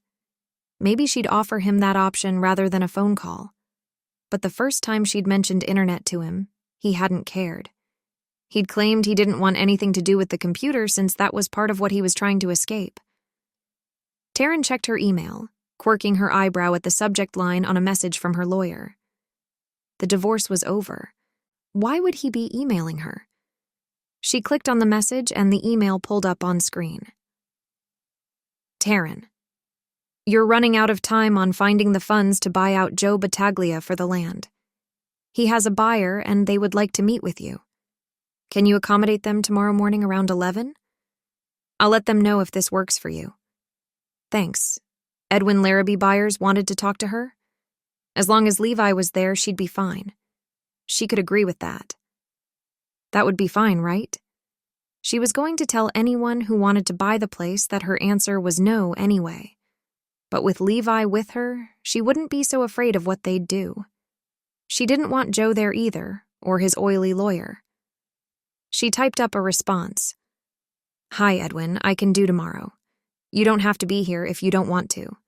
I have a new husband who will be available for that. Please advise them to come in a 4-wheel drive vehicle. Now Tarryn didn't have a choice. She had to introduce Levi to the world and remind him why he was married to her, rather than let either of them continue to think the marriage could be for anything else. After a moment, a red notification dinged on the screen, alerting her to the arrival of a new email. Congratulations. I'm glad you're finding happiness. The couple that are coming are a David Dean and an Elizabeth Wilson. They're married but have 2 different last names. They'd like to come at 11 and they'll be in an SUV. Let me know if you need anything. Edwin Wilson. Wilson was Levi's last name. He jokingly called her Mrs. Wilson all the time. What was the chance that he was related to the woman who was coming to look at Tarryn's place the next day? Tarryn nodded at the email like the computer was a real person. She could plan for that. A couple coming. She'd have to find out if the woman was related to Levi in any way. If not, Levi would be able to help her convince anyone who came that she was more than capable. She couldn't wait to squash their request to take her home from her. If the woman was related to Levi, Tarryn would have to figure out a way to protect her lies and her land at the same time. After dinner, Tarryn sat on the couch facing Levi, her feet drawn up under her as she watched him read. He'd seemed pulled to the bookshelf when he'd first been able to move around without assistance. It hadn't taken him long to pick out a book and read during the evenings when they had time together before heading to bed. Watching him, Tarryn rubbed her lips together. She couldn't look away. Why are you so good-looking? Before the words finished spilling from her mouth, her eyes widened and she slapped her hand over her lips. Levi lowered the book and turned a slow smile her way. After a moment of studying her, he set the book down on the table at his side and then half-turned to face her, stretching his arm across the back of the couch her direction as he relaxed into the cushions. "You think I'm good-looking?" It wasn't a question, and Tarryn couldn't be more embarrassed. She swallowed. "I mean, it's obviously not a secret, right? You're..." Tarryn waved her hand his direction and cleared her throat. "Obviously, you're good-looking. It can't be the first time you've heard that." "Of course not. But it's the first time I've heard it from you, my wife, which makes it that much better."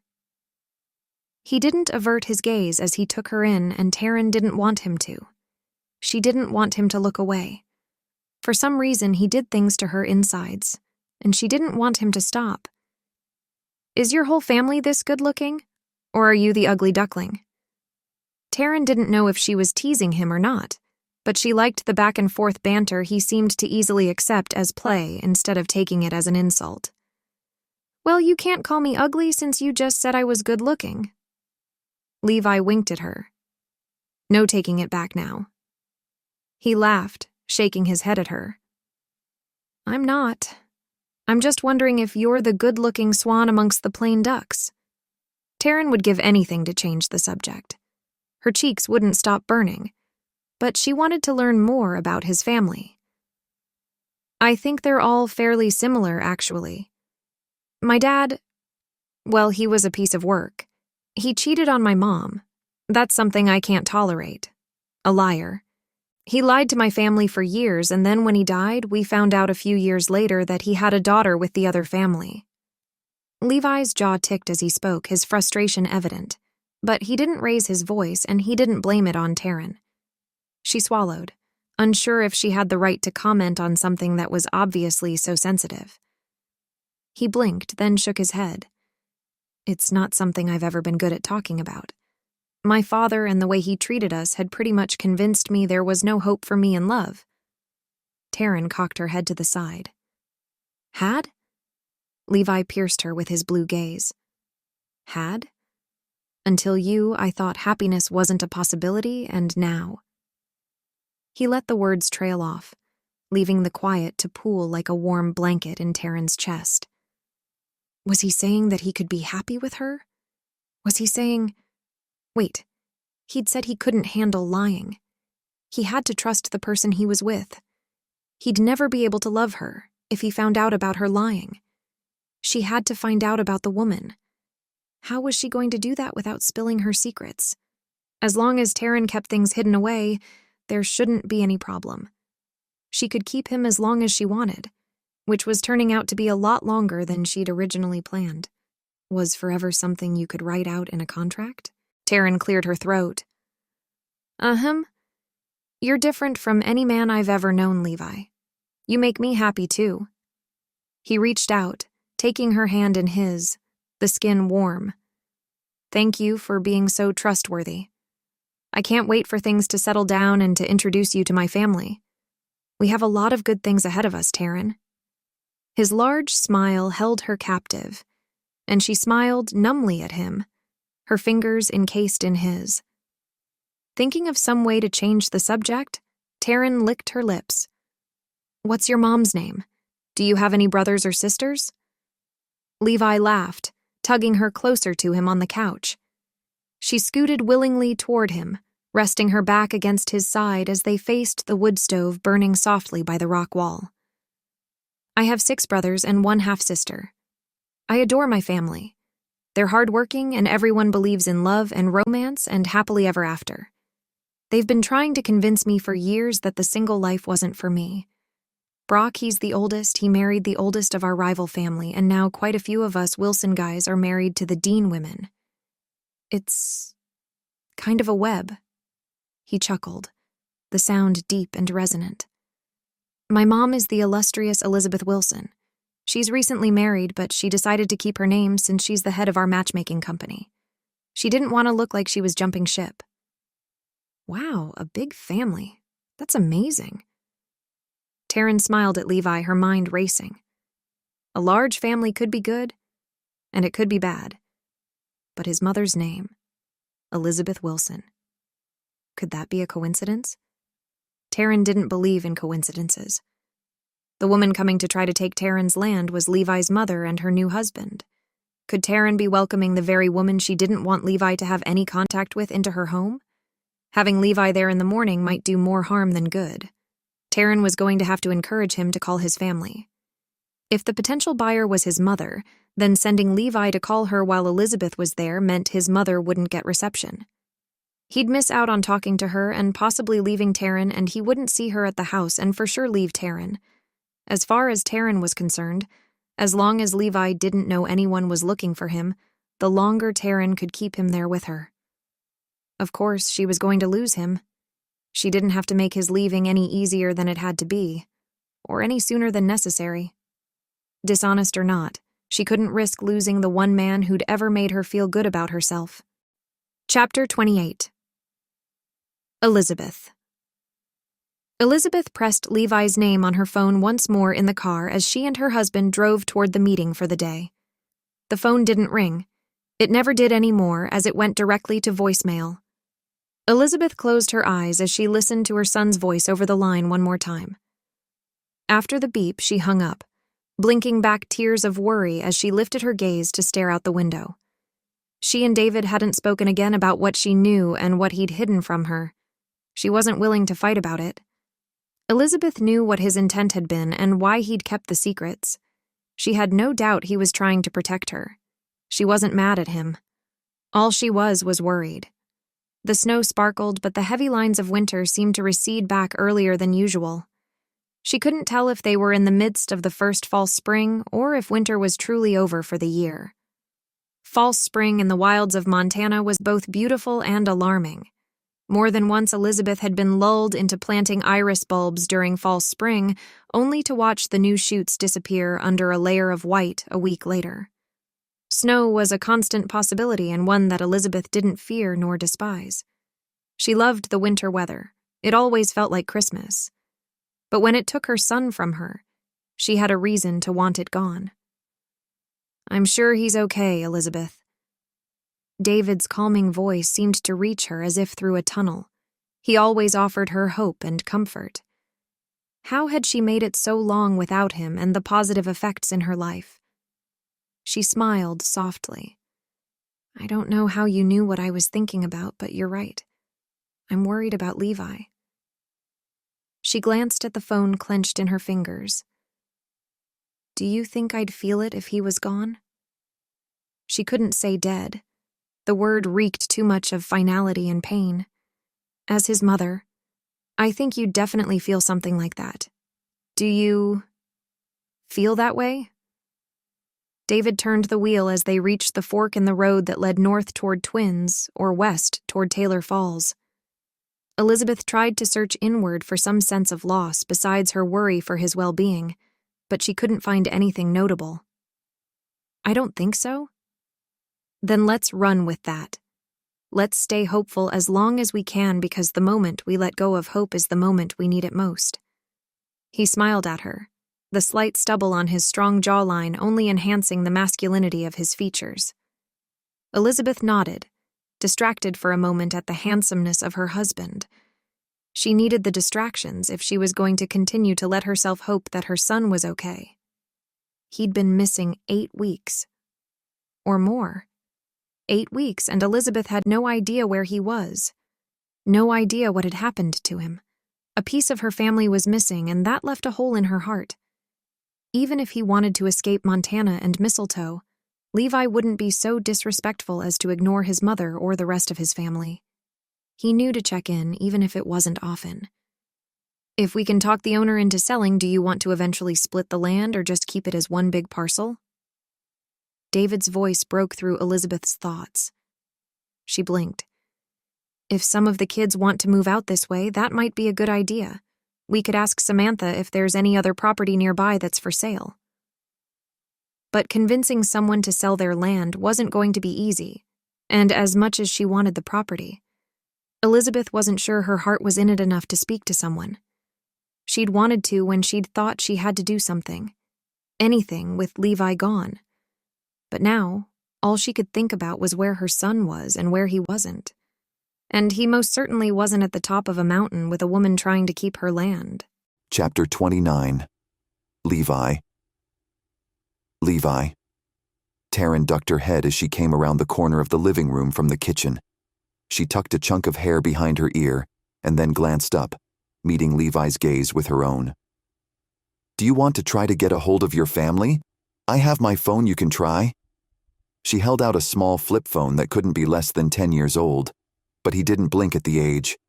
She'd warned him that phones were hard to use there. She had a satellite internet connection, but even that was touch and go. While email was an option, Levi hated using computers. He hated being stuck inside even more. Out at Tarryn's cabin, with the lack of reception, he liked the limited access people had to him and Tarryn. He liked the quiet and limited questions barraging from all sides. But while he preferred privacy and time to do his own things, and really enjoyed the quiet and being left alone, the time had come. He needed to reach out to his family and make sure they knew he was okay. Mom was probably distracted with her new husband and however many new grandbabies there were, but 2 months without any contact would have gotten to her by then. He inclined his head and accepted the peace. "Want to go with me?" He arched an eyebrow as he took in the sight of her snug, worn jeans and loose-fitting flannel. Tarryn hid her curves from the world, but every once in a while, Levi was just lucky enough to catch a glimpse, and he didn't take it for granted. She grinned and wrinkled her nose. "Thanks, but I think I'll stay here this time. Do you need directions?" She folded her arms and rocked herself back and forth in her fuzzy red and blue socks. Levi could watch her for hours. He nodded, offering a sheepish grin.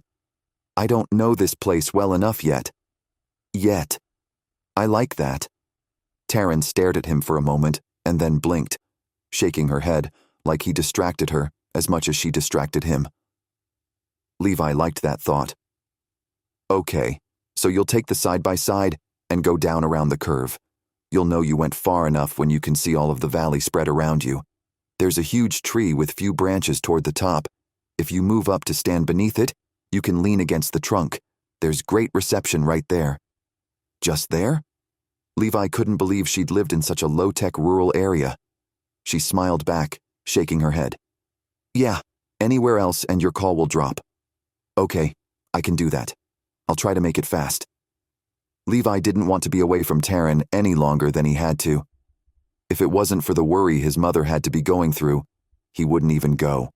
He'd wait for Tarryn to join him. She waved her hand and shook her head. "Nah, don't worry about it. You're good. Take your time. Touch base with as many as you can or as long as the battery will allow." She winked. "I might have purposely only given you a 3/4 charge." Levi laughed, pushing himself out of the chair and walking to her, throwing his arms around her and lightly picking her up to spin her around. He set her down, pretending not to see the surprise in her eyes or in the slackening of her jaw. One day he would get through to her that she was worth so much more than her ex had convinced her. One day, if he had his way, he'd take a lot more than one day to spend time with her. After he set her down, Tarryn's cheeks pinkened, and she smoothed the hair by her sloppy bun. Anyway, let me know if you need anything." "Are you sure you don't want to come?" Levi didn't want to leave. He loved being around her and her quiet, calming presence that also left him feeling more alive than he'd felt in a long time. "I thought I'd relax for a bit and then finish getting things ready for our trip into town at the end of the week. I don't need help with that." She smiled, a distracted look in her eyes. "Sounds good. I'll be back." He couldn't wait to talk to his family and get them all caught up. Even better, he couldn't wait to introduce his family to his wife. After 10 minutes on the UTV, Levi rounded the corner of the mountainhead, the trail leading past a large tree exactly as Tarryn had described it. He parked the vehicle and sighed as he climbed slowly from the driver's seat. He couldn't believe how much energy his injuries had sapped from him. He plodded up the slight incline from the UTV to the side of the tree, clenching the phone in his hand. He reached out, resting the palm of his hand against the rough, cold bark. Taking a long inhale, Levi tested the tenderness of his ribs. He was almost healed. There were moments where a sharp pain would grab his attention and remind him he'd been injured, but most of the time a dull ache would let him know he'd pushed too hard. But that morning, he just felt good. He just felt happy. Flipping open the face of the older phone, Levi stared at the keypad. He couldn't remember his mother's phone number. All numbers had been stored in his cell phone directory. He never had to remember anything, and there he was, virtually stranded, and he had no way to call his family. After a couple minutes of trying to remember the phone numbers of his family, Levi punched in the number to the family office. That number had never changed in all the years they'd owned it. The phone rang, the sound clear and with little reception issues. "This is Brock." Brock's deep voice could have been from him sitting there on the mountainside next to Levi. Levi blinked back tears. He hadn't realized how much he'd missed his family.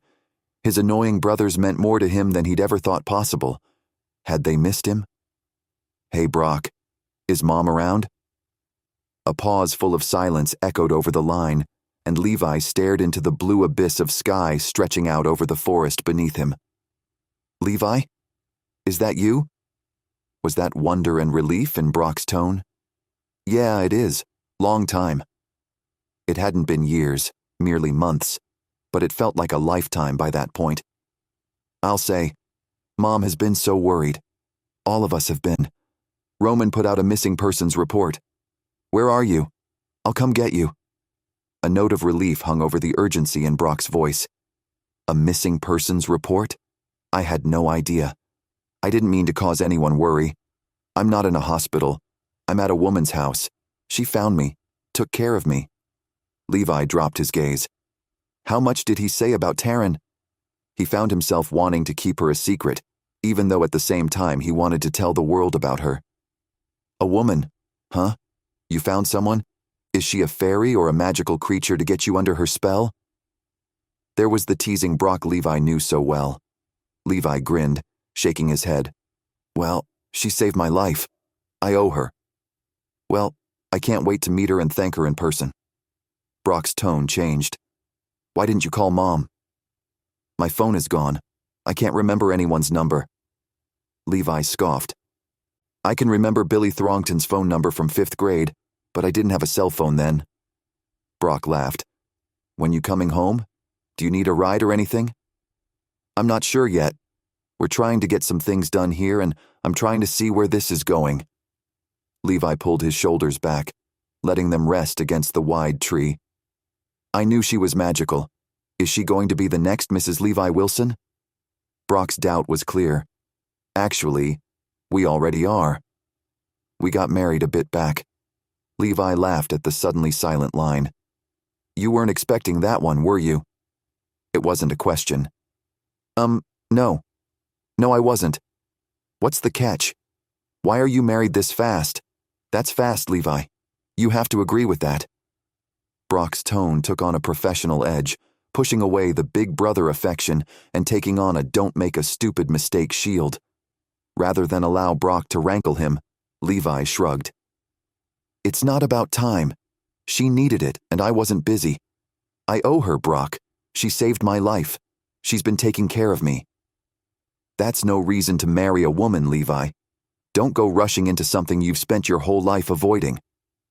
Brock's voice cracked with concern. Levi worked to keep the levity in the conversation. "What's this, Brock? Slack because I don't marry, and now slack because I did?" His stomach knotted. He didn't want to get in an argument with Brock, but he also didn't want to doubt his life choices that he was feeling pretty good about until that moment. Brock sighed. "Look, I'm not saying marriage is bad. I'm just worried that we haven't heard from you in months, and then suddenly I get a call, and you're announcing you're married to a woman who saved you. Where are you? Why don't I come get you and we can work this out with the family?" Levi shook his head, even though Brock couldn't see him. "No, that's okay. It's not that I don't want to see you guys. I'm still pretty sore and it's kind of hard to get up here. I'll reach out soon and see if I can talk with Mom. Can you let her know I called and that everything is fine? Levi, I really think we need to talk about this. What if you can't trust this woman? What if she's after your money? You have no idea what the truth is. You can't research anything because you've been injured. Brock, I'll have to talk to you later. The connection is getting fuzzy. Thanks. Levi pulled the phone from his cheek and snapped the face of the cell down. He didn't need to be lectured, and he certainly didn't need to be told to distrust the one person he was finding it easy to trust. She wouldn't lie to him, and he didn't have to prove it to anyone. Chapter 30. Tarryn standing on the porch with her arms folded in the slight breeze, Tarryn wished things were different. She wished Levi's mother wasn't on her way to her house to try to buy Tarryn's family property out from under her. That meant that Tarryn's in-laws were on her ex-husband's side. Right off the bat, that couldn't be good for a marriage, contracted or not. The sound of wheels crunching on snow and gravel carried to her before the rumble of the engine reached her. Tarryn's shoulders tensed and she took a steadying breath. Okay, maybe a few inhales and exhales to get her nerves under control. She had to ignore all of the excess. Levi, her feelings for him, the fact that they were married, her ex and his problems. Everything and nothing else mattered while she was speaking to the couple coming to coerce her into selling her property. The answer was no. It would always be no. It had to be number. This was all she had left of her family. It was all she had left of who she was. She couldn't let anything make her give it up. The black SUV crested the incline of the drive and pulled to a stop at the curve before the loop. Sudden silence echoed through the trees on the mountainside when they turned off the motor. Tarryn clenched her fingers into the crux of her arms, trying not to grit her teeth. She pasted a neutral, only slightly welcoming smile on her mouth and lifted her chin. They were after one thing, and that wasn't to meet their new daughter-in-law they knew nothing about. In fact, they wanted to take her home away. She had to keep that in mind. They were on Joe's side, not Tarryn's. If they had the chance, they'd take Levi from her, too. An older couple stepped from the vehicle, their shiny western boots crunching on the packed-down snow as they moved. The older woman with silver-laced brunette hair falling around her shoulders rounded the front of the SUV, smiling hesitantly at Tarryn before she flicked her gaze to the man who shut the door behind him. These were the two Levi had spoken of. They'd been jilted by the ones they loved, with each other.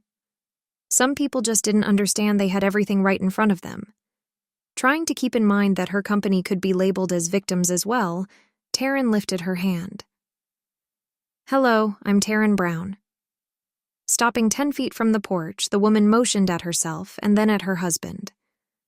"I'm Elizabeth Wilson, and this is my husband, David Dean." She smiled. "Newlyweds. We'll fix our last names later." David ducked his head to the side, murmuring something that sounded like she didn't have to do anything she didn't want to. Tarryn gritted her teeth. She didn't want to like them. She didn't want to be friendly with them. She had to keep herself hardened against their charm. This was her home. She glanced toward the small log cabin her father had built with his dad when he was just a kid. She could almost see them working together, surrounded by the fresh green of spring buds, not the white and dark of abating winter. Tarryn nodded. "Nice to meet you." She stared at them. She wouldn't invite them inside. That wasn't an option. The goal had to be to tell them no and get them on their way. Levi would be back at any moment. He had to. The woman cleared her throat, the sound like Levi when he cleared his. Tarryn clenched her fingers into fists as Elizabeth spoke. "Are you Tarryn Brown?" Maybe Tarryn should say her name was actually Tarryn Wilson now, but that wouldn't help her cause in any way. She nodded slightly as she spoke. "I am, and my land isn't for sale." Tarryn held the appropriate smile on her face, but she could feel the cement in her resolve tightening further. Elizabeth glanced at David, her own neutrality holding firm. "I understand that's how you feel. I'm really just—" She fell silent and dropped her gaze, staring at Tarryn's sock-covered feet for a long moment. Finally, she lifted her gaze and tilted her head to the side. Look, I'm going to be honest. I really want this land. I want it because there's so much potential, and because there's more room for our family to spread out. All of that is true. But I think I want it the most because my son is missing, and he went missing near here, and I feel like this is close to him. I don't even know if he's dead or alive, but I know he's been out this way. And for the chance to feel close to him, even fleetingly, I'll pay whatever you want.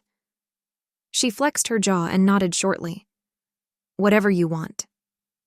Tarryn bit back her confession of Levi's whereabouts, that she even knew he was okay and alive and not far away, and swallowed down the feelings of guilt welling inside her. She couldn't give in. This woman's son wasn't dead, and she'd find out soon enough. But Tarryn's family was all gone, and the land was all she had left. That had to remain her focus. That had to stay her goal. Tarryn had no misconceptions that Levi would stay once he found out his family was looking for him. And after the way she was running his mother off that morning, she'd never get to keep him, no matter what he promised her. I'm not trying to be rude, Ms. Wilson, but I am blunt. I've been through too much not to be. To put it as plainly as I can, this is my family's land. I'm 5th generation on this land, and my ex-husband has no right trying to sell my place out from under me. He knows this. He's just greedy enough to try. And now he's given you false hope. I'm sorry you can't find your son, but he's not going to be at the end of this rainbow. Tarryn adjusted her folded arms, aware of the lies piling up around her. Elizabeth blinked at the suspicious brightness in her eyes and nodded. Is there a number that would convince you to reconsider selling? I'm not interested. There aren't enough zeros. I'm sorry. Tarryn pressed her lips into a semblance of a smile, but she wasn't dumb enough to think it held any comfort. Nothing about that day felt right. The sooner they left, the sooner Tarryn could claim her day back. Elizabeth looked out over the valley that could be seen from where they stood, and then she looked at David, her expression unreadable. Well, I think this woman has spoken her mind. We best respect it. Tarryn swallowed. There are 2 pieces.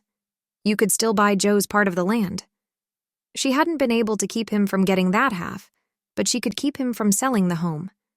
She didn't want him to sell it, but she also wasn't sure she'd be able to buy it, not when he was so desperate to sell immediately. She wants both, but thank you. David inclined his head and reached out, taking Elizabeth's hand in his. Thank you for entertaining our request to be seen. He smiled softly at Tarryn, but turned his attention to his wife. The sweetness in his expression about broke Tarryn's heart. She'd never have that. Not after Levi found out the truth. Even if she was honest and he did find out and everything worked out, she'd never be a part of his family. They'd remember the way she treated them, and she'd never be accepted. One more way Tarryn would always be alone. What is your son's name? Maybe I can ask around when I'm in town. Tarryn hoped against hope it wasn't Levi, even though she knew in the depths of her soul it was. Levi Wilson. You wouldn't be able to miss him. Elizabeth lifted her chin. Let me know if you change your mind. We're definitely interested. Tarryn smiled and waved as they drove back down the hill. She wasn't going to change her mind, but Levi would change his. And for the briefest moment, Tarryn wouldn't blame him, no matter how many promises he'd made. Chapter 31. Lily bending over and cradling her small child in her arms, Lily swiped at her damp forehead with the back of her sleeve. She wouldn't have agreed to baking that day, but Taylor had said something about Elizabeth's spirits being down, and no one liked when the older woman was out of sorts. She'd become like a second mother, or even a better mother, than their own. Lily had volunteered to make cookies since Carrie was busy with her bakery. Plus, no one enjoyed making no-bake cookies because they were hard to get just right. Not for Lily, the chocolate cookie clusters were right up her alley since the oven wasn't involved. She leaned to the side, holding the baby tight against her chest as she plopped a spoonful of the hot cookie mix onto the wax paper sitting on the counter. There, that'll do it. If these don't make Grandma happy, I don't know what will. But Lily did know. Levi coming back would make Elizabeth happy. He'd been missing, and no one in the family knew where he'd gone. Brock and Roman had their suspicions that he wasn't alive, but they weren't telling anyone but Lily and Taylor. A secret Lily wished they would have kept to themselves. Her phone rang, sitting on the far counter away from the oven and stovetop. She licked the chocolate from her fingertip and picked up the phone, swiping across the glass to answer her husband's call. "Hey, Brock, I'm almost done with these cookies, and we can run them out to your mom." "Have you talked to Mom?" Brock's breathless reply took Lily by surprise. She shook her head, even though he wasn't there to see it. "Number, I haven't. I think she's out looking at a property or talking to someone about their place. I'm not sure. She's supposed to be back this afternoon. Do you need me to call her?" Lily edged into the living room, rocking the quieted baby in her arms. She had a hard time putting her baby down. She just couldn't seem to go very far. Not when it was so hard to get pregnant with him. She sat down on the couch nearest the kitchen, anxious to give her feet a rest. "I just heard from Levi." Brock's solemn tone made his statement that much more shocking. He normally teased about everything, goaded her into laughter. But there was nothing funny about his words or his tone. "You heard from Levi? He's okay?" Lily stared at the wall beside the front door, unseeing as she waited for his answer. "He sounded fine. He said he was on the side of some mountain because there was inadequate reception at the woman's house." Brock paused as if he couldn't process what he'd said either. "Woman's house? What is he doing? Did he shack up with someone and not tell anyone?" Lily wrinkled her nose. Levi usually disappeared for stretches at a time, but never so completely, and never without a heads up on where he was. And never with a woman. "I guess she saved him or something. I don't know.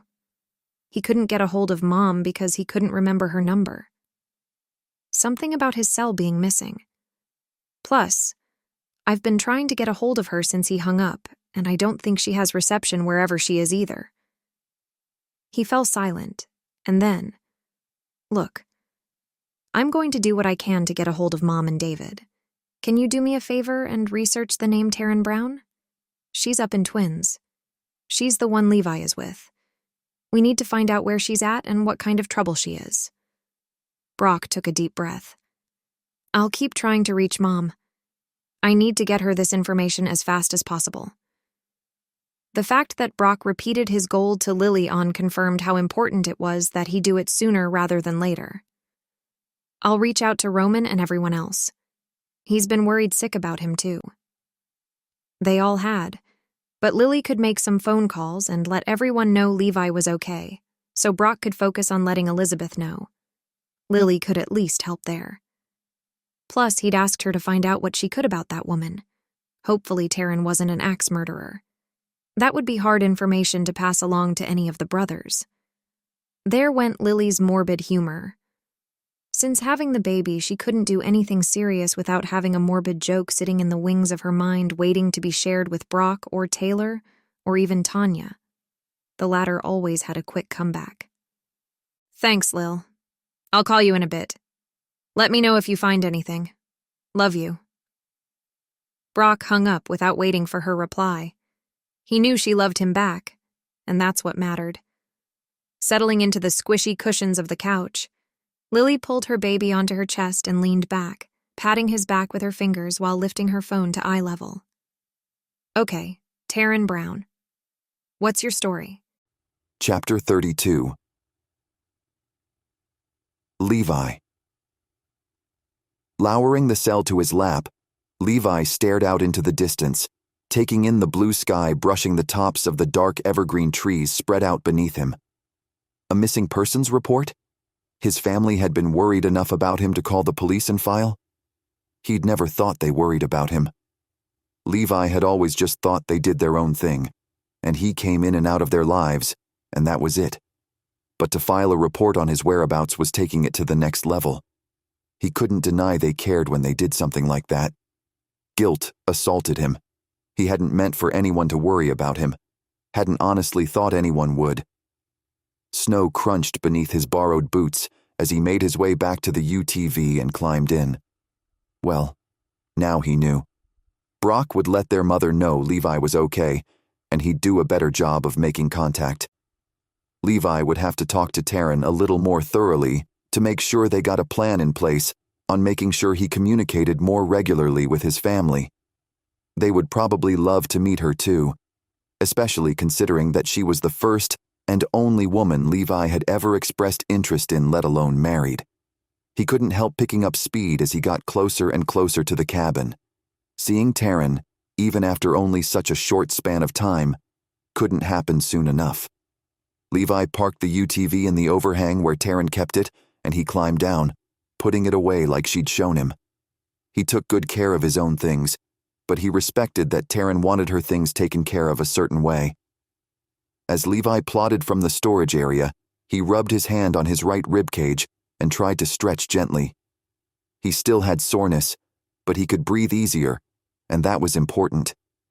His gaze dropped to the ground, up to the house, and then back to the ground.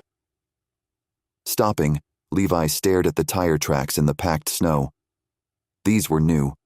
Battaglia had left tracks, but his were closer to the house. These were narrower, more like an all-wheel style. They were definitely fresher than Battaglia's. Levi jerked his head up, staring anxiously at the house. He broke into a lope, hurrying toward the front door. "Tarryn, are you in here?" The door opened, leaving Tarryn framed in the doorway with a towel in her hands as she dried a dish. She quirked her eyebrows at him with a soft smile. "Yeah, I'm in here. You okay?" Her smile faded, and she studied him with concern. "Seriously, Levi, are you okay?" He waved his hand and shook his head, taking a deep breath that hurt, but also had a reassuring edge to the pain.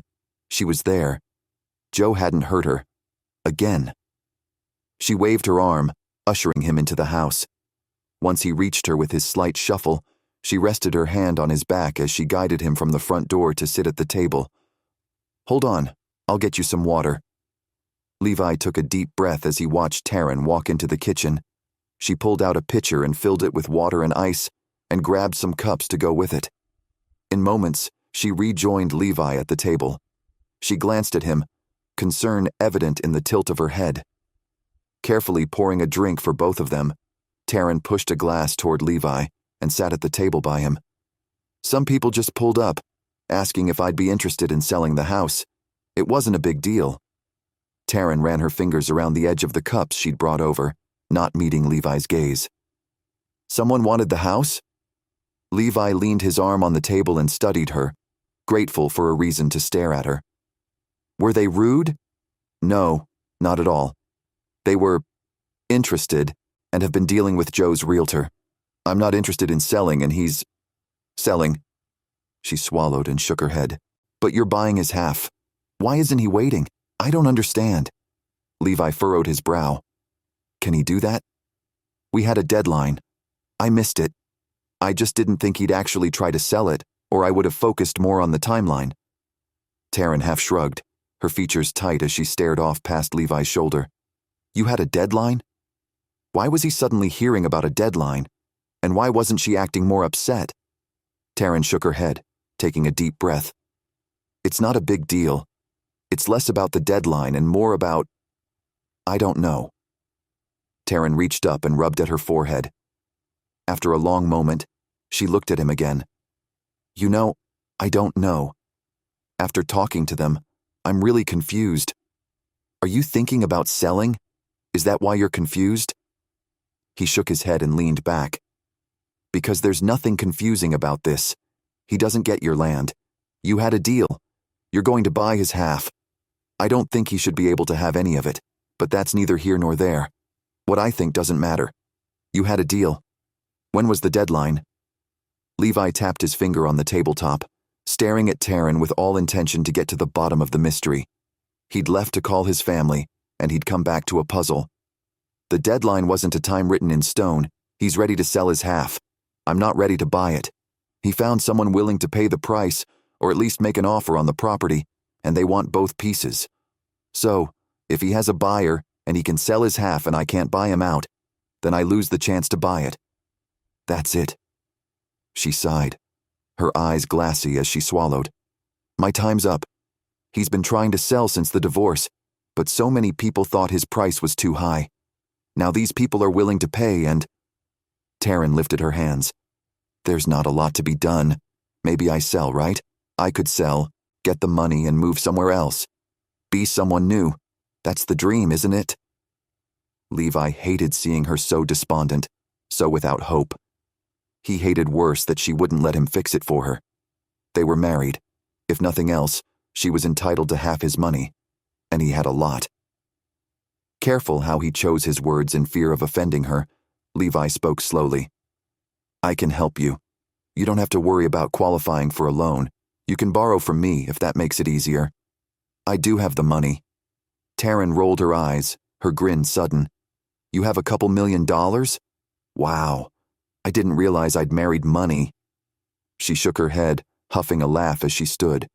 Hold on, smells like lunch is done. Levi hadn't even noticed until that moment when she mentioned it, the delicious scent wafting around the cabin. She was at it again. Tarryn's cooking was enough to make Levi consider marriage for real. And everything else about her. Maybe falling for his wife was a good thing. Maybe he wasn't in danger of having his heart broken. Maybe his mother was a different person than every other one out there. All he had to do was convince Tarryn to meet him halfway.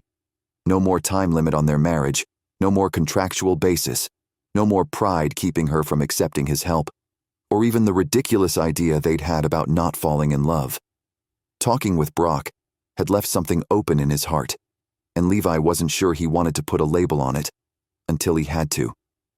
And maybe that time had come. Maybe now was a good time to put a label on the fact that he couldn't wait to introduce Tarryn to his family. He jumped to defend her to Brock.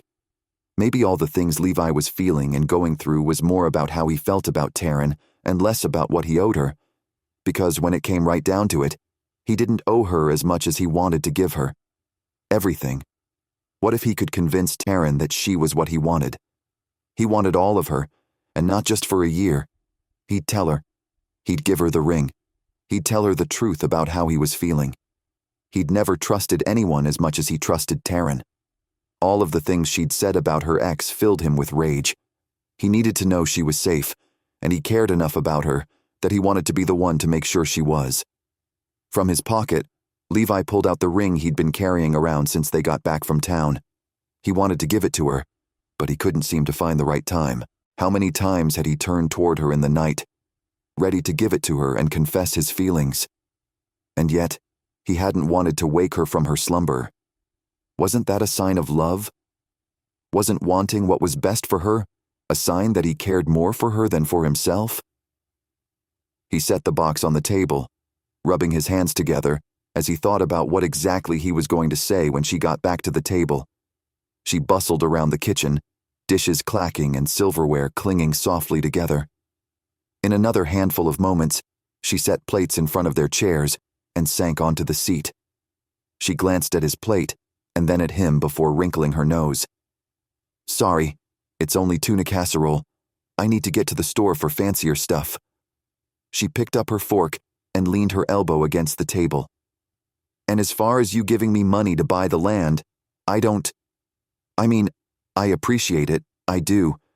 But if you give me money to buy the land and I have to pay you back, which I would, she pointed her fork toward him, then the land would essentially be in your name. Not to mention it would take me more than our year contract to pay it off, which means we wouldn't have the clean break we both said we wanted.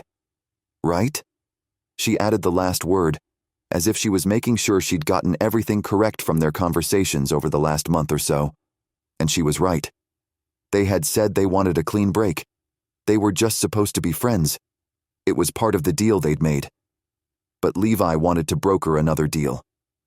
He picked up the box with the ring in it and slid it across the table toward her, holding his fingers on the top of the closed container as he said, "What if we reconsider the terms of our agreement?" Tarryn stared at him, her eyes questioning as he pulled his hand back. As if in slow motion, his knuckles knocked into the cup of water she'd poured for him, toppling it to the side. Water spilled everywhere, spreading across the table and seeping between the wooden slats. Levi couldn't move as fast as he wanted to, but he reached out, trying to catch some of the liquid in his hands. I'm sorry. Dang. Could he have been a klutz at a worse time? Tarryn grabbed the hand towel from her shoulder and mopped at the water on the table. She chuckled. It's not a big deal. It's just water. I'll go get some towels. Just a second. Levi stood, moving as quickly as his stiff muscles would let him. Tarryn had a stack of worn towels in the bathroom on the shelf above the nicer towels. He knew right where they were. She'd told him since he was company he wasn't allowed to use the old towels. What a perfect purpose to have for old towels. Cleaning up a mess that the company made. Maybe after the mess was cleaned up, he could get back to changing the course of their agreement. Chapter 33. Tarryn Levi had pushed a ring box across the table toward Tarryn. As Tarryn did her best to move items out of the way of the spilled water and to clean up the mess, that's all she could think about. The ring box sitting on the table, untouched by the water puddle. What had he meant? Renegotiate their deal? Why would they do that? With a ring? What was going through his gorgeous head? And why did Tarryn have a bad feeling in her gut? He should be back any moment with more towels from the bathroom. And Tarryn froze. The bathroom. He'd gone into the bathroom for old towels. The ones she used to hide his cell phone and pocket knife. Her heart pounded furiously. What was she going to do? Maybe he wouldn't find them. Maybe he'd grab towels and the basket was back far enough and he wouldn't even think to look inside. Maybe he was in a big enough hurry that he just wouldn't notice. Please, let that be the case. Let that be the way things happened. But Tarryn wasn't stupid. Lying eventually caught up to her. And it usually caught up to her when the moment was perfect for a new deal, a ring, and maybe even the ideal evening. Of course, it would happen to her. She had no experience in her life to think she'd be able to avoid the worst of it. As Tarryn crouched on the ground, trying to mop up more of the water with an already dripping towel, she closed her eyes at the sight of Levi's boots approaching her from the hallway. Would he know that she blinked back tears at what she knew was coming? She had to be able to keep some of her pride. She couldn't lose everything she was, and Levi would take everything she was with him. He just would. He stopped in front of her, dropping down to rest on his haunches as he watched her, waiting for her to look up at him. She knew what he was doing, but she couldn't do it. She was a coward, and she knew it. He'd never gotten mad at her. Not up to that point. But he had no idea she'd been lying to him, hiding so much from him. After a moment, Tarryn glanced up. Oh, thanks. She took the towels from his one hand, ignoring the one with the cell and knife in it, and went back to cleaning up the mess. She ignored the confusion in his gaze, the ring box on the table, and the gnawing pit of sadness and fear as she waited for him to stand and start kicking her. Tarryn. Levi's voice didn't sound upset. He seemed calm and confused. Tarryn? The last as a question that Tarryn couldn't ignore. She pressed her lips together and finished wiping the last of the water from under the table.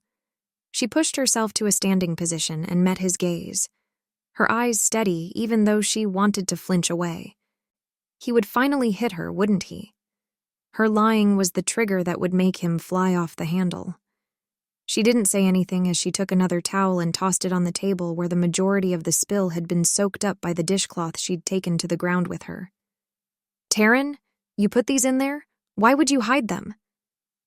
Levi still didn't sound mad. Why didn't he sound mad? Tarryn turned back to him. She'd never been one to run or hide from something she'd done. Even things she hadn't done, she'd rather face whatever Joe was going to do to her rather than avoid it. Get it over with was her motto. Get it over with and move on to healing. What do you want me to say?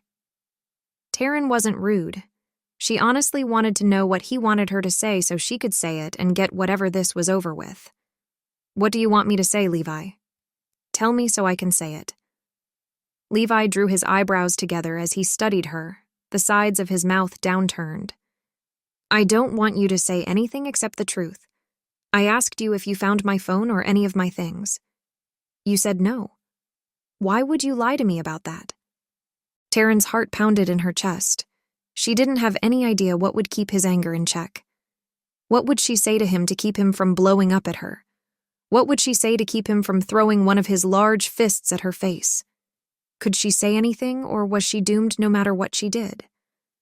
Rather than say the wrong thing, Tarryn stared at Levi, her arms hanging limply at her sides. He shook his head, the early afternoon light reflecting off the snow outside to cast rays across his cheeks, making them look more angled, possibly more angered. Was he mad? I just want the truth. Can you give me that? Levi ended on a sigh, his words soft and without rancor. Could she? Could Tarryn trust herself to be honest? She licked her lips and cast a glance to the side. It's not that I don't want to be honest with you. I don't want you to leave. I promised I wouldn't leave you, Tarryn. You have to trust me. I'm not your ex. Levi folded his arms, his head tilted slightly back. But you need to be honest with me. I deserve that at least. You do. Tarryn nodded, her eyes tearing up. He did deserve the truth, but Tarryn wasn't sure she could give it to him. She didn't know what the truth was anymore. She stared at him, her eyes wide as her chest rose and fell. Please, Tarryn, tell me the truth. Did you know there's a missing persons report out on me? Disbelief darkened Levi's eyes as he watched her. She slightly nodded and he inhaled sharply. He shook his head. Why would you do that? Why would you hide something like that from me? Why would you hide my things? They're not worth anything to you. My mom was so worried about me, she involved the police. He stared at Tarryn like he'd never seen her before. She couldn't say anything for the longest time and then gasped, like coming up for air. And she blurted, I lied. I didn't want you to leave me. I didn't want to lose you. I just wanted to have the fairy tale for once. Just once. And I didn't want them to take you away. Levi stepped forward, bracing his hands on the back of the chair. I'm still here. I haven't left. They can't take me away. I need you to be honest with me. You can't say I would leave when you didn't know for sure. I've proven that I'm not going to abandon you. Why would you think that I would do that? You can't hide something like this. He continued staring at her, no accusation in his eyes, but something like pain in the lines around his mouth. Had she hurt him? Had she let him down?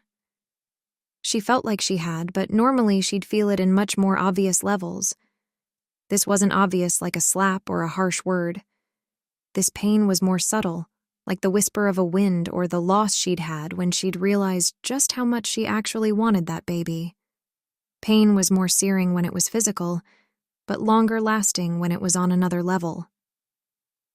Levi dropped his head, staring at the ground. After a few deep breaths, Tarryn watched him spin on his heel and walk outside. She knew it. She knew he'd leave. He was leaving just like he'd promised he wouldn't, leaving Tarryn to feel even worse about herself than she had with Joe. She sank to her knees, crushing the knuckles of her right hand against her lips until her teeth bit into her skin. He was going to leave her. Even if it wasn't right at that point in time, he'd leave her. He had no reason to stay, and Tarryn wasn't sure she could give him one. Chapter 34. Brock. As soon as Levi hung up with Brock, he dialed his mother's number. Straight to voicemail. He dialed again and again and again. He'd called Lily, and then continued trying his mother. Brock had to get a hold of his mom. He had to. After 20 minutes of hearing the starting words of his mother's missed call message, the phone finally rang 3 times, and Elizabeth answered. Hey, Brock. His mom's voice sounded discouraged, but also like she was happy to hear from him, something he wasn't sure he was going to contribute to or take away from. Mom, I heard from Levi. Brock waited for the gasp or some kind of acknowledgement, but instead of his mother saying anything, David was suddenly on the line. Brock, just a second. We're going to connect the phone to the car system so we can both hear. Your mom is in some kind of shock. Shuffling and rustling sounds filled the sudden silence, and then a beep, followed by David's voice sounding hollow, but clear. "Okay, we're set. You still there?" "Yeah. Did you hear me, Mom? I spoke to Levi not more than half an hour ago." He couldn't believe he'd spoken to his brother out of the blue like that. "I don't understand. Why didn't he call us?" David's voice replied. Maybe Mom stayed silent. He couldn't find his cell phone, and the only phone number he remembered that would be helpful was the office. Brock leaned back in his chair, rubbing his eyes with his thumb and index finger. "He said he's married to some woman named Tarryn Brown. I'm not sure about the other details, but apparently this woman saved his life. She lives up by Twins, but I'm not sure of her address.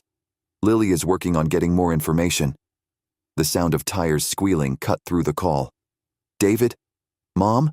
You guys okay? What's going on?" Brock sat up, resting both elbows on the top of the desk and staring unseeing at the floor a few feet from the door. "We're fine. Tarryn Brown is whose house we just left. We're going back to find Levi." David's voice held more steel than the Golden Gate Bridge.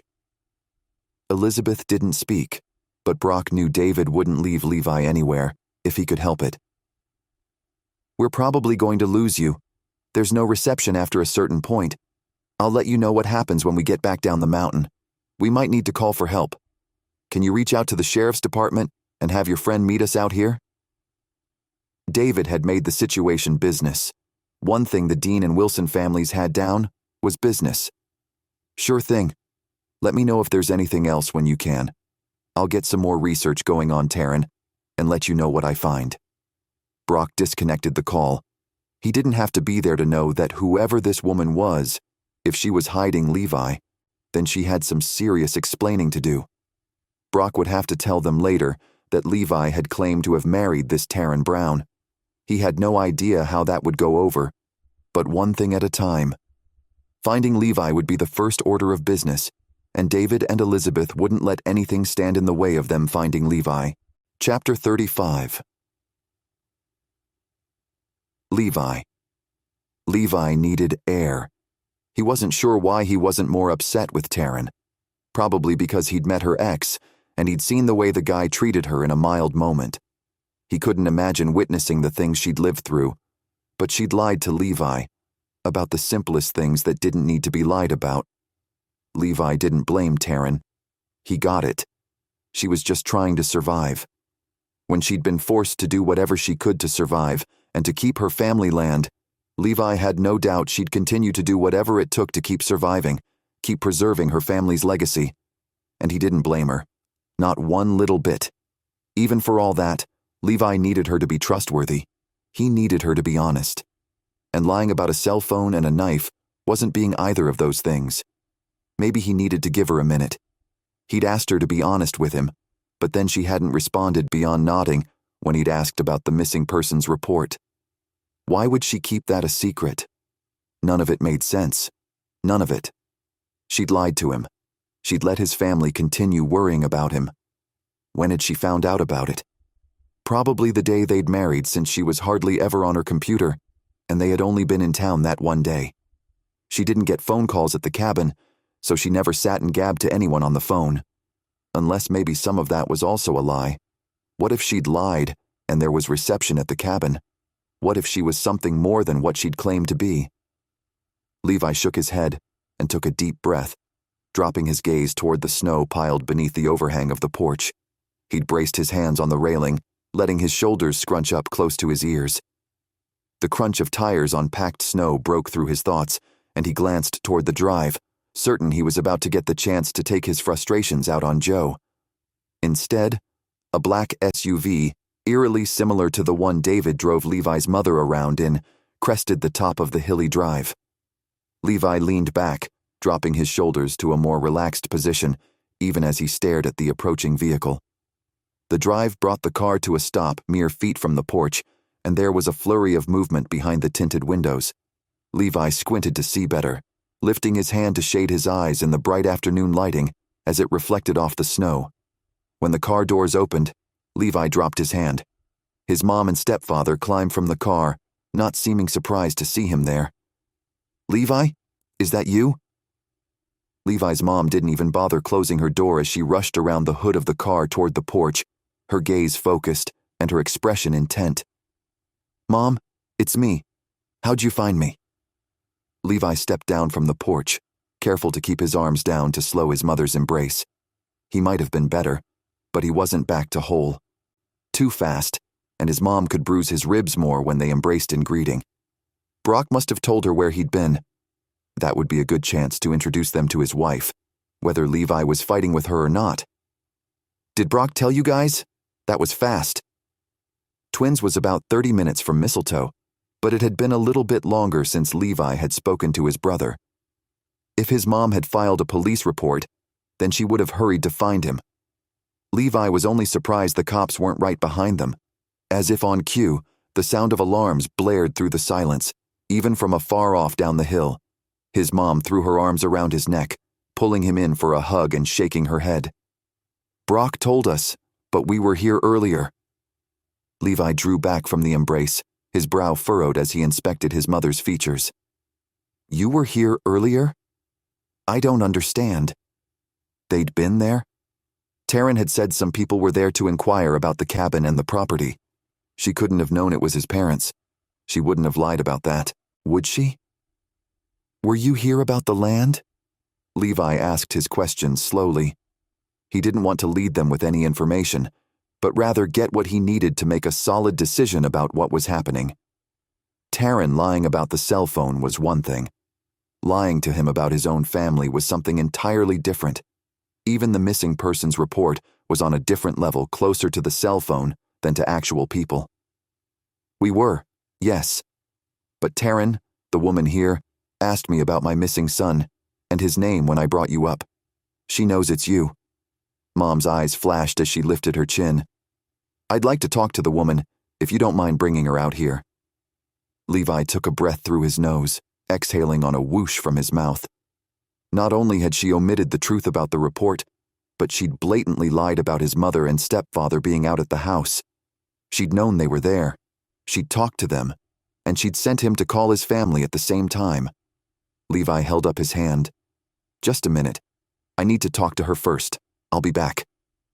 He glanced back at his mom as if to say, "Stay here," before he ducked back inside the cabin. He'd left Tarryn in the living room when he'd walked outside after the first big reveal. Returning, he found the front rooms empty. He couldn't think beyond finding Tarryn, getting the answers he needed from her. He'd listen. He'd give her the benefit of the doubt. All she needed to do was be honest with him. He ignored the ring box sitting on the table. That was for another time, another dimension. Things weren't looking good for the hopes he'd had for that ring. Levi could overlook all of it, even the lie about his parents, but she needed to own up to what she'd done. His father had never been honest.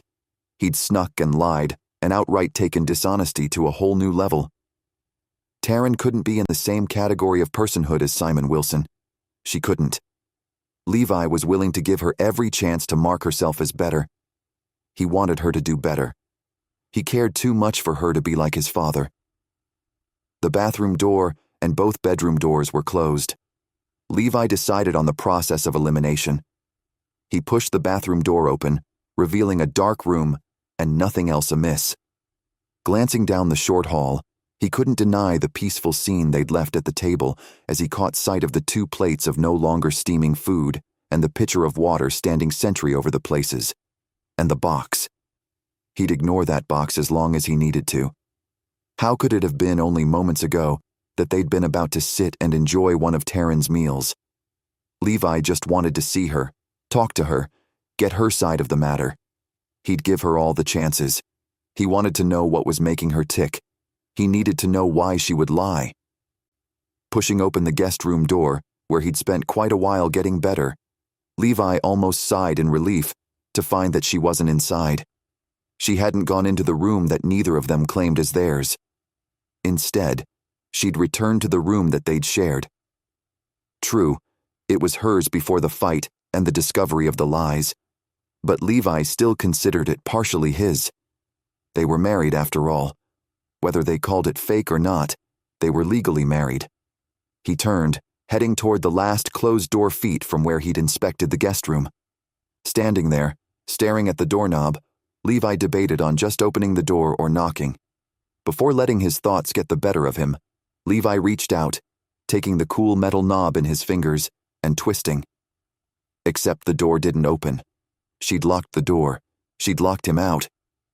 Tucking his chin and blinking several times, Levi licked his bottom lip and then rapped his knuckles on the paneling. "Tarryn, are you in there?" He knew she was in there. He wasn't an idiot, but what else did he say? "I want to talk this out with you. My mom and stepdad are here. They said they were here earlier, and they met you and you knew who they were, that they're my parents, and that they were worried I was missing." He left the explanation there in the still air of the cabin. He closed his eyes. "Baby, please, answer me. I'm trying to understand. I am. But you're not making it very easy. Can you please just come out and talk to me? We can work through this. I just need you to tell me what happened. Tell me why." He rested his hand on the door, careful to keep his touch soft and quiet. If he tried hard enough, could he see her through the door? If he didn't know better, he'd think she was purposefully ignoring him. Except, Levi was starting to think maybe he didn't know better about anything. Just when he was about to break down the door to make sure she wasn't in the room passed out or something, he heard her sniff from just on the other side of the panel. "Levi, just go. Leave." He worked past the sudden constricting of his throat. She'd told him to leave. He'd promised he wouldn't go unless she wanted him to go. He'd promised. She'd said she'd never want him to leave, and there she was, telling him to leave at the first hint of trouble. Trouble he hadn't been the cause of. Trouble that he would completely forgive her for if she'd just talk to him. "Just talk to me, Tarryn. Tell me what's going on. Why are you lying so much to me? What did I do?" He knew what he'd done, though. He'd been her husband. Tarryn didn't know how to be anything else with a man. She didn't understand that he wasn't Joe. She couldn't see them as two separate people. Even though she knew they weren't the same person, that didn't mean that she understood they wouldn't react the same way. For some reason, Levi didn't want to compound the trauma she'd had with her first husband by forcing her to keep her second husband around. And Levi didn't want to be that guy that didn't listen to her. No matter how much he wanted to fight what she was saying to him, she didn't want him around. He didn't believe her, but at the same time, he couldn't argue with her when he'd promised. He'd said he'd leave once she didn't want him around anymore. Her demand that he leave paired with the lies and deceit left a bitterness of betrayal coating his tongue. Levi closed his eyes, pressing his fingers flat onto the door. He nodded, swallowing before he opened his eyes. "Okay." His whisper barely reached his own ears. For a moment, he paused, and then he spoke softly. "I would have listened, Tarryn. I could have been here for you. I could have... No, I would have." He didn't say anything else. She'd told him to leave, and he was going, but not without feeling like he was leaving something terribly important behind. He turned on the ball of his boot, striding from the cabin, like looking back might turn him to salt. When he burst from the doorway onto the porch, his mom turned toward him, her eyes filled with alarm. "Levi, are you okay?" She shot a glance past him, and then returned her gaze to his face. The door swung shut behind him, and he smiled tightly. "Nothing I didn't expect. I'm fine. Let's go home." Except, he didn't want to go anywhere but there, his home, with his wife, fake or not. He didn't want to leave, but he had no choice. She'd told him to go, and he'd made promises. The last thing he wanted to do was be someone who let her down. Tarryn might be a liar, but she was one of the bravest people Levi knew. If she wanted him to leave, and survival was her specialty, then him leaving would only help her succeed in that endeavor. Even though it was tearing Levi up inside, he had to accept that she didn't want him there. She wouldn't talk with him. He wouldn't force her. What else was he supposed to do? Chapter 36. Tarryn. The wood grain of the door pressed into Tarryn's forehead. Her eyes closed. She breathed shakily through her nose, wiping at her cheeks as she waited for Levi to say something more. She'd told him to leave. Was he leaving? And then the front door closed. Wait. She'd told him to leave, but she hadn't meant it. She didn't want him to leave. She'd tell him whatever he wanted to hear. The truth would hurt, but not as much as his absence would burn. What had she done? Her fingers fumbled with the door handle of their room. She yanked the door open, her eyes wide open as she scanned the interior of the cabin. Gasping, she rushed to the front door, yanking it open too. She jerked to a stop at the sight of the red brake lights disappearing down the hill. Levi? But she knew her plaintive cries were worthless. Too late. She'd made another stupid mistake and told him to leave. She'd told him and he'd left. He'd promised he wouldn't leave until she told him to. She'd done exactly that. The tears came unfettered down her cheeks, rushing in heated regret to drip off her jawline. After a moment, she reached up and wiped the back of her hand under eyes. She'd done this. There was nothing else she could do. Crying wouldn't fix it. Crying wouldn't do anything. And in moments the engine sounds disappeared as well, leaving behind an eerie silence that only spotlighted how alone Tarryn really was. How vulnerable she'd become. Joe could come out at any moment. Anyone could, and there was nothing Tarryn could do about it. But that wasn't the point, was it? That's not why she was so upset Levi was gone. But Tarryn shut down that thought process. The deal was that they wouldn't fall in love. They'd promised they wouldn't. She hadn't only wanted that rule in place to protect them from undue attachment, but also as a protection plan for her heart. She'd loved a man who had abused her. The last thing she needed was to love a man who would leave her. And yet, there she was. Fallen. Broken. And nothing she did was going to fix it. She'd lied and he'd found out. Dang, if he hadn't even given her every opportunity to stick up for herself, to explain. But she'd run. She'd refused to take it. She'd hidden in a stupid bedroom and refused to talk to him. She'd told him to leave. Her heart refuted her attempts to justify it. She'd made the mistake of listening to her pride, and now she was going to have to suffer the consequences. Tarryn turned back to face the inside of the suddenly empty cabin. She paused at the threshold. Did she really want to be there by herself? What was the big deal? She shook her head. This was her home. It was all she had left of anything. Levi and she would have to see each other at some point. They were legally married, but they didn't need to see each other at all. Tarryn had been able to divorce Joe without seeing him. Everything had been handled by the lawyers. That's probably what Levi would want to do with Tarryn. She'd lied to him. She'd refused to talk to him about anything. If Levi was smart, he'd take the first chance he could to dissolve the marriage and move on. Tarryn would advise him to do that, and she didn't want him to. Tarryn lifted her chin and moved inside. That was her home. She refused to be lonely in her own home. She'd been alone in there before Joe and after Joe. She'd been alone before, but Levi's absence was significantly more palpable.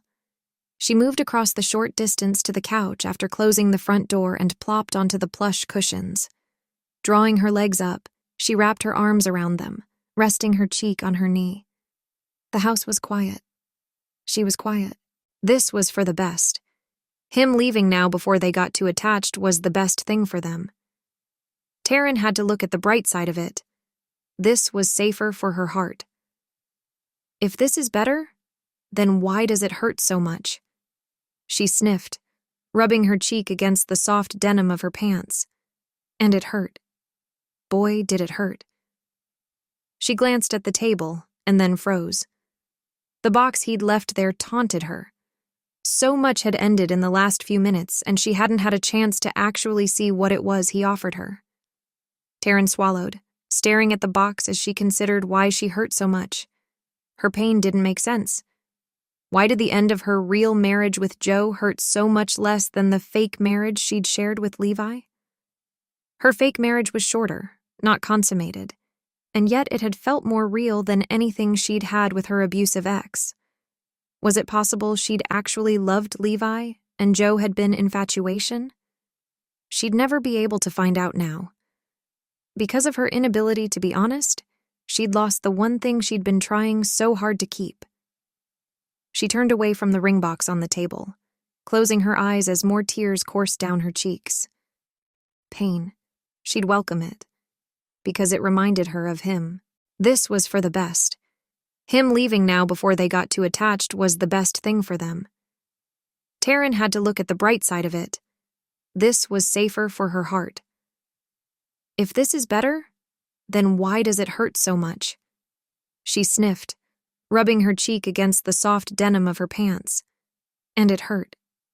Boy, did it hurt. She glanced at the table and then froze. The box he'd left there taunted her. So much had ended in the last few minutes, and she hadn't had a chance to actually see what it was he offered her. Tarryn swallowed, staring at the box as she considered why she hurt so much. Her pain didn't make sense. Why did the end of her real marriage with Joe hurt so much less than the fake marriage she'd shared with Levi? Her fake marriage was shorter, not consummated, and yet it had felt more real than anything she'd had with her abusive ex. Was it possible she'd actually loved Levi and Joe had been infatuation? She'd never be able to find out now. Because of her inability to be honest, she'd lost the one thing she'd been trying so hard to keep. She turned away from the ring box on the table, closing her eyes as more tears coursed down her cheeks. Pain. She'd welcome it, because it reminded her of him. Chapter 37. Elizabeth. Elizabeth could breathe again. She could breathe because her son was in the car. She knew where he was. She could hear his voice, see him, and she wasn't worried he was dead in a ditch somewhere. She could breathe. Why then did it feel like she shouldn't feel so good about it?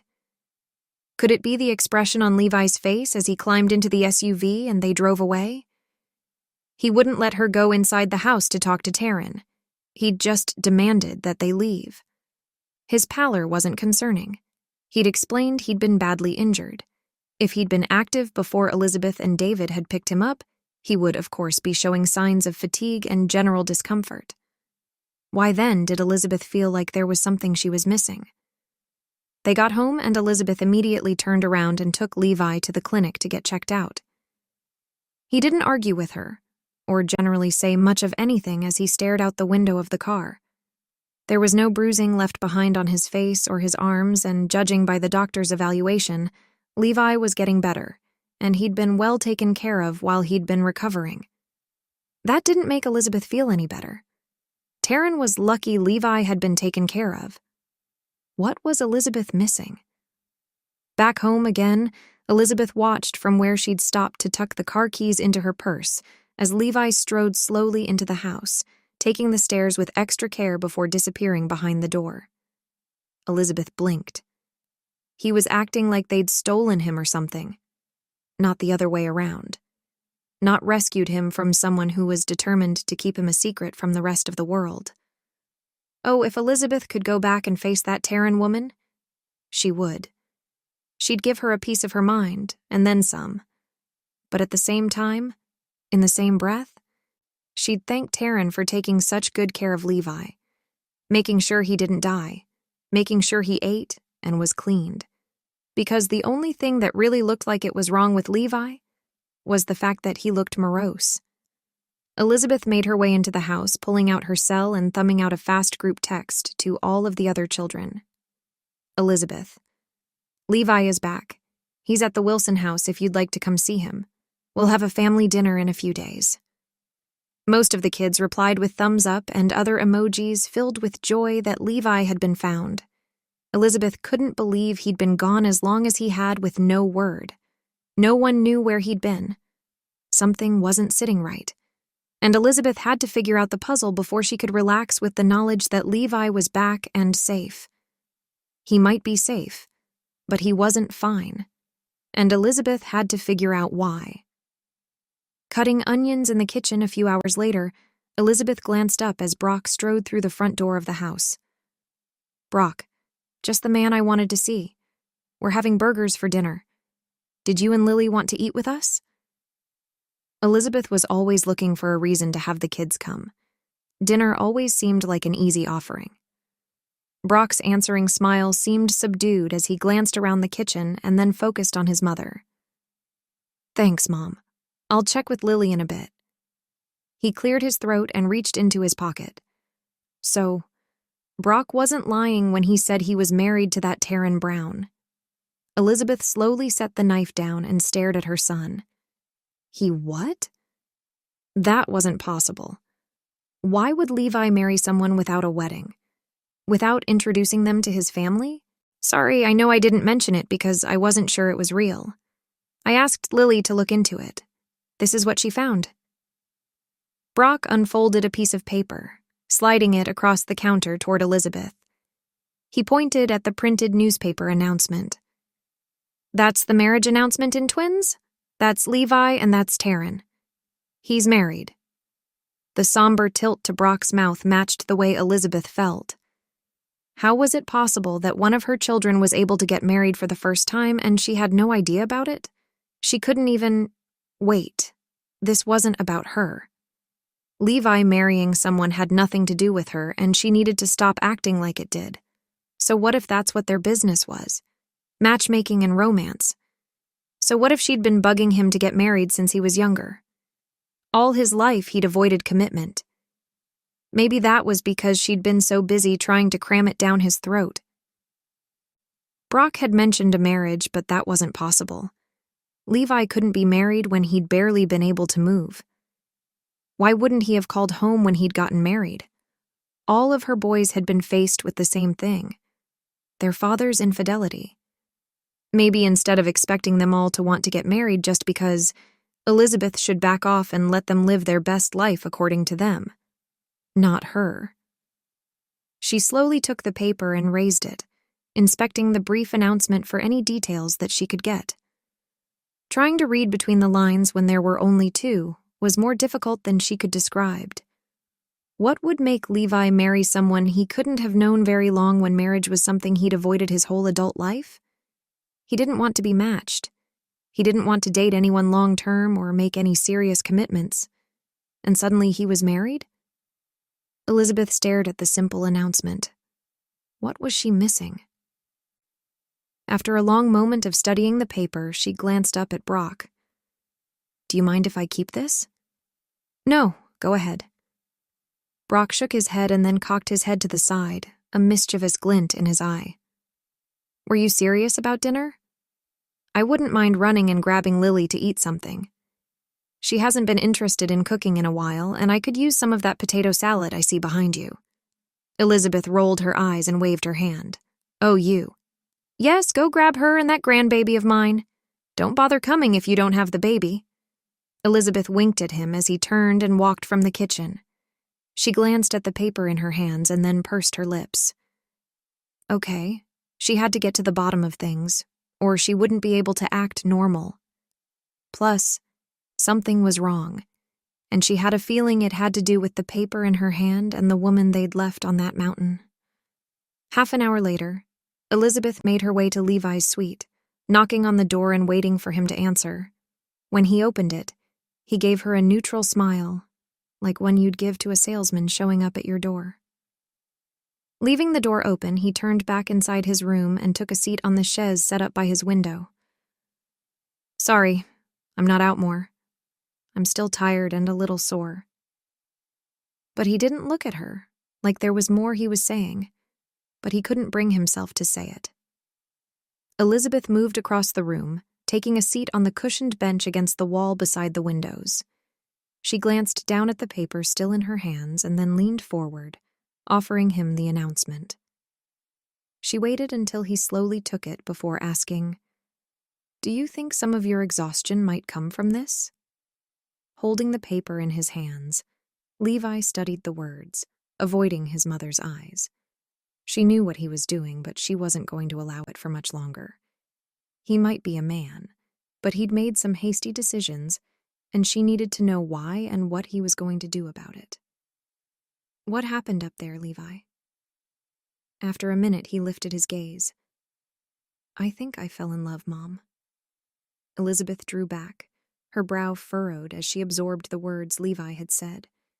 Any one of her other children wouldn't have been a surprise, but Levi, he'd always been so adamant that he was never going to marry. Elizabeth had always bet that he'd meet a nice girl, and they'd date for years before he finally figured out that he loved her and couldn't live without her. Not that he'd meet someone and marry them without knowing them more than a few weeks. She didn't say anything, opting instead to wait for more. Because after that kind of a statement, there had to be more. I think I love her, and I don't know how to go forward with this. We made a deal that we wouldn't be married more than a year. We're not even really married. He lifted the paperwork. I mean, legally we're married, but we both promised it wasn't real. He shook his head. I said I wouldn't leave until she told me to. Did she tell you to today? Elizabeth watched her son. One of the best things about Levi was his inability to go against his word. He'd always been stalwart in sticking to his guns and doing what he said he was going to do. One of the many reasons Elizabeth respected him so much. Yeah. Levi sighed and leaned back, letting his hand holding the paper dangle over his knee. She told me to leave, and I left. Who knows what's going on right now? Joe could be there, bothering her. Or she could be lonely. I don't know what's happening, and it's driving me insane. He leaned forward, resting his elbows on his knees and placing his face in his hands. Joe? Elizabeth had so many questions, but the more Levi spoke, the more concern she could hear in his voice. Tarryn's ex. He's the main reason we got married, at least at first. He wouldn't leave her alone. When she had a husband, he couldn't keep demanding that she remarry him. They were divorced, and he got half of everything that was actually hers to begin with. It's just really messed up. But you fell for her. Elizabeth still didn't quite understand. Yeah, I did. She saved my life. I know she lied to me and kept a lot of things secret, but she pulled me out of that truck and took me to her house in the middle of a storm when she didn't have to. She made room for me in her life and didn't ask me for anything until I demanded that I do something for her. Marrying her was a surprise, but she didn't force me. In fact, I pushed it, and I'm glad I did. He shrugged, wincing at the sharp movement. So let me get this straight. You're glad you married the woman you left because she wanted you to leave? Do I have that right? Elizabeth couldn't be more confused. Then her phone in her pocket buzzed. Oh, just a second, Levi. She pulled her phone out and answered the call the screen declared was Samantha. Sam, I might need to call you back. Actually, Elizabeth, just give me 1 second. That land, both parcels, just came available. They're interested in the offer you gave, and they'd like to close quickly if you do a cash offer. Elizabeth blinked and tilted her head. A cash offer? How soon are we talking? 10 days. They can be out in 10 days. Sam sounded breathlessly excited, and Elizabeth didn't blame her. The poor girl had been working hard on finding something Elizabeth and David liked, and just when they'd thought they'd found the land, they'd been rejected. I don't know what you said to the ex-wife, but you must have convinced her. She's ready to sail. Did you want me to move forward with this? Sam didn't know that Levi was found. She had no idea what had transpired. Elizabeth didn't want to bombard her with information or gossip when Levi sat right in front of her. Yes, go ahead and push the offer through. Make it cash and we'll take the 10-day closing date. We'll have to call in some favors at the title office. Thanks, Sam. They hung up and Elizabeth turned back to Levi. Where were we? Oh, right. I can't fix something when I don't know what's broken. Of course, she was talking about Levi and his heart. If his heart was broken, Elizabeth needed him to tell her it was. There's nothing to fix. Levi forced a smile and folded his arms, watching his mom like he didn't have a care in the world. Liar. Elizabeth narrowed her eyes. Do you love this girl? Like really love her? Yeah, I think I do. Levi took a deep breath. Before he could breathe out, David knocked on the door and poked his head in. I'm glad you're back. He shifted his gaze from Levi to Elizabeth. Hey, do you have a minute? Samantha just called and let me know about the land. Did you want me to call and double-check with the title company? I think we can push the deal through. We just need to probably give some relationship and dating advice to Tiffany's son. The title company owner's son had more relationship problems than anyone Elizabeth had ever met. She sighed. It's fine. We can deal with it. Yes, Samantha thinks it's something we said to Tarryn today that changed her mind. I'm not sure, but I don't want to miss this opportunity. Sign the paperwork and let's get it over with. She smiled tightly at Levi. Sorry, son. I know you love her, but we're buying that land. She changed her mind, and we want it. Levi's eyes widened. Wait, Tarryn is selling that land? She can't do that. It's her family's. It looks like she's doing it. And Elizabeth didn't want to lose the chance like a fleeting moment standing under the mistletoe. Chapter 38. Levi. Levi blinked at his mother, certain he wasn't understanding what she was saying. Tarryn would never sell her land. She had no control over the land her ex had stolen from her, but she'd do anything to keep her land. Anything, including lie, cheat, or steal. Her own words, and confirmed by her actions. Are you sure it was both pieces, and not just the lower one? The land was a massive section. Levi had no doubt maintaining just the taxes alone on it would be daunting. But if Tarryn wanted to keep her family land, she should be able to. She shouldn't be forced into selling it. No, Samantha just said that both parcels are for sale, that whatever we said made Tarryn change her mind. Was Levi's mom smug at the change of heart? Levi cocked his head. What did you say? Elizabeth jerked back. I didn't say anything that was coercive or anything like that. I told her we wanted the land and it felt like it was closer to my missing son. You were missing at the time, even though it was only this morning. She shook her head and leaned back against the wall. It's hard to believe that was only this morning that I thought I'd never see you again.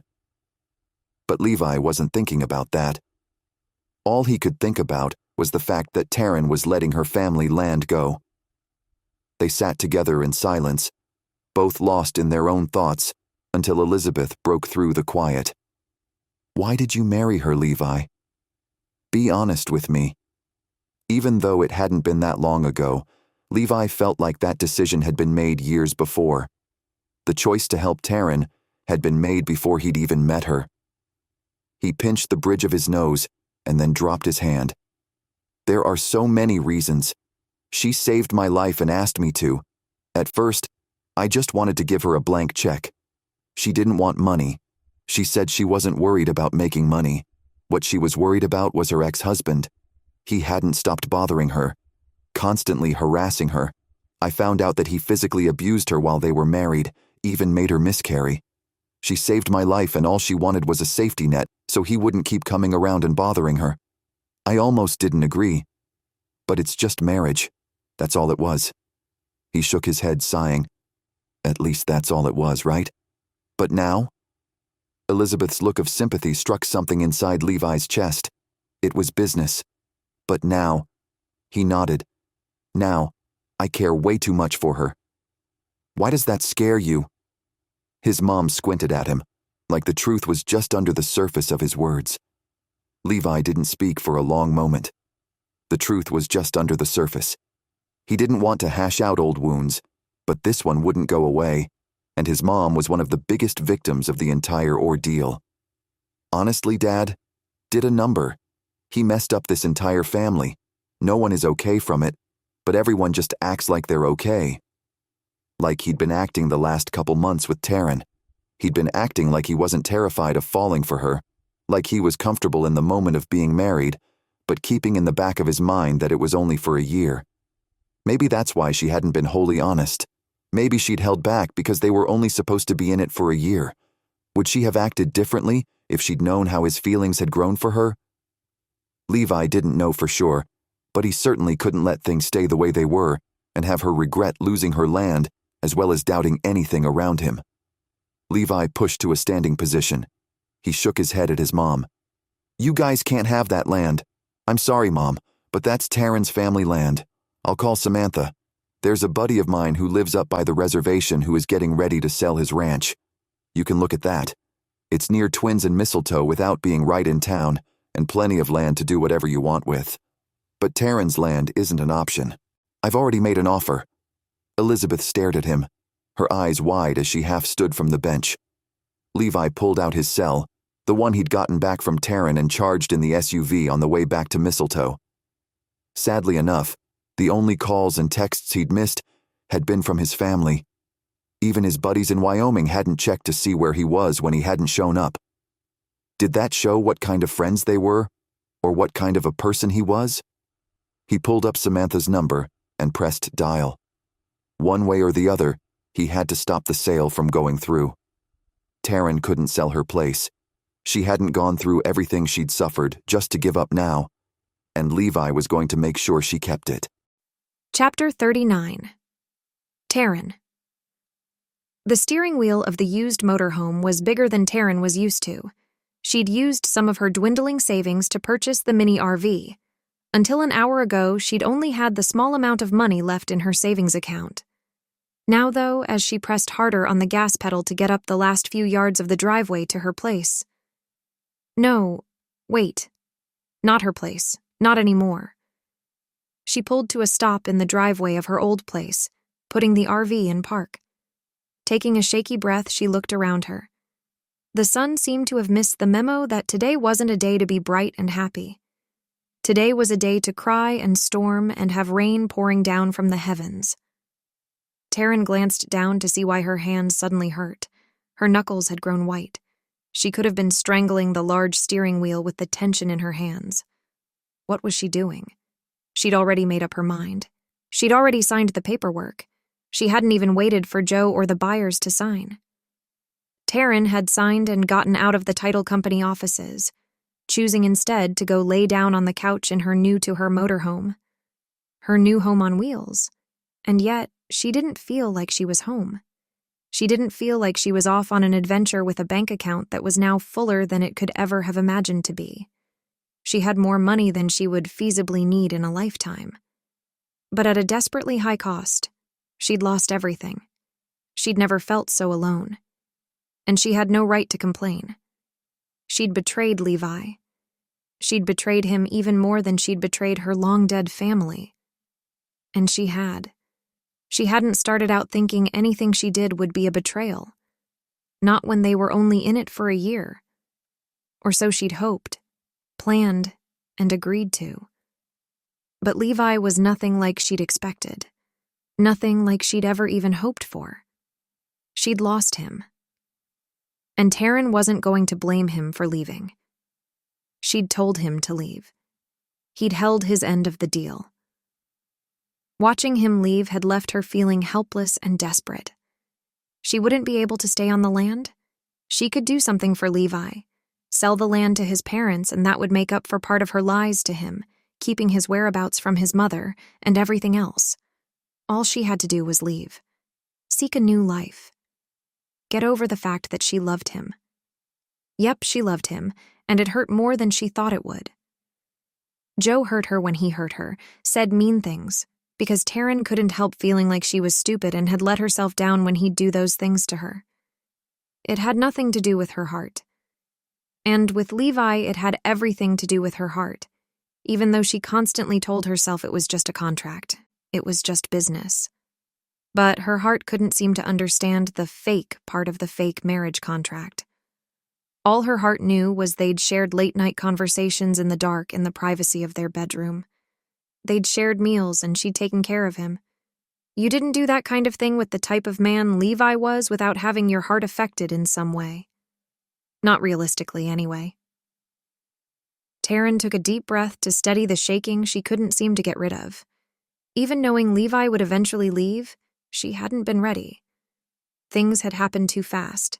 She'd known he'd find out about her lies, but she'd hoped it would be much later, when it didn't matter.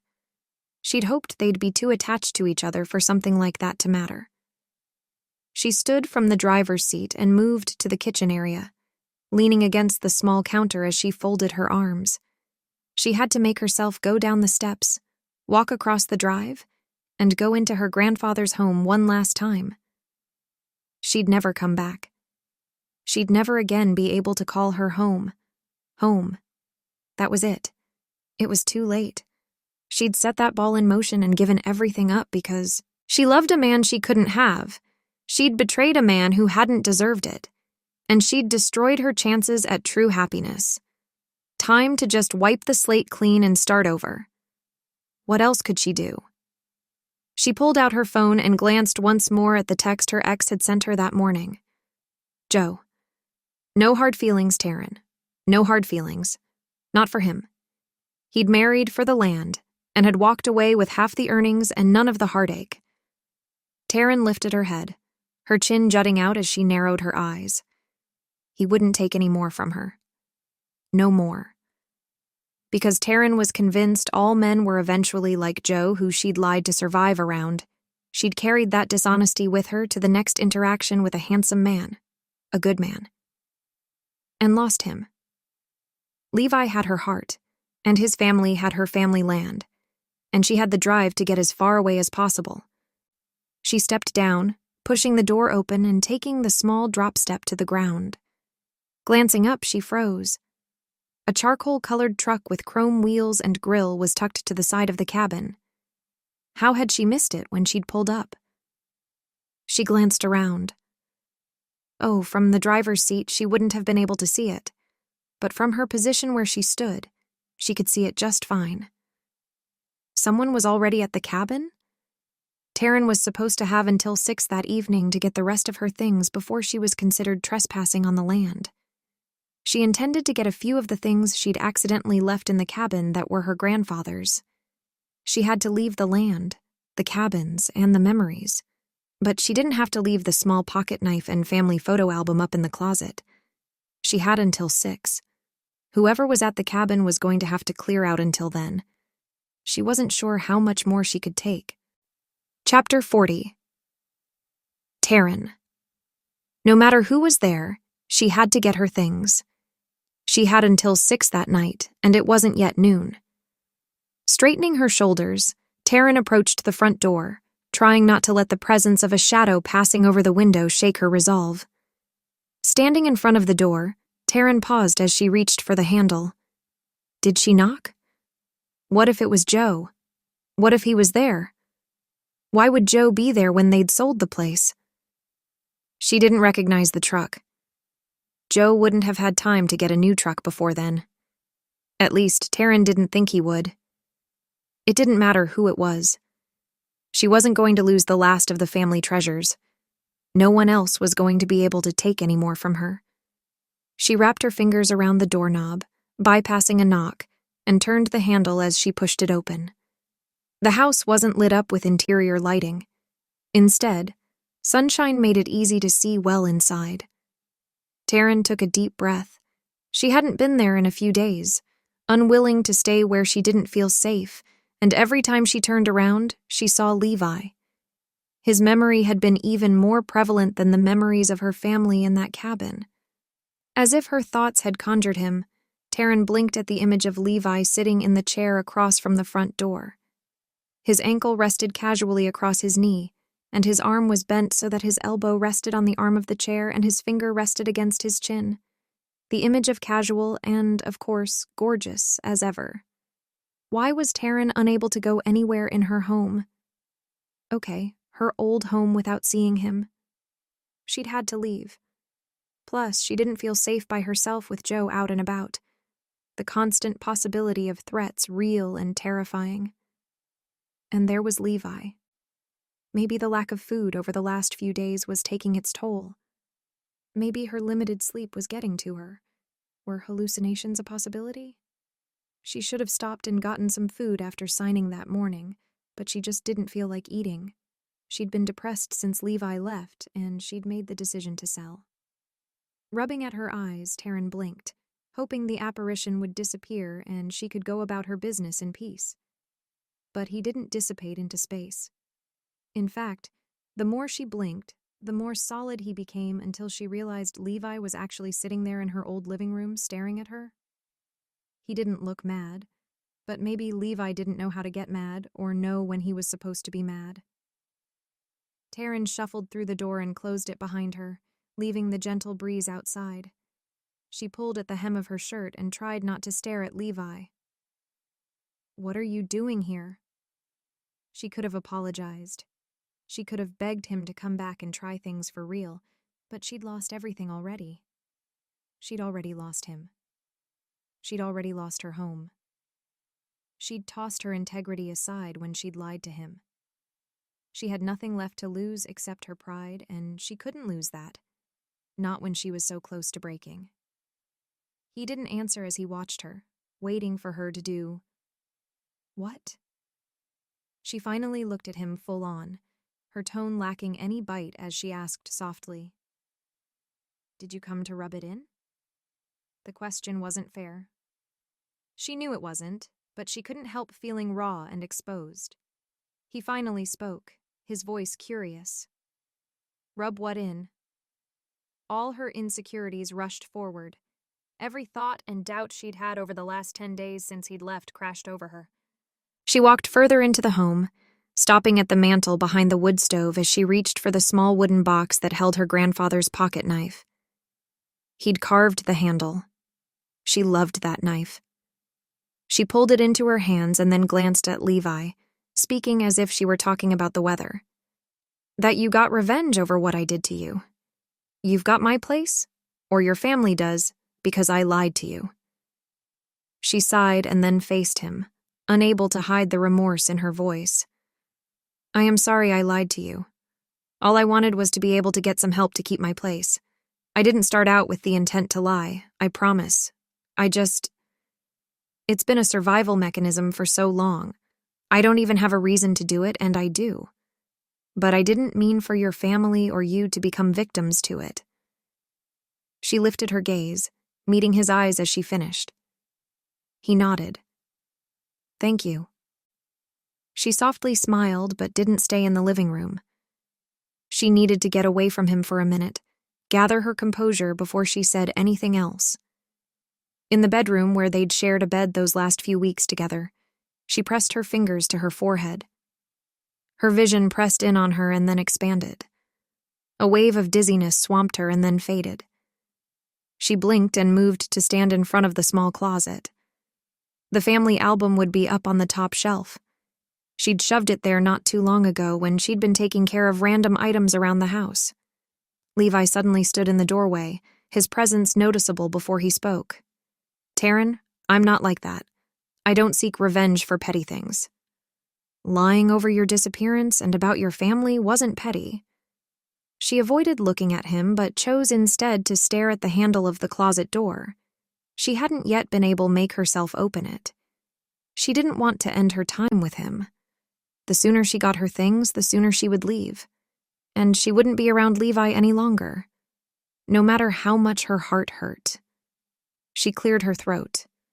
"Well, it doesn't matter, right? It's over and done with. I'll be out of here in just a few minutes. I just came to get some things I'd forgotten." She glanced at him in response to his silence. "If you'll give me a few minutes, I'll be on my way." She wasn't being subtle, but she'd be blunter if she needed to be to get him to leave. Any moment her tears would start, and that was the last thing she wanted him to see. Her vulnerability wasn't an option, not for anyone to witness. His footsteps faded as he turned and walked away. Tarryn took a deep breath that felt like a stab through her heart. Tears welled in her eyes, and she opened the closet door. She looked up at the shelf, her vision wavering and pressing in harder around her. She probably should have eaten something. Suddenly, even her breath seemed too shallow. Why couldn't she breathe? Chapter 41. Levi paced in the kitchen, then out to the living room and back. The distance short and near to the room Tarryn had pretty much dismissed him from. He ran a hand through his hair. He'd left his hat on the hook by the front door, and he had the sudden urge to grab his hat and leave the cabin and never come back. Tarryn obviously didn't want anything to do with him. She wanted him to leave. He paused by the window, bracing his hands on the windowsill as he stared out at the scenery of the place he'd called home for a short time. Short? Yes. Significant? Definitely. Rather than leave, Levi would wait for Tarryn. He'd talk to her before she left. He nodded, as if reassuring himself that that was the right plan. A thud from the bedroom where Tarryn was in pulled him from his distracting thought processes. Before he could overthink if she wanted him in there or not, Levi rushed to the bedroom, finding Tarryn crumpled on the floor. His eyes wide, Levi rushed to her side, crouching down to shake her gently. Tarryn, honey, are you okay? He glanced over her, noticing again the shadows under her eyes and the gaunt look to her cheeks. She didn't respond. Picking her up, Levi put Tarryn carefully on the bed, brushing the hair from her cheeks, before he rushed to grab his cell phone. The first thing he'd done when he'd arrived at the cabin that morning was install a cell phone signal booster. He couldn't be there with no way to contact anyone, except by email. He hated computers. He dialed the clinic in town, asking for the doctor directly. In no time, Dr. Bentley arrived, rushing inside with professionalism that kept her movements tightly controlled. She followed Levi into the bedroom and bent over the still unconscious Tarryn. After giving her a quick checkup, Dr. Bentley turned to Levi, concern in her eyes. My guess is she hasn't eaten much in at least a week. Maybe more? She needs water, food, and rest. If she gets all those things, she might be back to normal in a few days? It's hard saying. From what I understand in town, it sounds like she's been under a great deal of stress. Yeah, it's been a rough couple of days. Levi watched Tarryn, his lips downturned. He hated that he had been a part of anything that had caused her pain. She deserved to be taken care of, not tortured further. No, it's been a rough couple of years, Levi. Dr. Bentley moved around the room toward the door. She paused at the doorway. Her parents died not that long ago, leaving the land to Tarryn. She married because she didn't want to be up here by herself. But Talia? He is definitely scum. She hasn't even been up here since she agreed to sell the house. I saw her in town more than a week ago going into the bank. She said something about not being able to be alone. I can only imagine it's because of her ex. The doctor raised her hand. I know. It's just hearsay. But the old biddies in town know a thing or two. I haven't been here long enough to learn this stuff from the woman directly, but I do take things with a grain of salt. I believe there were two sides to the story until I met Joe, myself. She blew a low whistle. The guy is a piece of work. I won't even treat him in clinic. I send him to a partner clinic in Taylor. That bad, huh? I've met him and she told me some stories, but I wasn't sure what was real and what wasn't. Levi glanced at Tarryn again. The truth was, he didn't care about what was true and what wasn't. She'd been genuinely scared and worried when she'd talked about Joe. That was enough for Levi to take her seriously. The other details hadn't mattered. But now, hearing someone else confirm just how bad things had gotten left, Levi feeling even worse about walking out. He nodded at the doctor. I hear what you're saying, Doc. Thanks for the info. She gave him a soft smile and ducked her head as she stepped out of the bedroom. After a moment, she paused and peeked back in. Should I send a bus up to get her? We can care for her at the clinic. No ambulance necessary. I'll take care of her. She's my wife, you know. He didn't state it as a question. Tarryn was his wife.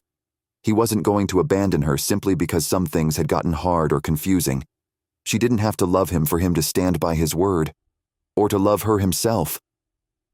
The doctor waved and left the cabin, leaving Levi to stare at his sleeping wife.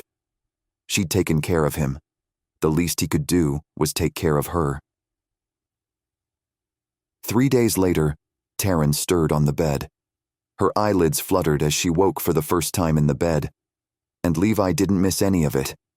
He sat up quickly in the chair he'd dragged into the room while he read a book. He couldn't help marveling at how their roles were reversed from the first time he'd become conscious a couple months before. Tarryn blinked and glanced around the bedroom, confusion slowing her movements. What happened? You passed out. You've been asleep for 3 days. Levi held his hand out. Hold on, I'll be right back. The doctor said you would need to eat as soon as you woke up." He all but ran from the room into the kitchen, where he scooped some chicken noodle soup from the pan into a bowl and carried it, and some crackers into the bedroom on a plate. Placing the plate on the side table, he reached over and unceremoniously pulled Tarryn up into a sitting position. "I know you just woke up, but we need to get food and liquids in you." He scooted onto the edge of the bed and reclaimed the plate, ignoring the shock in the stare directed at him. He lifted his eyebrows as he offered a spoonful of soup and broth toward her mouth. "It's not too hot. It's been cooling for about an hour. It should be exactly right." He wouldn't let it get weird. She needed to eat. Once she'd eaten and had a chance to get her thoughts together, they could talk. But only when she was ready. Only when she wasn't weak or vulnerable and couldn't say he was taking advantage. Not that she would. He just didn't want to doubt anything that they decided. Like, he didn't want her to say she loved him back simply because she was hungry, and he had the food. Tarryn didn't hesitate as she opened her mouth and took the bite Levi offered. She closed her eyes and barely chewed as she swallowed. "That is really good. You were holding out on me, huh?" She spoke weakly, but her attempt at humor was obvious. Levi grinned, shoveling another spoonful into her mouth. "Well, I did try, but you said it was women's work." He shrugged. "I'm not one to argue with my wife." That sobered Tarryn's expression. "We should probably talk about getting that resolved. I've already stayed in the house longer than I should have. We never consummated the marriage. We can get it annulled, and you'll be free to go marry whoever it is your parents want you to marry." Tarryn dropped her gaze to the quilt past his arm, still dutifully opening her mouth for another bite. "Well, I'm not sure that my mother has anyone in mind, to be honest.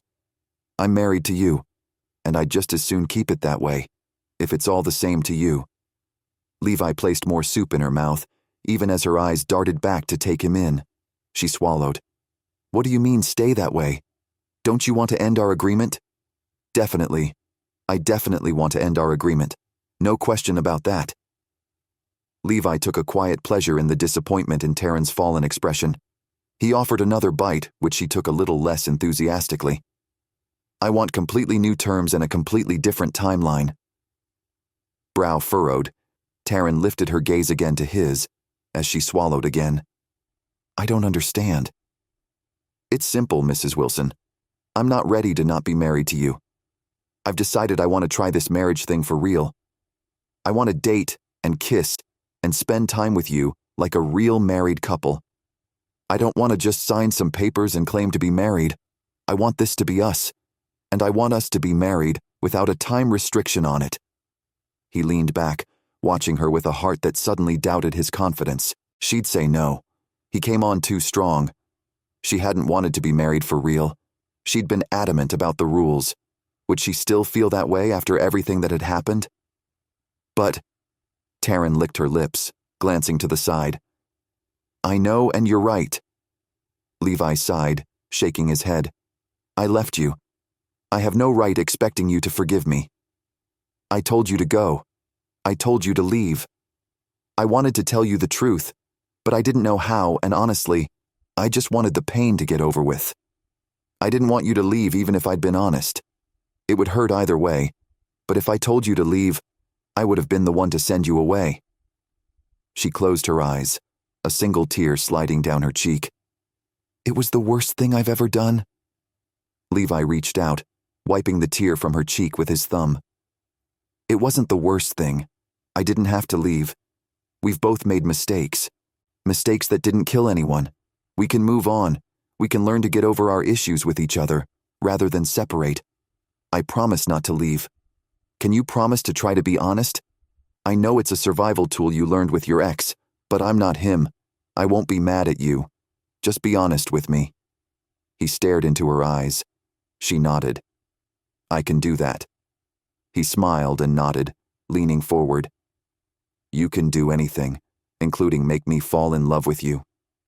Tarryn inhaled sharply, searching his face, her breathing quickening as her chest rose and fell.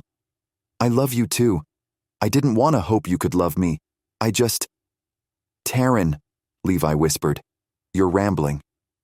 She nodded, and their lips touched, sealing their new deal together. They pulled apart a couple inches, enough space for Levi to add, "And also, this is your place. I bought it for you. All of it is yours. I'm yours." He swallowed and reached out to take her hand in his. He glanced down as he noticed the presence of a ring on her left hand. He quirked his brow and looked at her, then glanced down at the ring for more details. "Where'd you get that?" He recognized the ring he'd bought her. Would she be honest with him? Tarryn's cheeks flushed, and she avoided his gaze for a moment. After a handful of heartbeats, she took a deep breath. "Okay, don't think I'm crazy. You left the box when you left. I couldn't help it. I opened it, and I loved it so much. I put it on, and I can't get it off. And then I thought it wouldn't be a big deal since we most likely wouldn't see each other again." She wrinkled her nose. "I'm sorry. I can take it off." She dropped her gaze. She'd been honest. Even though it might have embarrassed her, she was honest. It was a start. Levi shook his head, wrapping his hand around the fingers with the ring. He lifted her hand to his lips and kissed her. "Why would you take it off? It's yours. Leave it. It's exactly what I imagined." "Really?"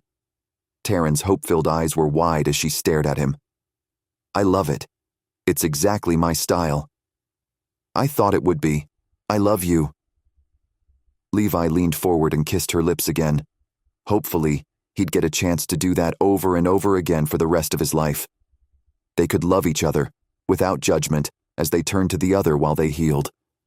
One last kiss as who they were before. One first kiss as they looked forward to happy ever after. Chapter 42. Roman clicking his tongue against the roof of his mouth. Roman nudged his foot into the side of the horse he'd borrowed from his mother for their ride. Drawing abreast of her, Roman shifted forward on the saddle. "So, I can't help but notice the land you were originally buying is now owned by Levi."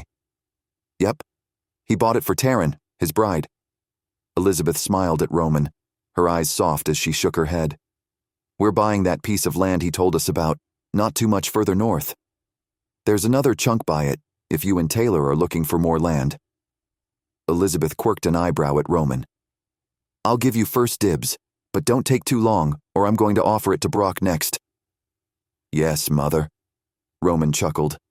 "Is Levi up at the cabin with Tarryn?" "Yes. He's fixing something that shouldn't have been broken." Elizabeth didn't seem angry or regretful as she continued speaking in a calm tone. "Mom, she lied. Isn't that—" Roman searched for a word. He didn't like that Levi, who was the most skittish of them all regarding love and commitment, had been treated like that. Unforgivable? I'd say leaving someone at the altar would be more deserving of that term, wouldn't you? Elizabeth didn't stop at the harsh reminder of Roman's own actions. "You got your second chance with Taylor. Austin got his best friend. I even got to have my rival. We've all had a chance at happiness, and thankfully, none of us were too stupid to let it get away.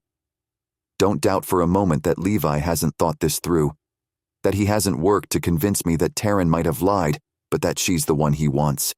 If she's the one he wants, then she's the one I want for him." She nodded, the brim of her cowboy hat dipping across her face and then back up. "One thing your father taught me is that I don't need to settle, and neither should any of you. Love is the most important thing. I'll stand up for your rights to love who you want, and unabashedly fight anyone for you to keep them." Roman let the moment fall silent without response. But he had to ask a question that plagued him to no end. "Do you think he'll be happy with her?" Roman understood where his mother was coming from. Loving who you wanted was important, but not being hurt by the one you loved was just as crucial. He would always regret leaving Taylor at the altar. He'd always work to make it up to her. But what if Levi and Tarryn could avoid that pain, that regret?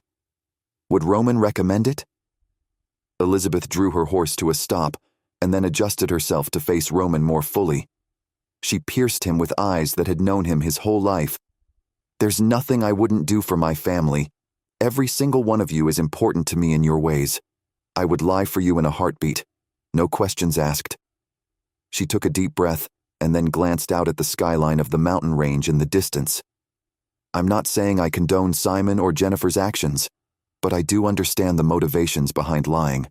They lied for selfish reasons, but they were still their reasons. Tarryn lied because she didn't want to lose her family land, because she feared her ex.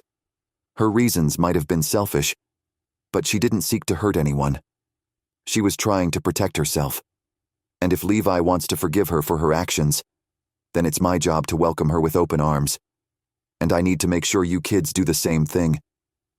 Got it. So that's what this is. You want me to let everyone else know? Roman cocked a half smile at his mother. She would protect Levi. She protected them all, even if it was from each other. She laughed. That's not what this is. This is you and I going for a ride. I'm getting older, and I'm not sure how much longer I'll be able to do this. Plus, beating you in races makes me happy. She winked his way. Oh, Mother, you'll be riding long after the rest of us, I'm sure. Roman chuckled, appreciating how young his mother did look and act. I'll let everyone know that Tarryn is to be accepted and welcomed. I don't think anyone would have done otherwise, though. Yeah, you're probably right. You're all good kids. Elizabeth smiled at Roman, and then glanced at her watch. David said he'd be home around 3. Want to see who can get to the south paddock first? She kicked her horse into motion before she even finished her question. Roman laughed and followed suit. He was more than happy to leave the topic of his father and his mistress behind. Both families had come a long way in recovering from the damage inflicted by Jennifer Dean and Simon Wilson. The pair deserved no more discussion, no more thought. The Deans and the Wilsons needed to enjoy their futures and each other. Epilogue. David.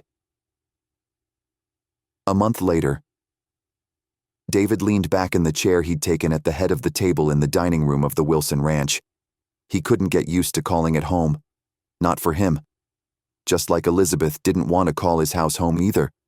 It wouldn't be too much longer before they'd have a brand new home to call their own.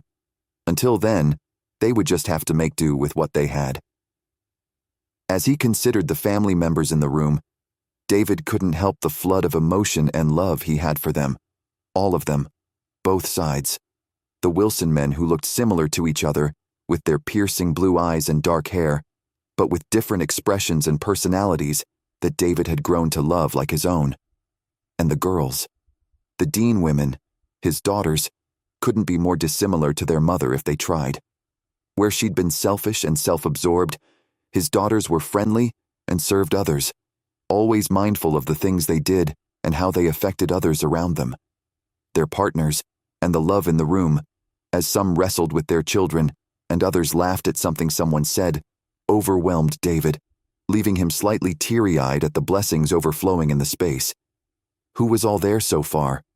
Austin with Samantha, Flynn and Kaylee, Roman and Taylor, and their pack of kids, Brock and Lily, Carrie and her veterinarian Tanya and Colt, even Amanda and Tommy had made it from his place outside of Clearwater County. The door opened, letting Levi inside, followed by Tarryn. The latter glanced around hesitantly, her bottom lip caught between her teeth as she kept herself protected behind Levi.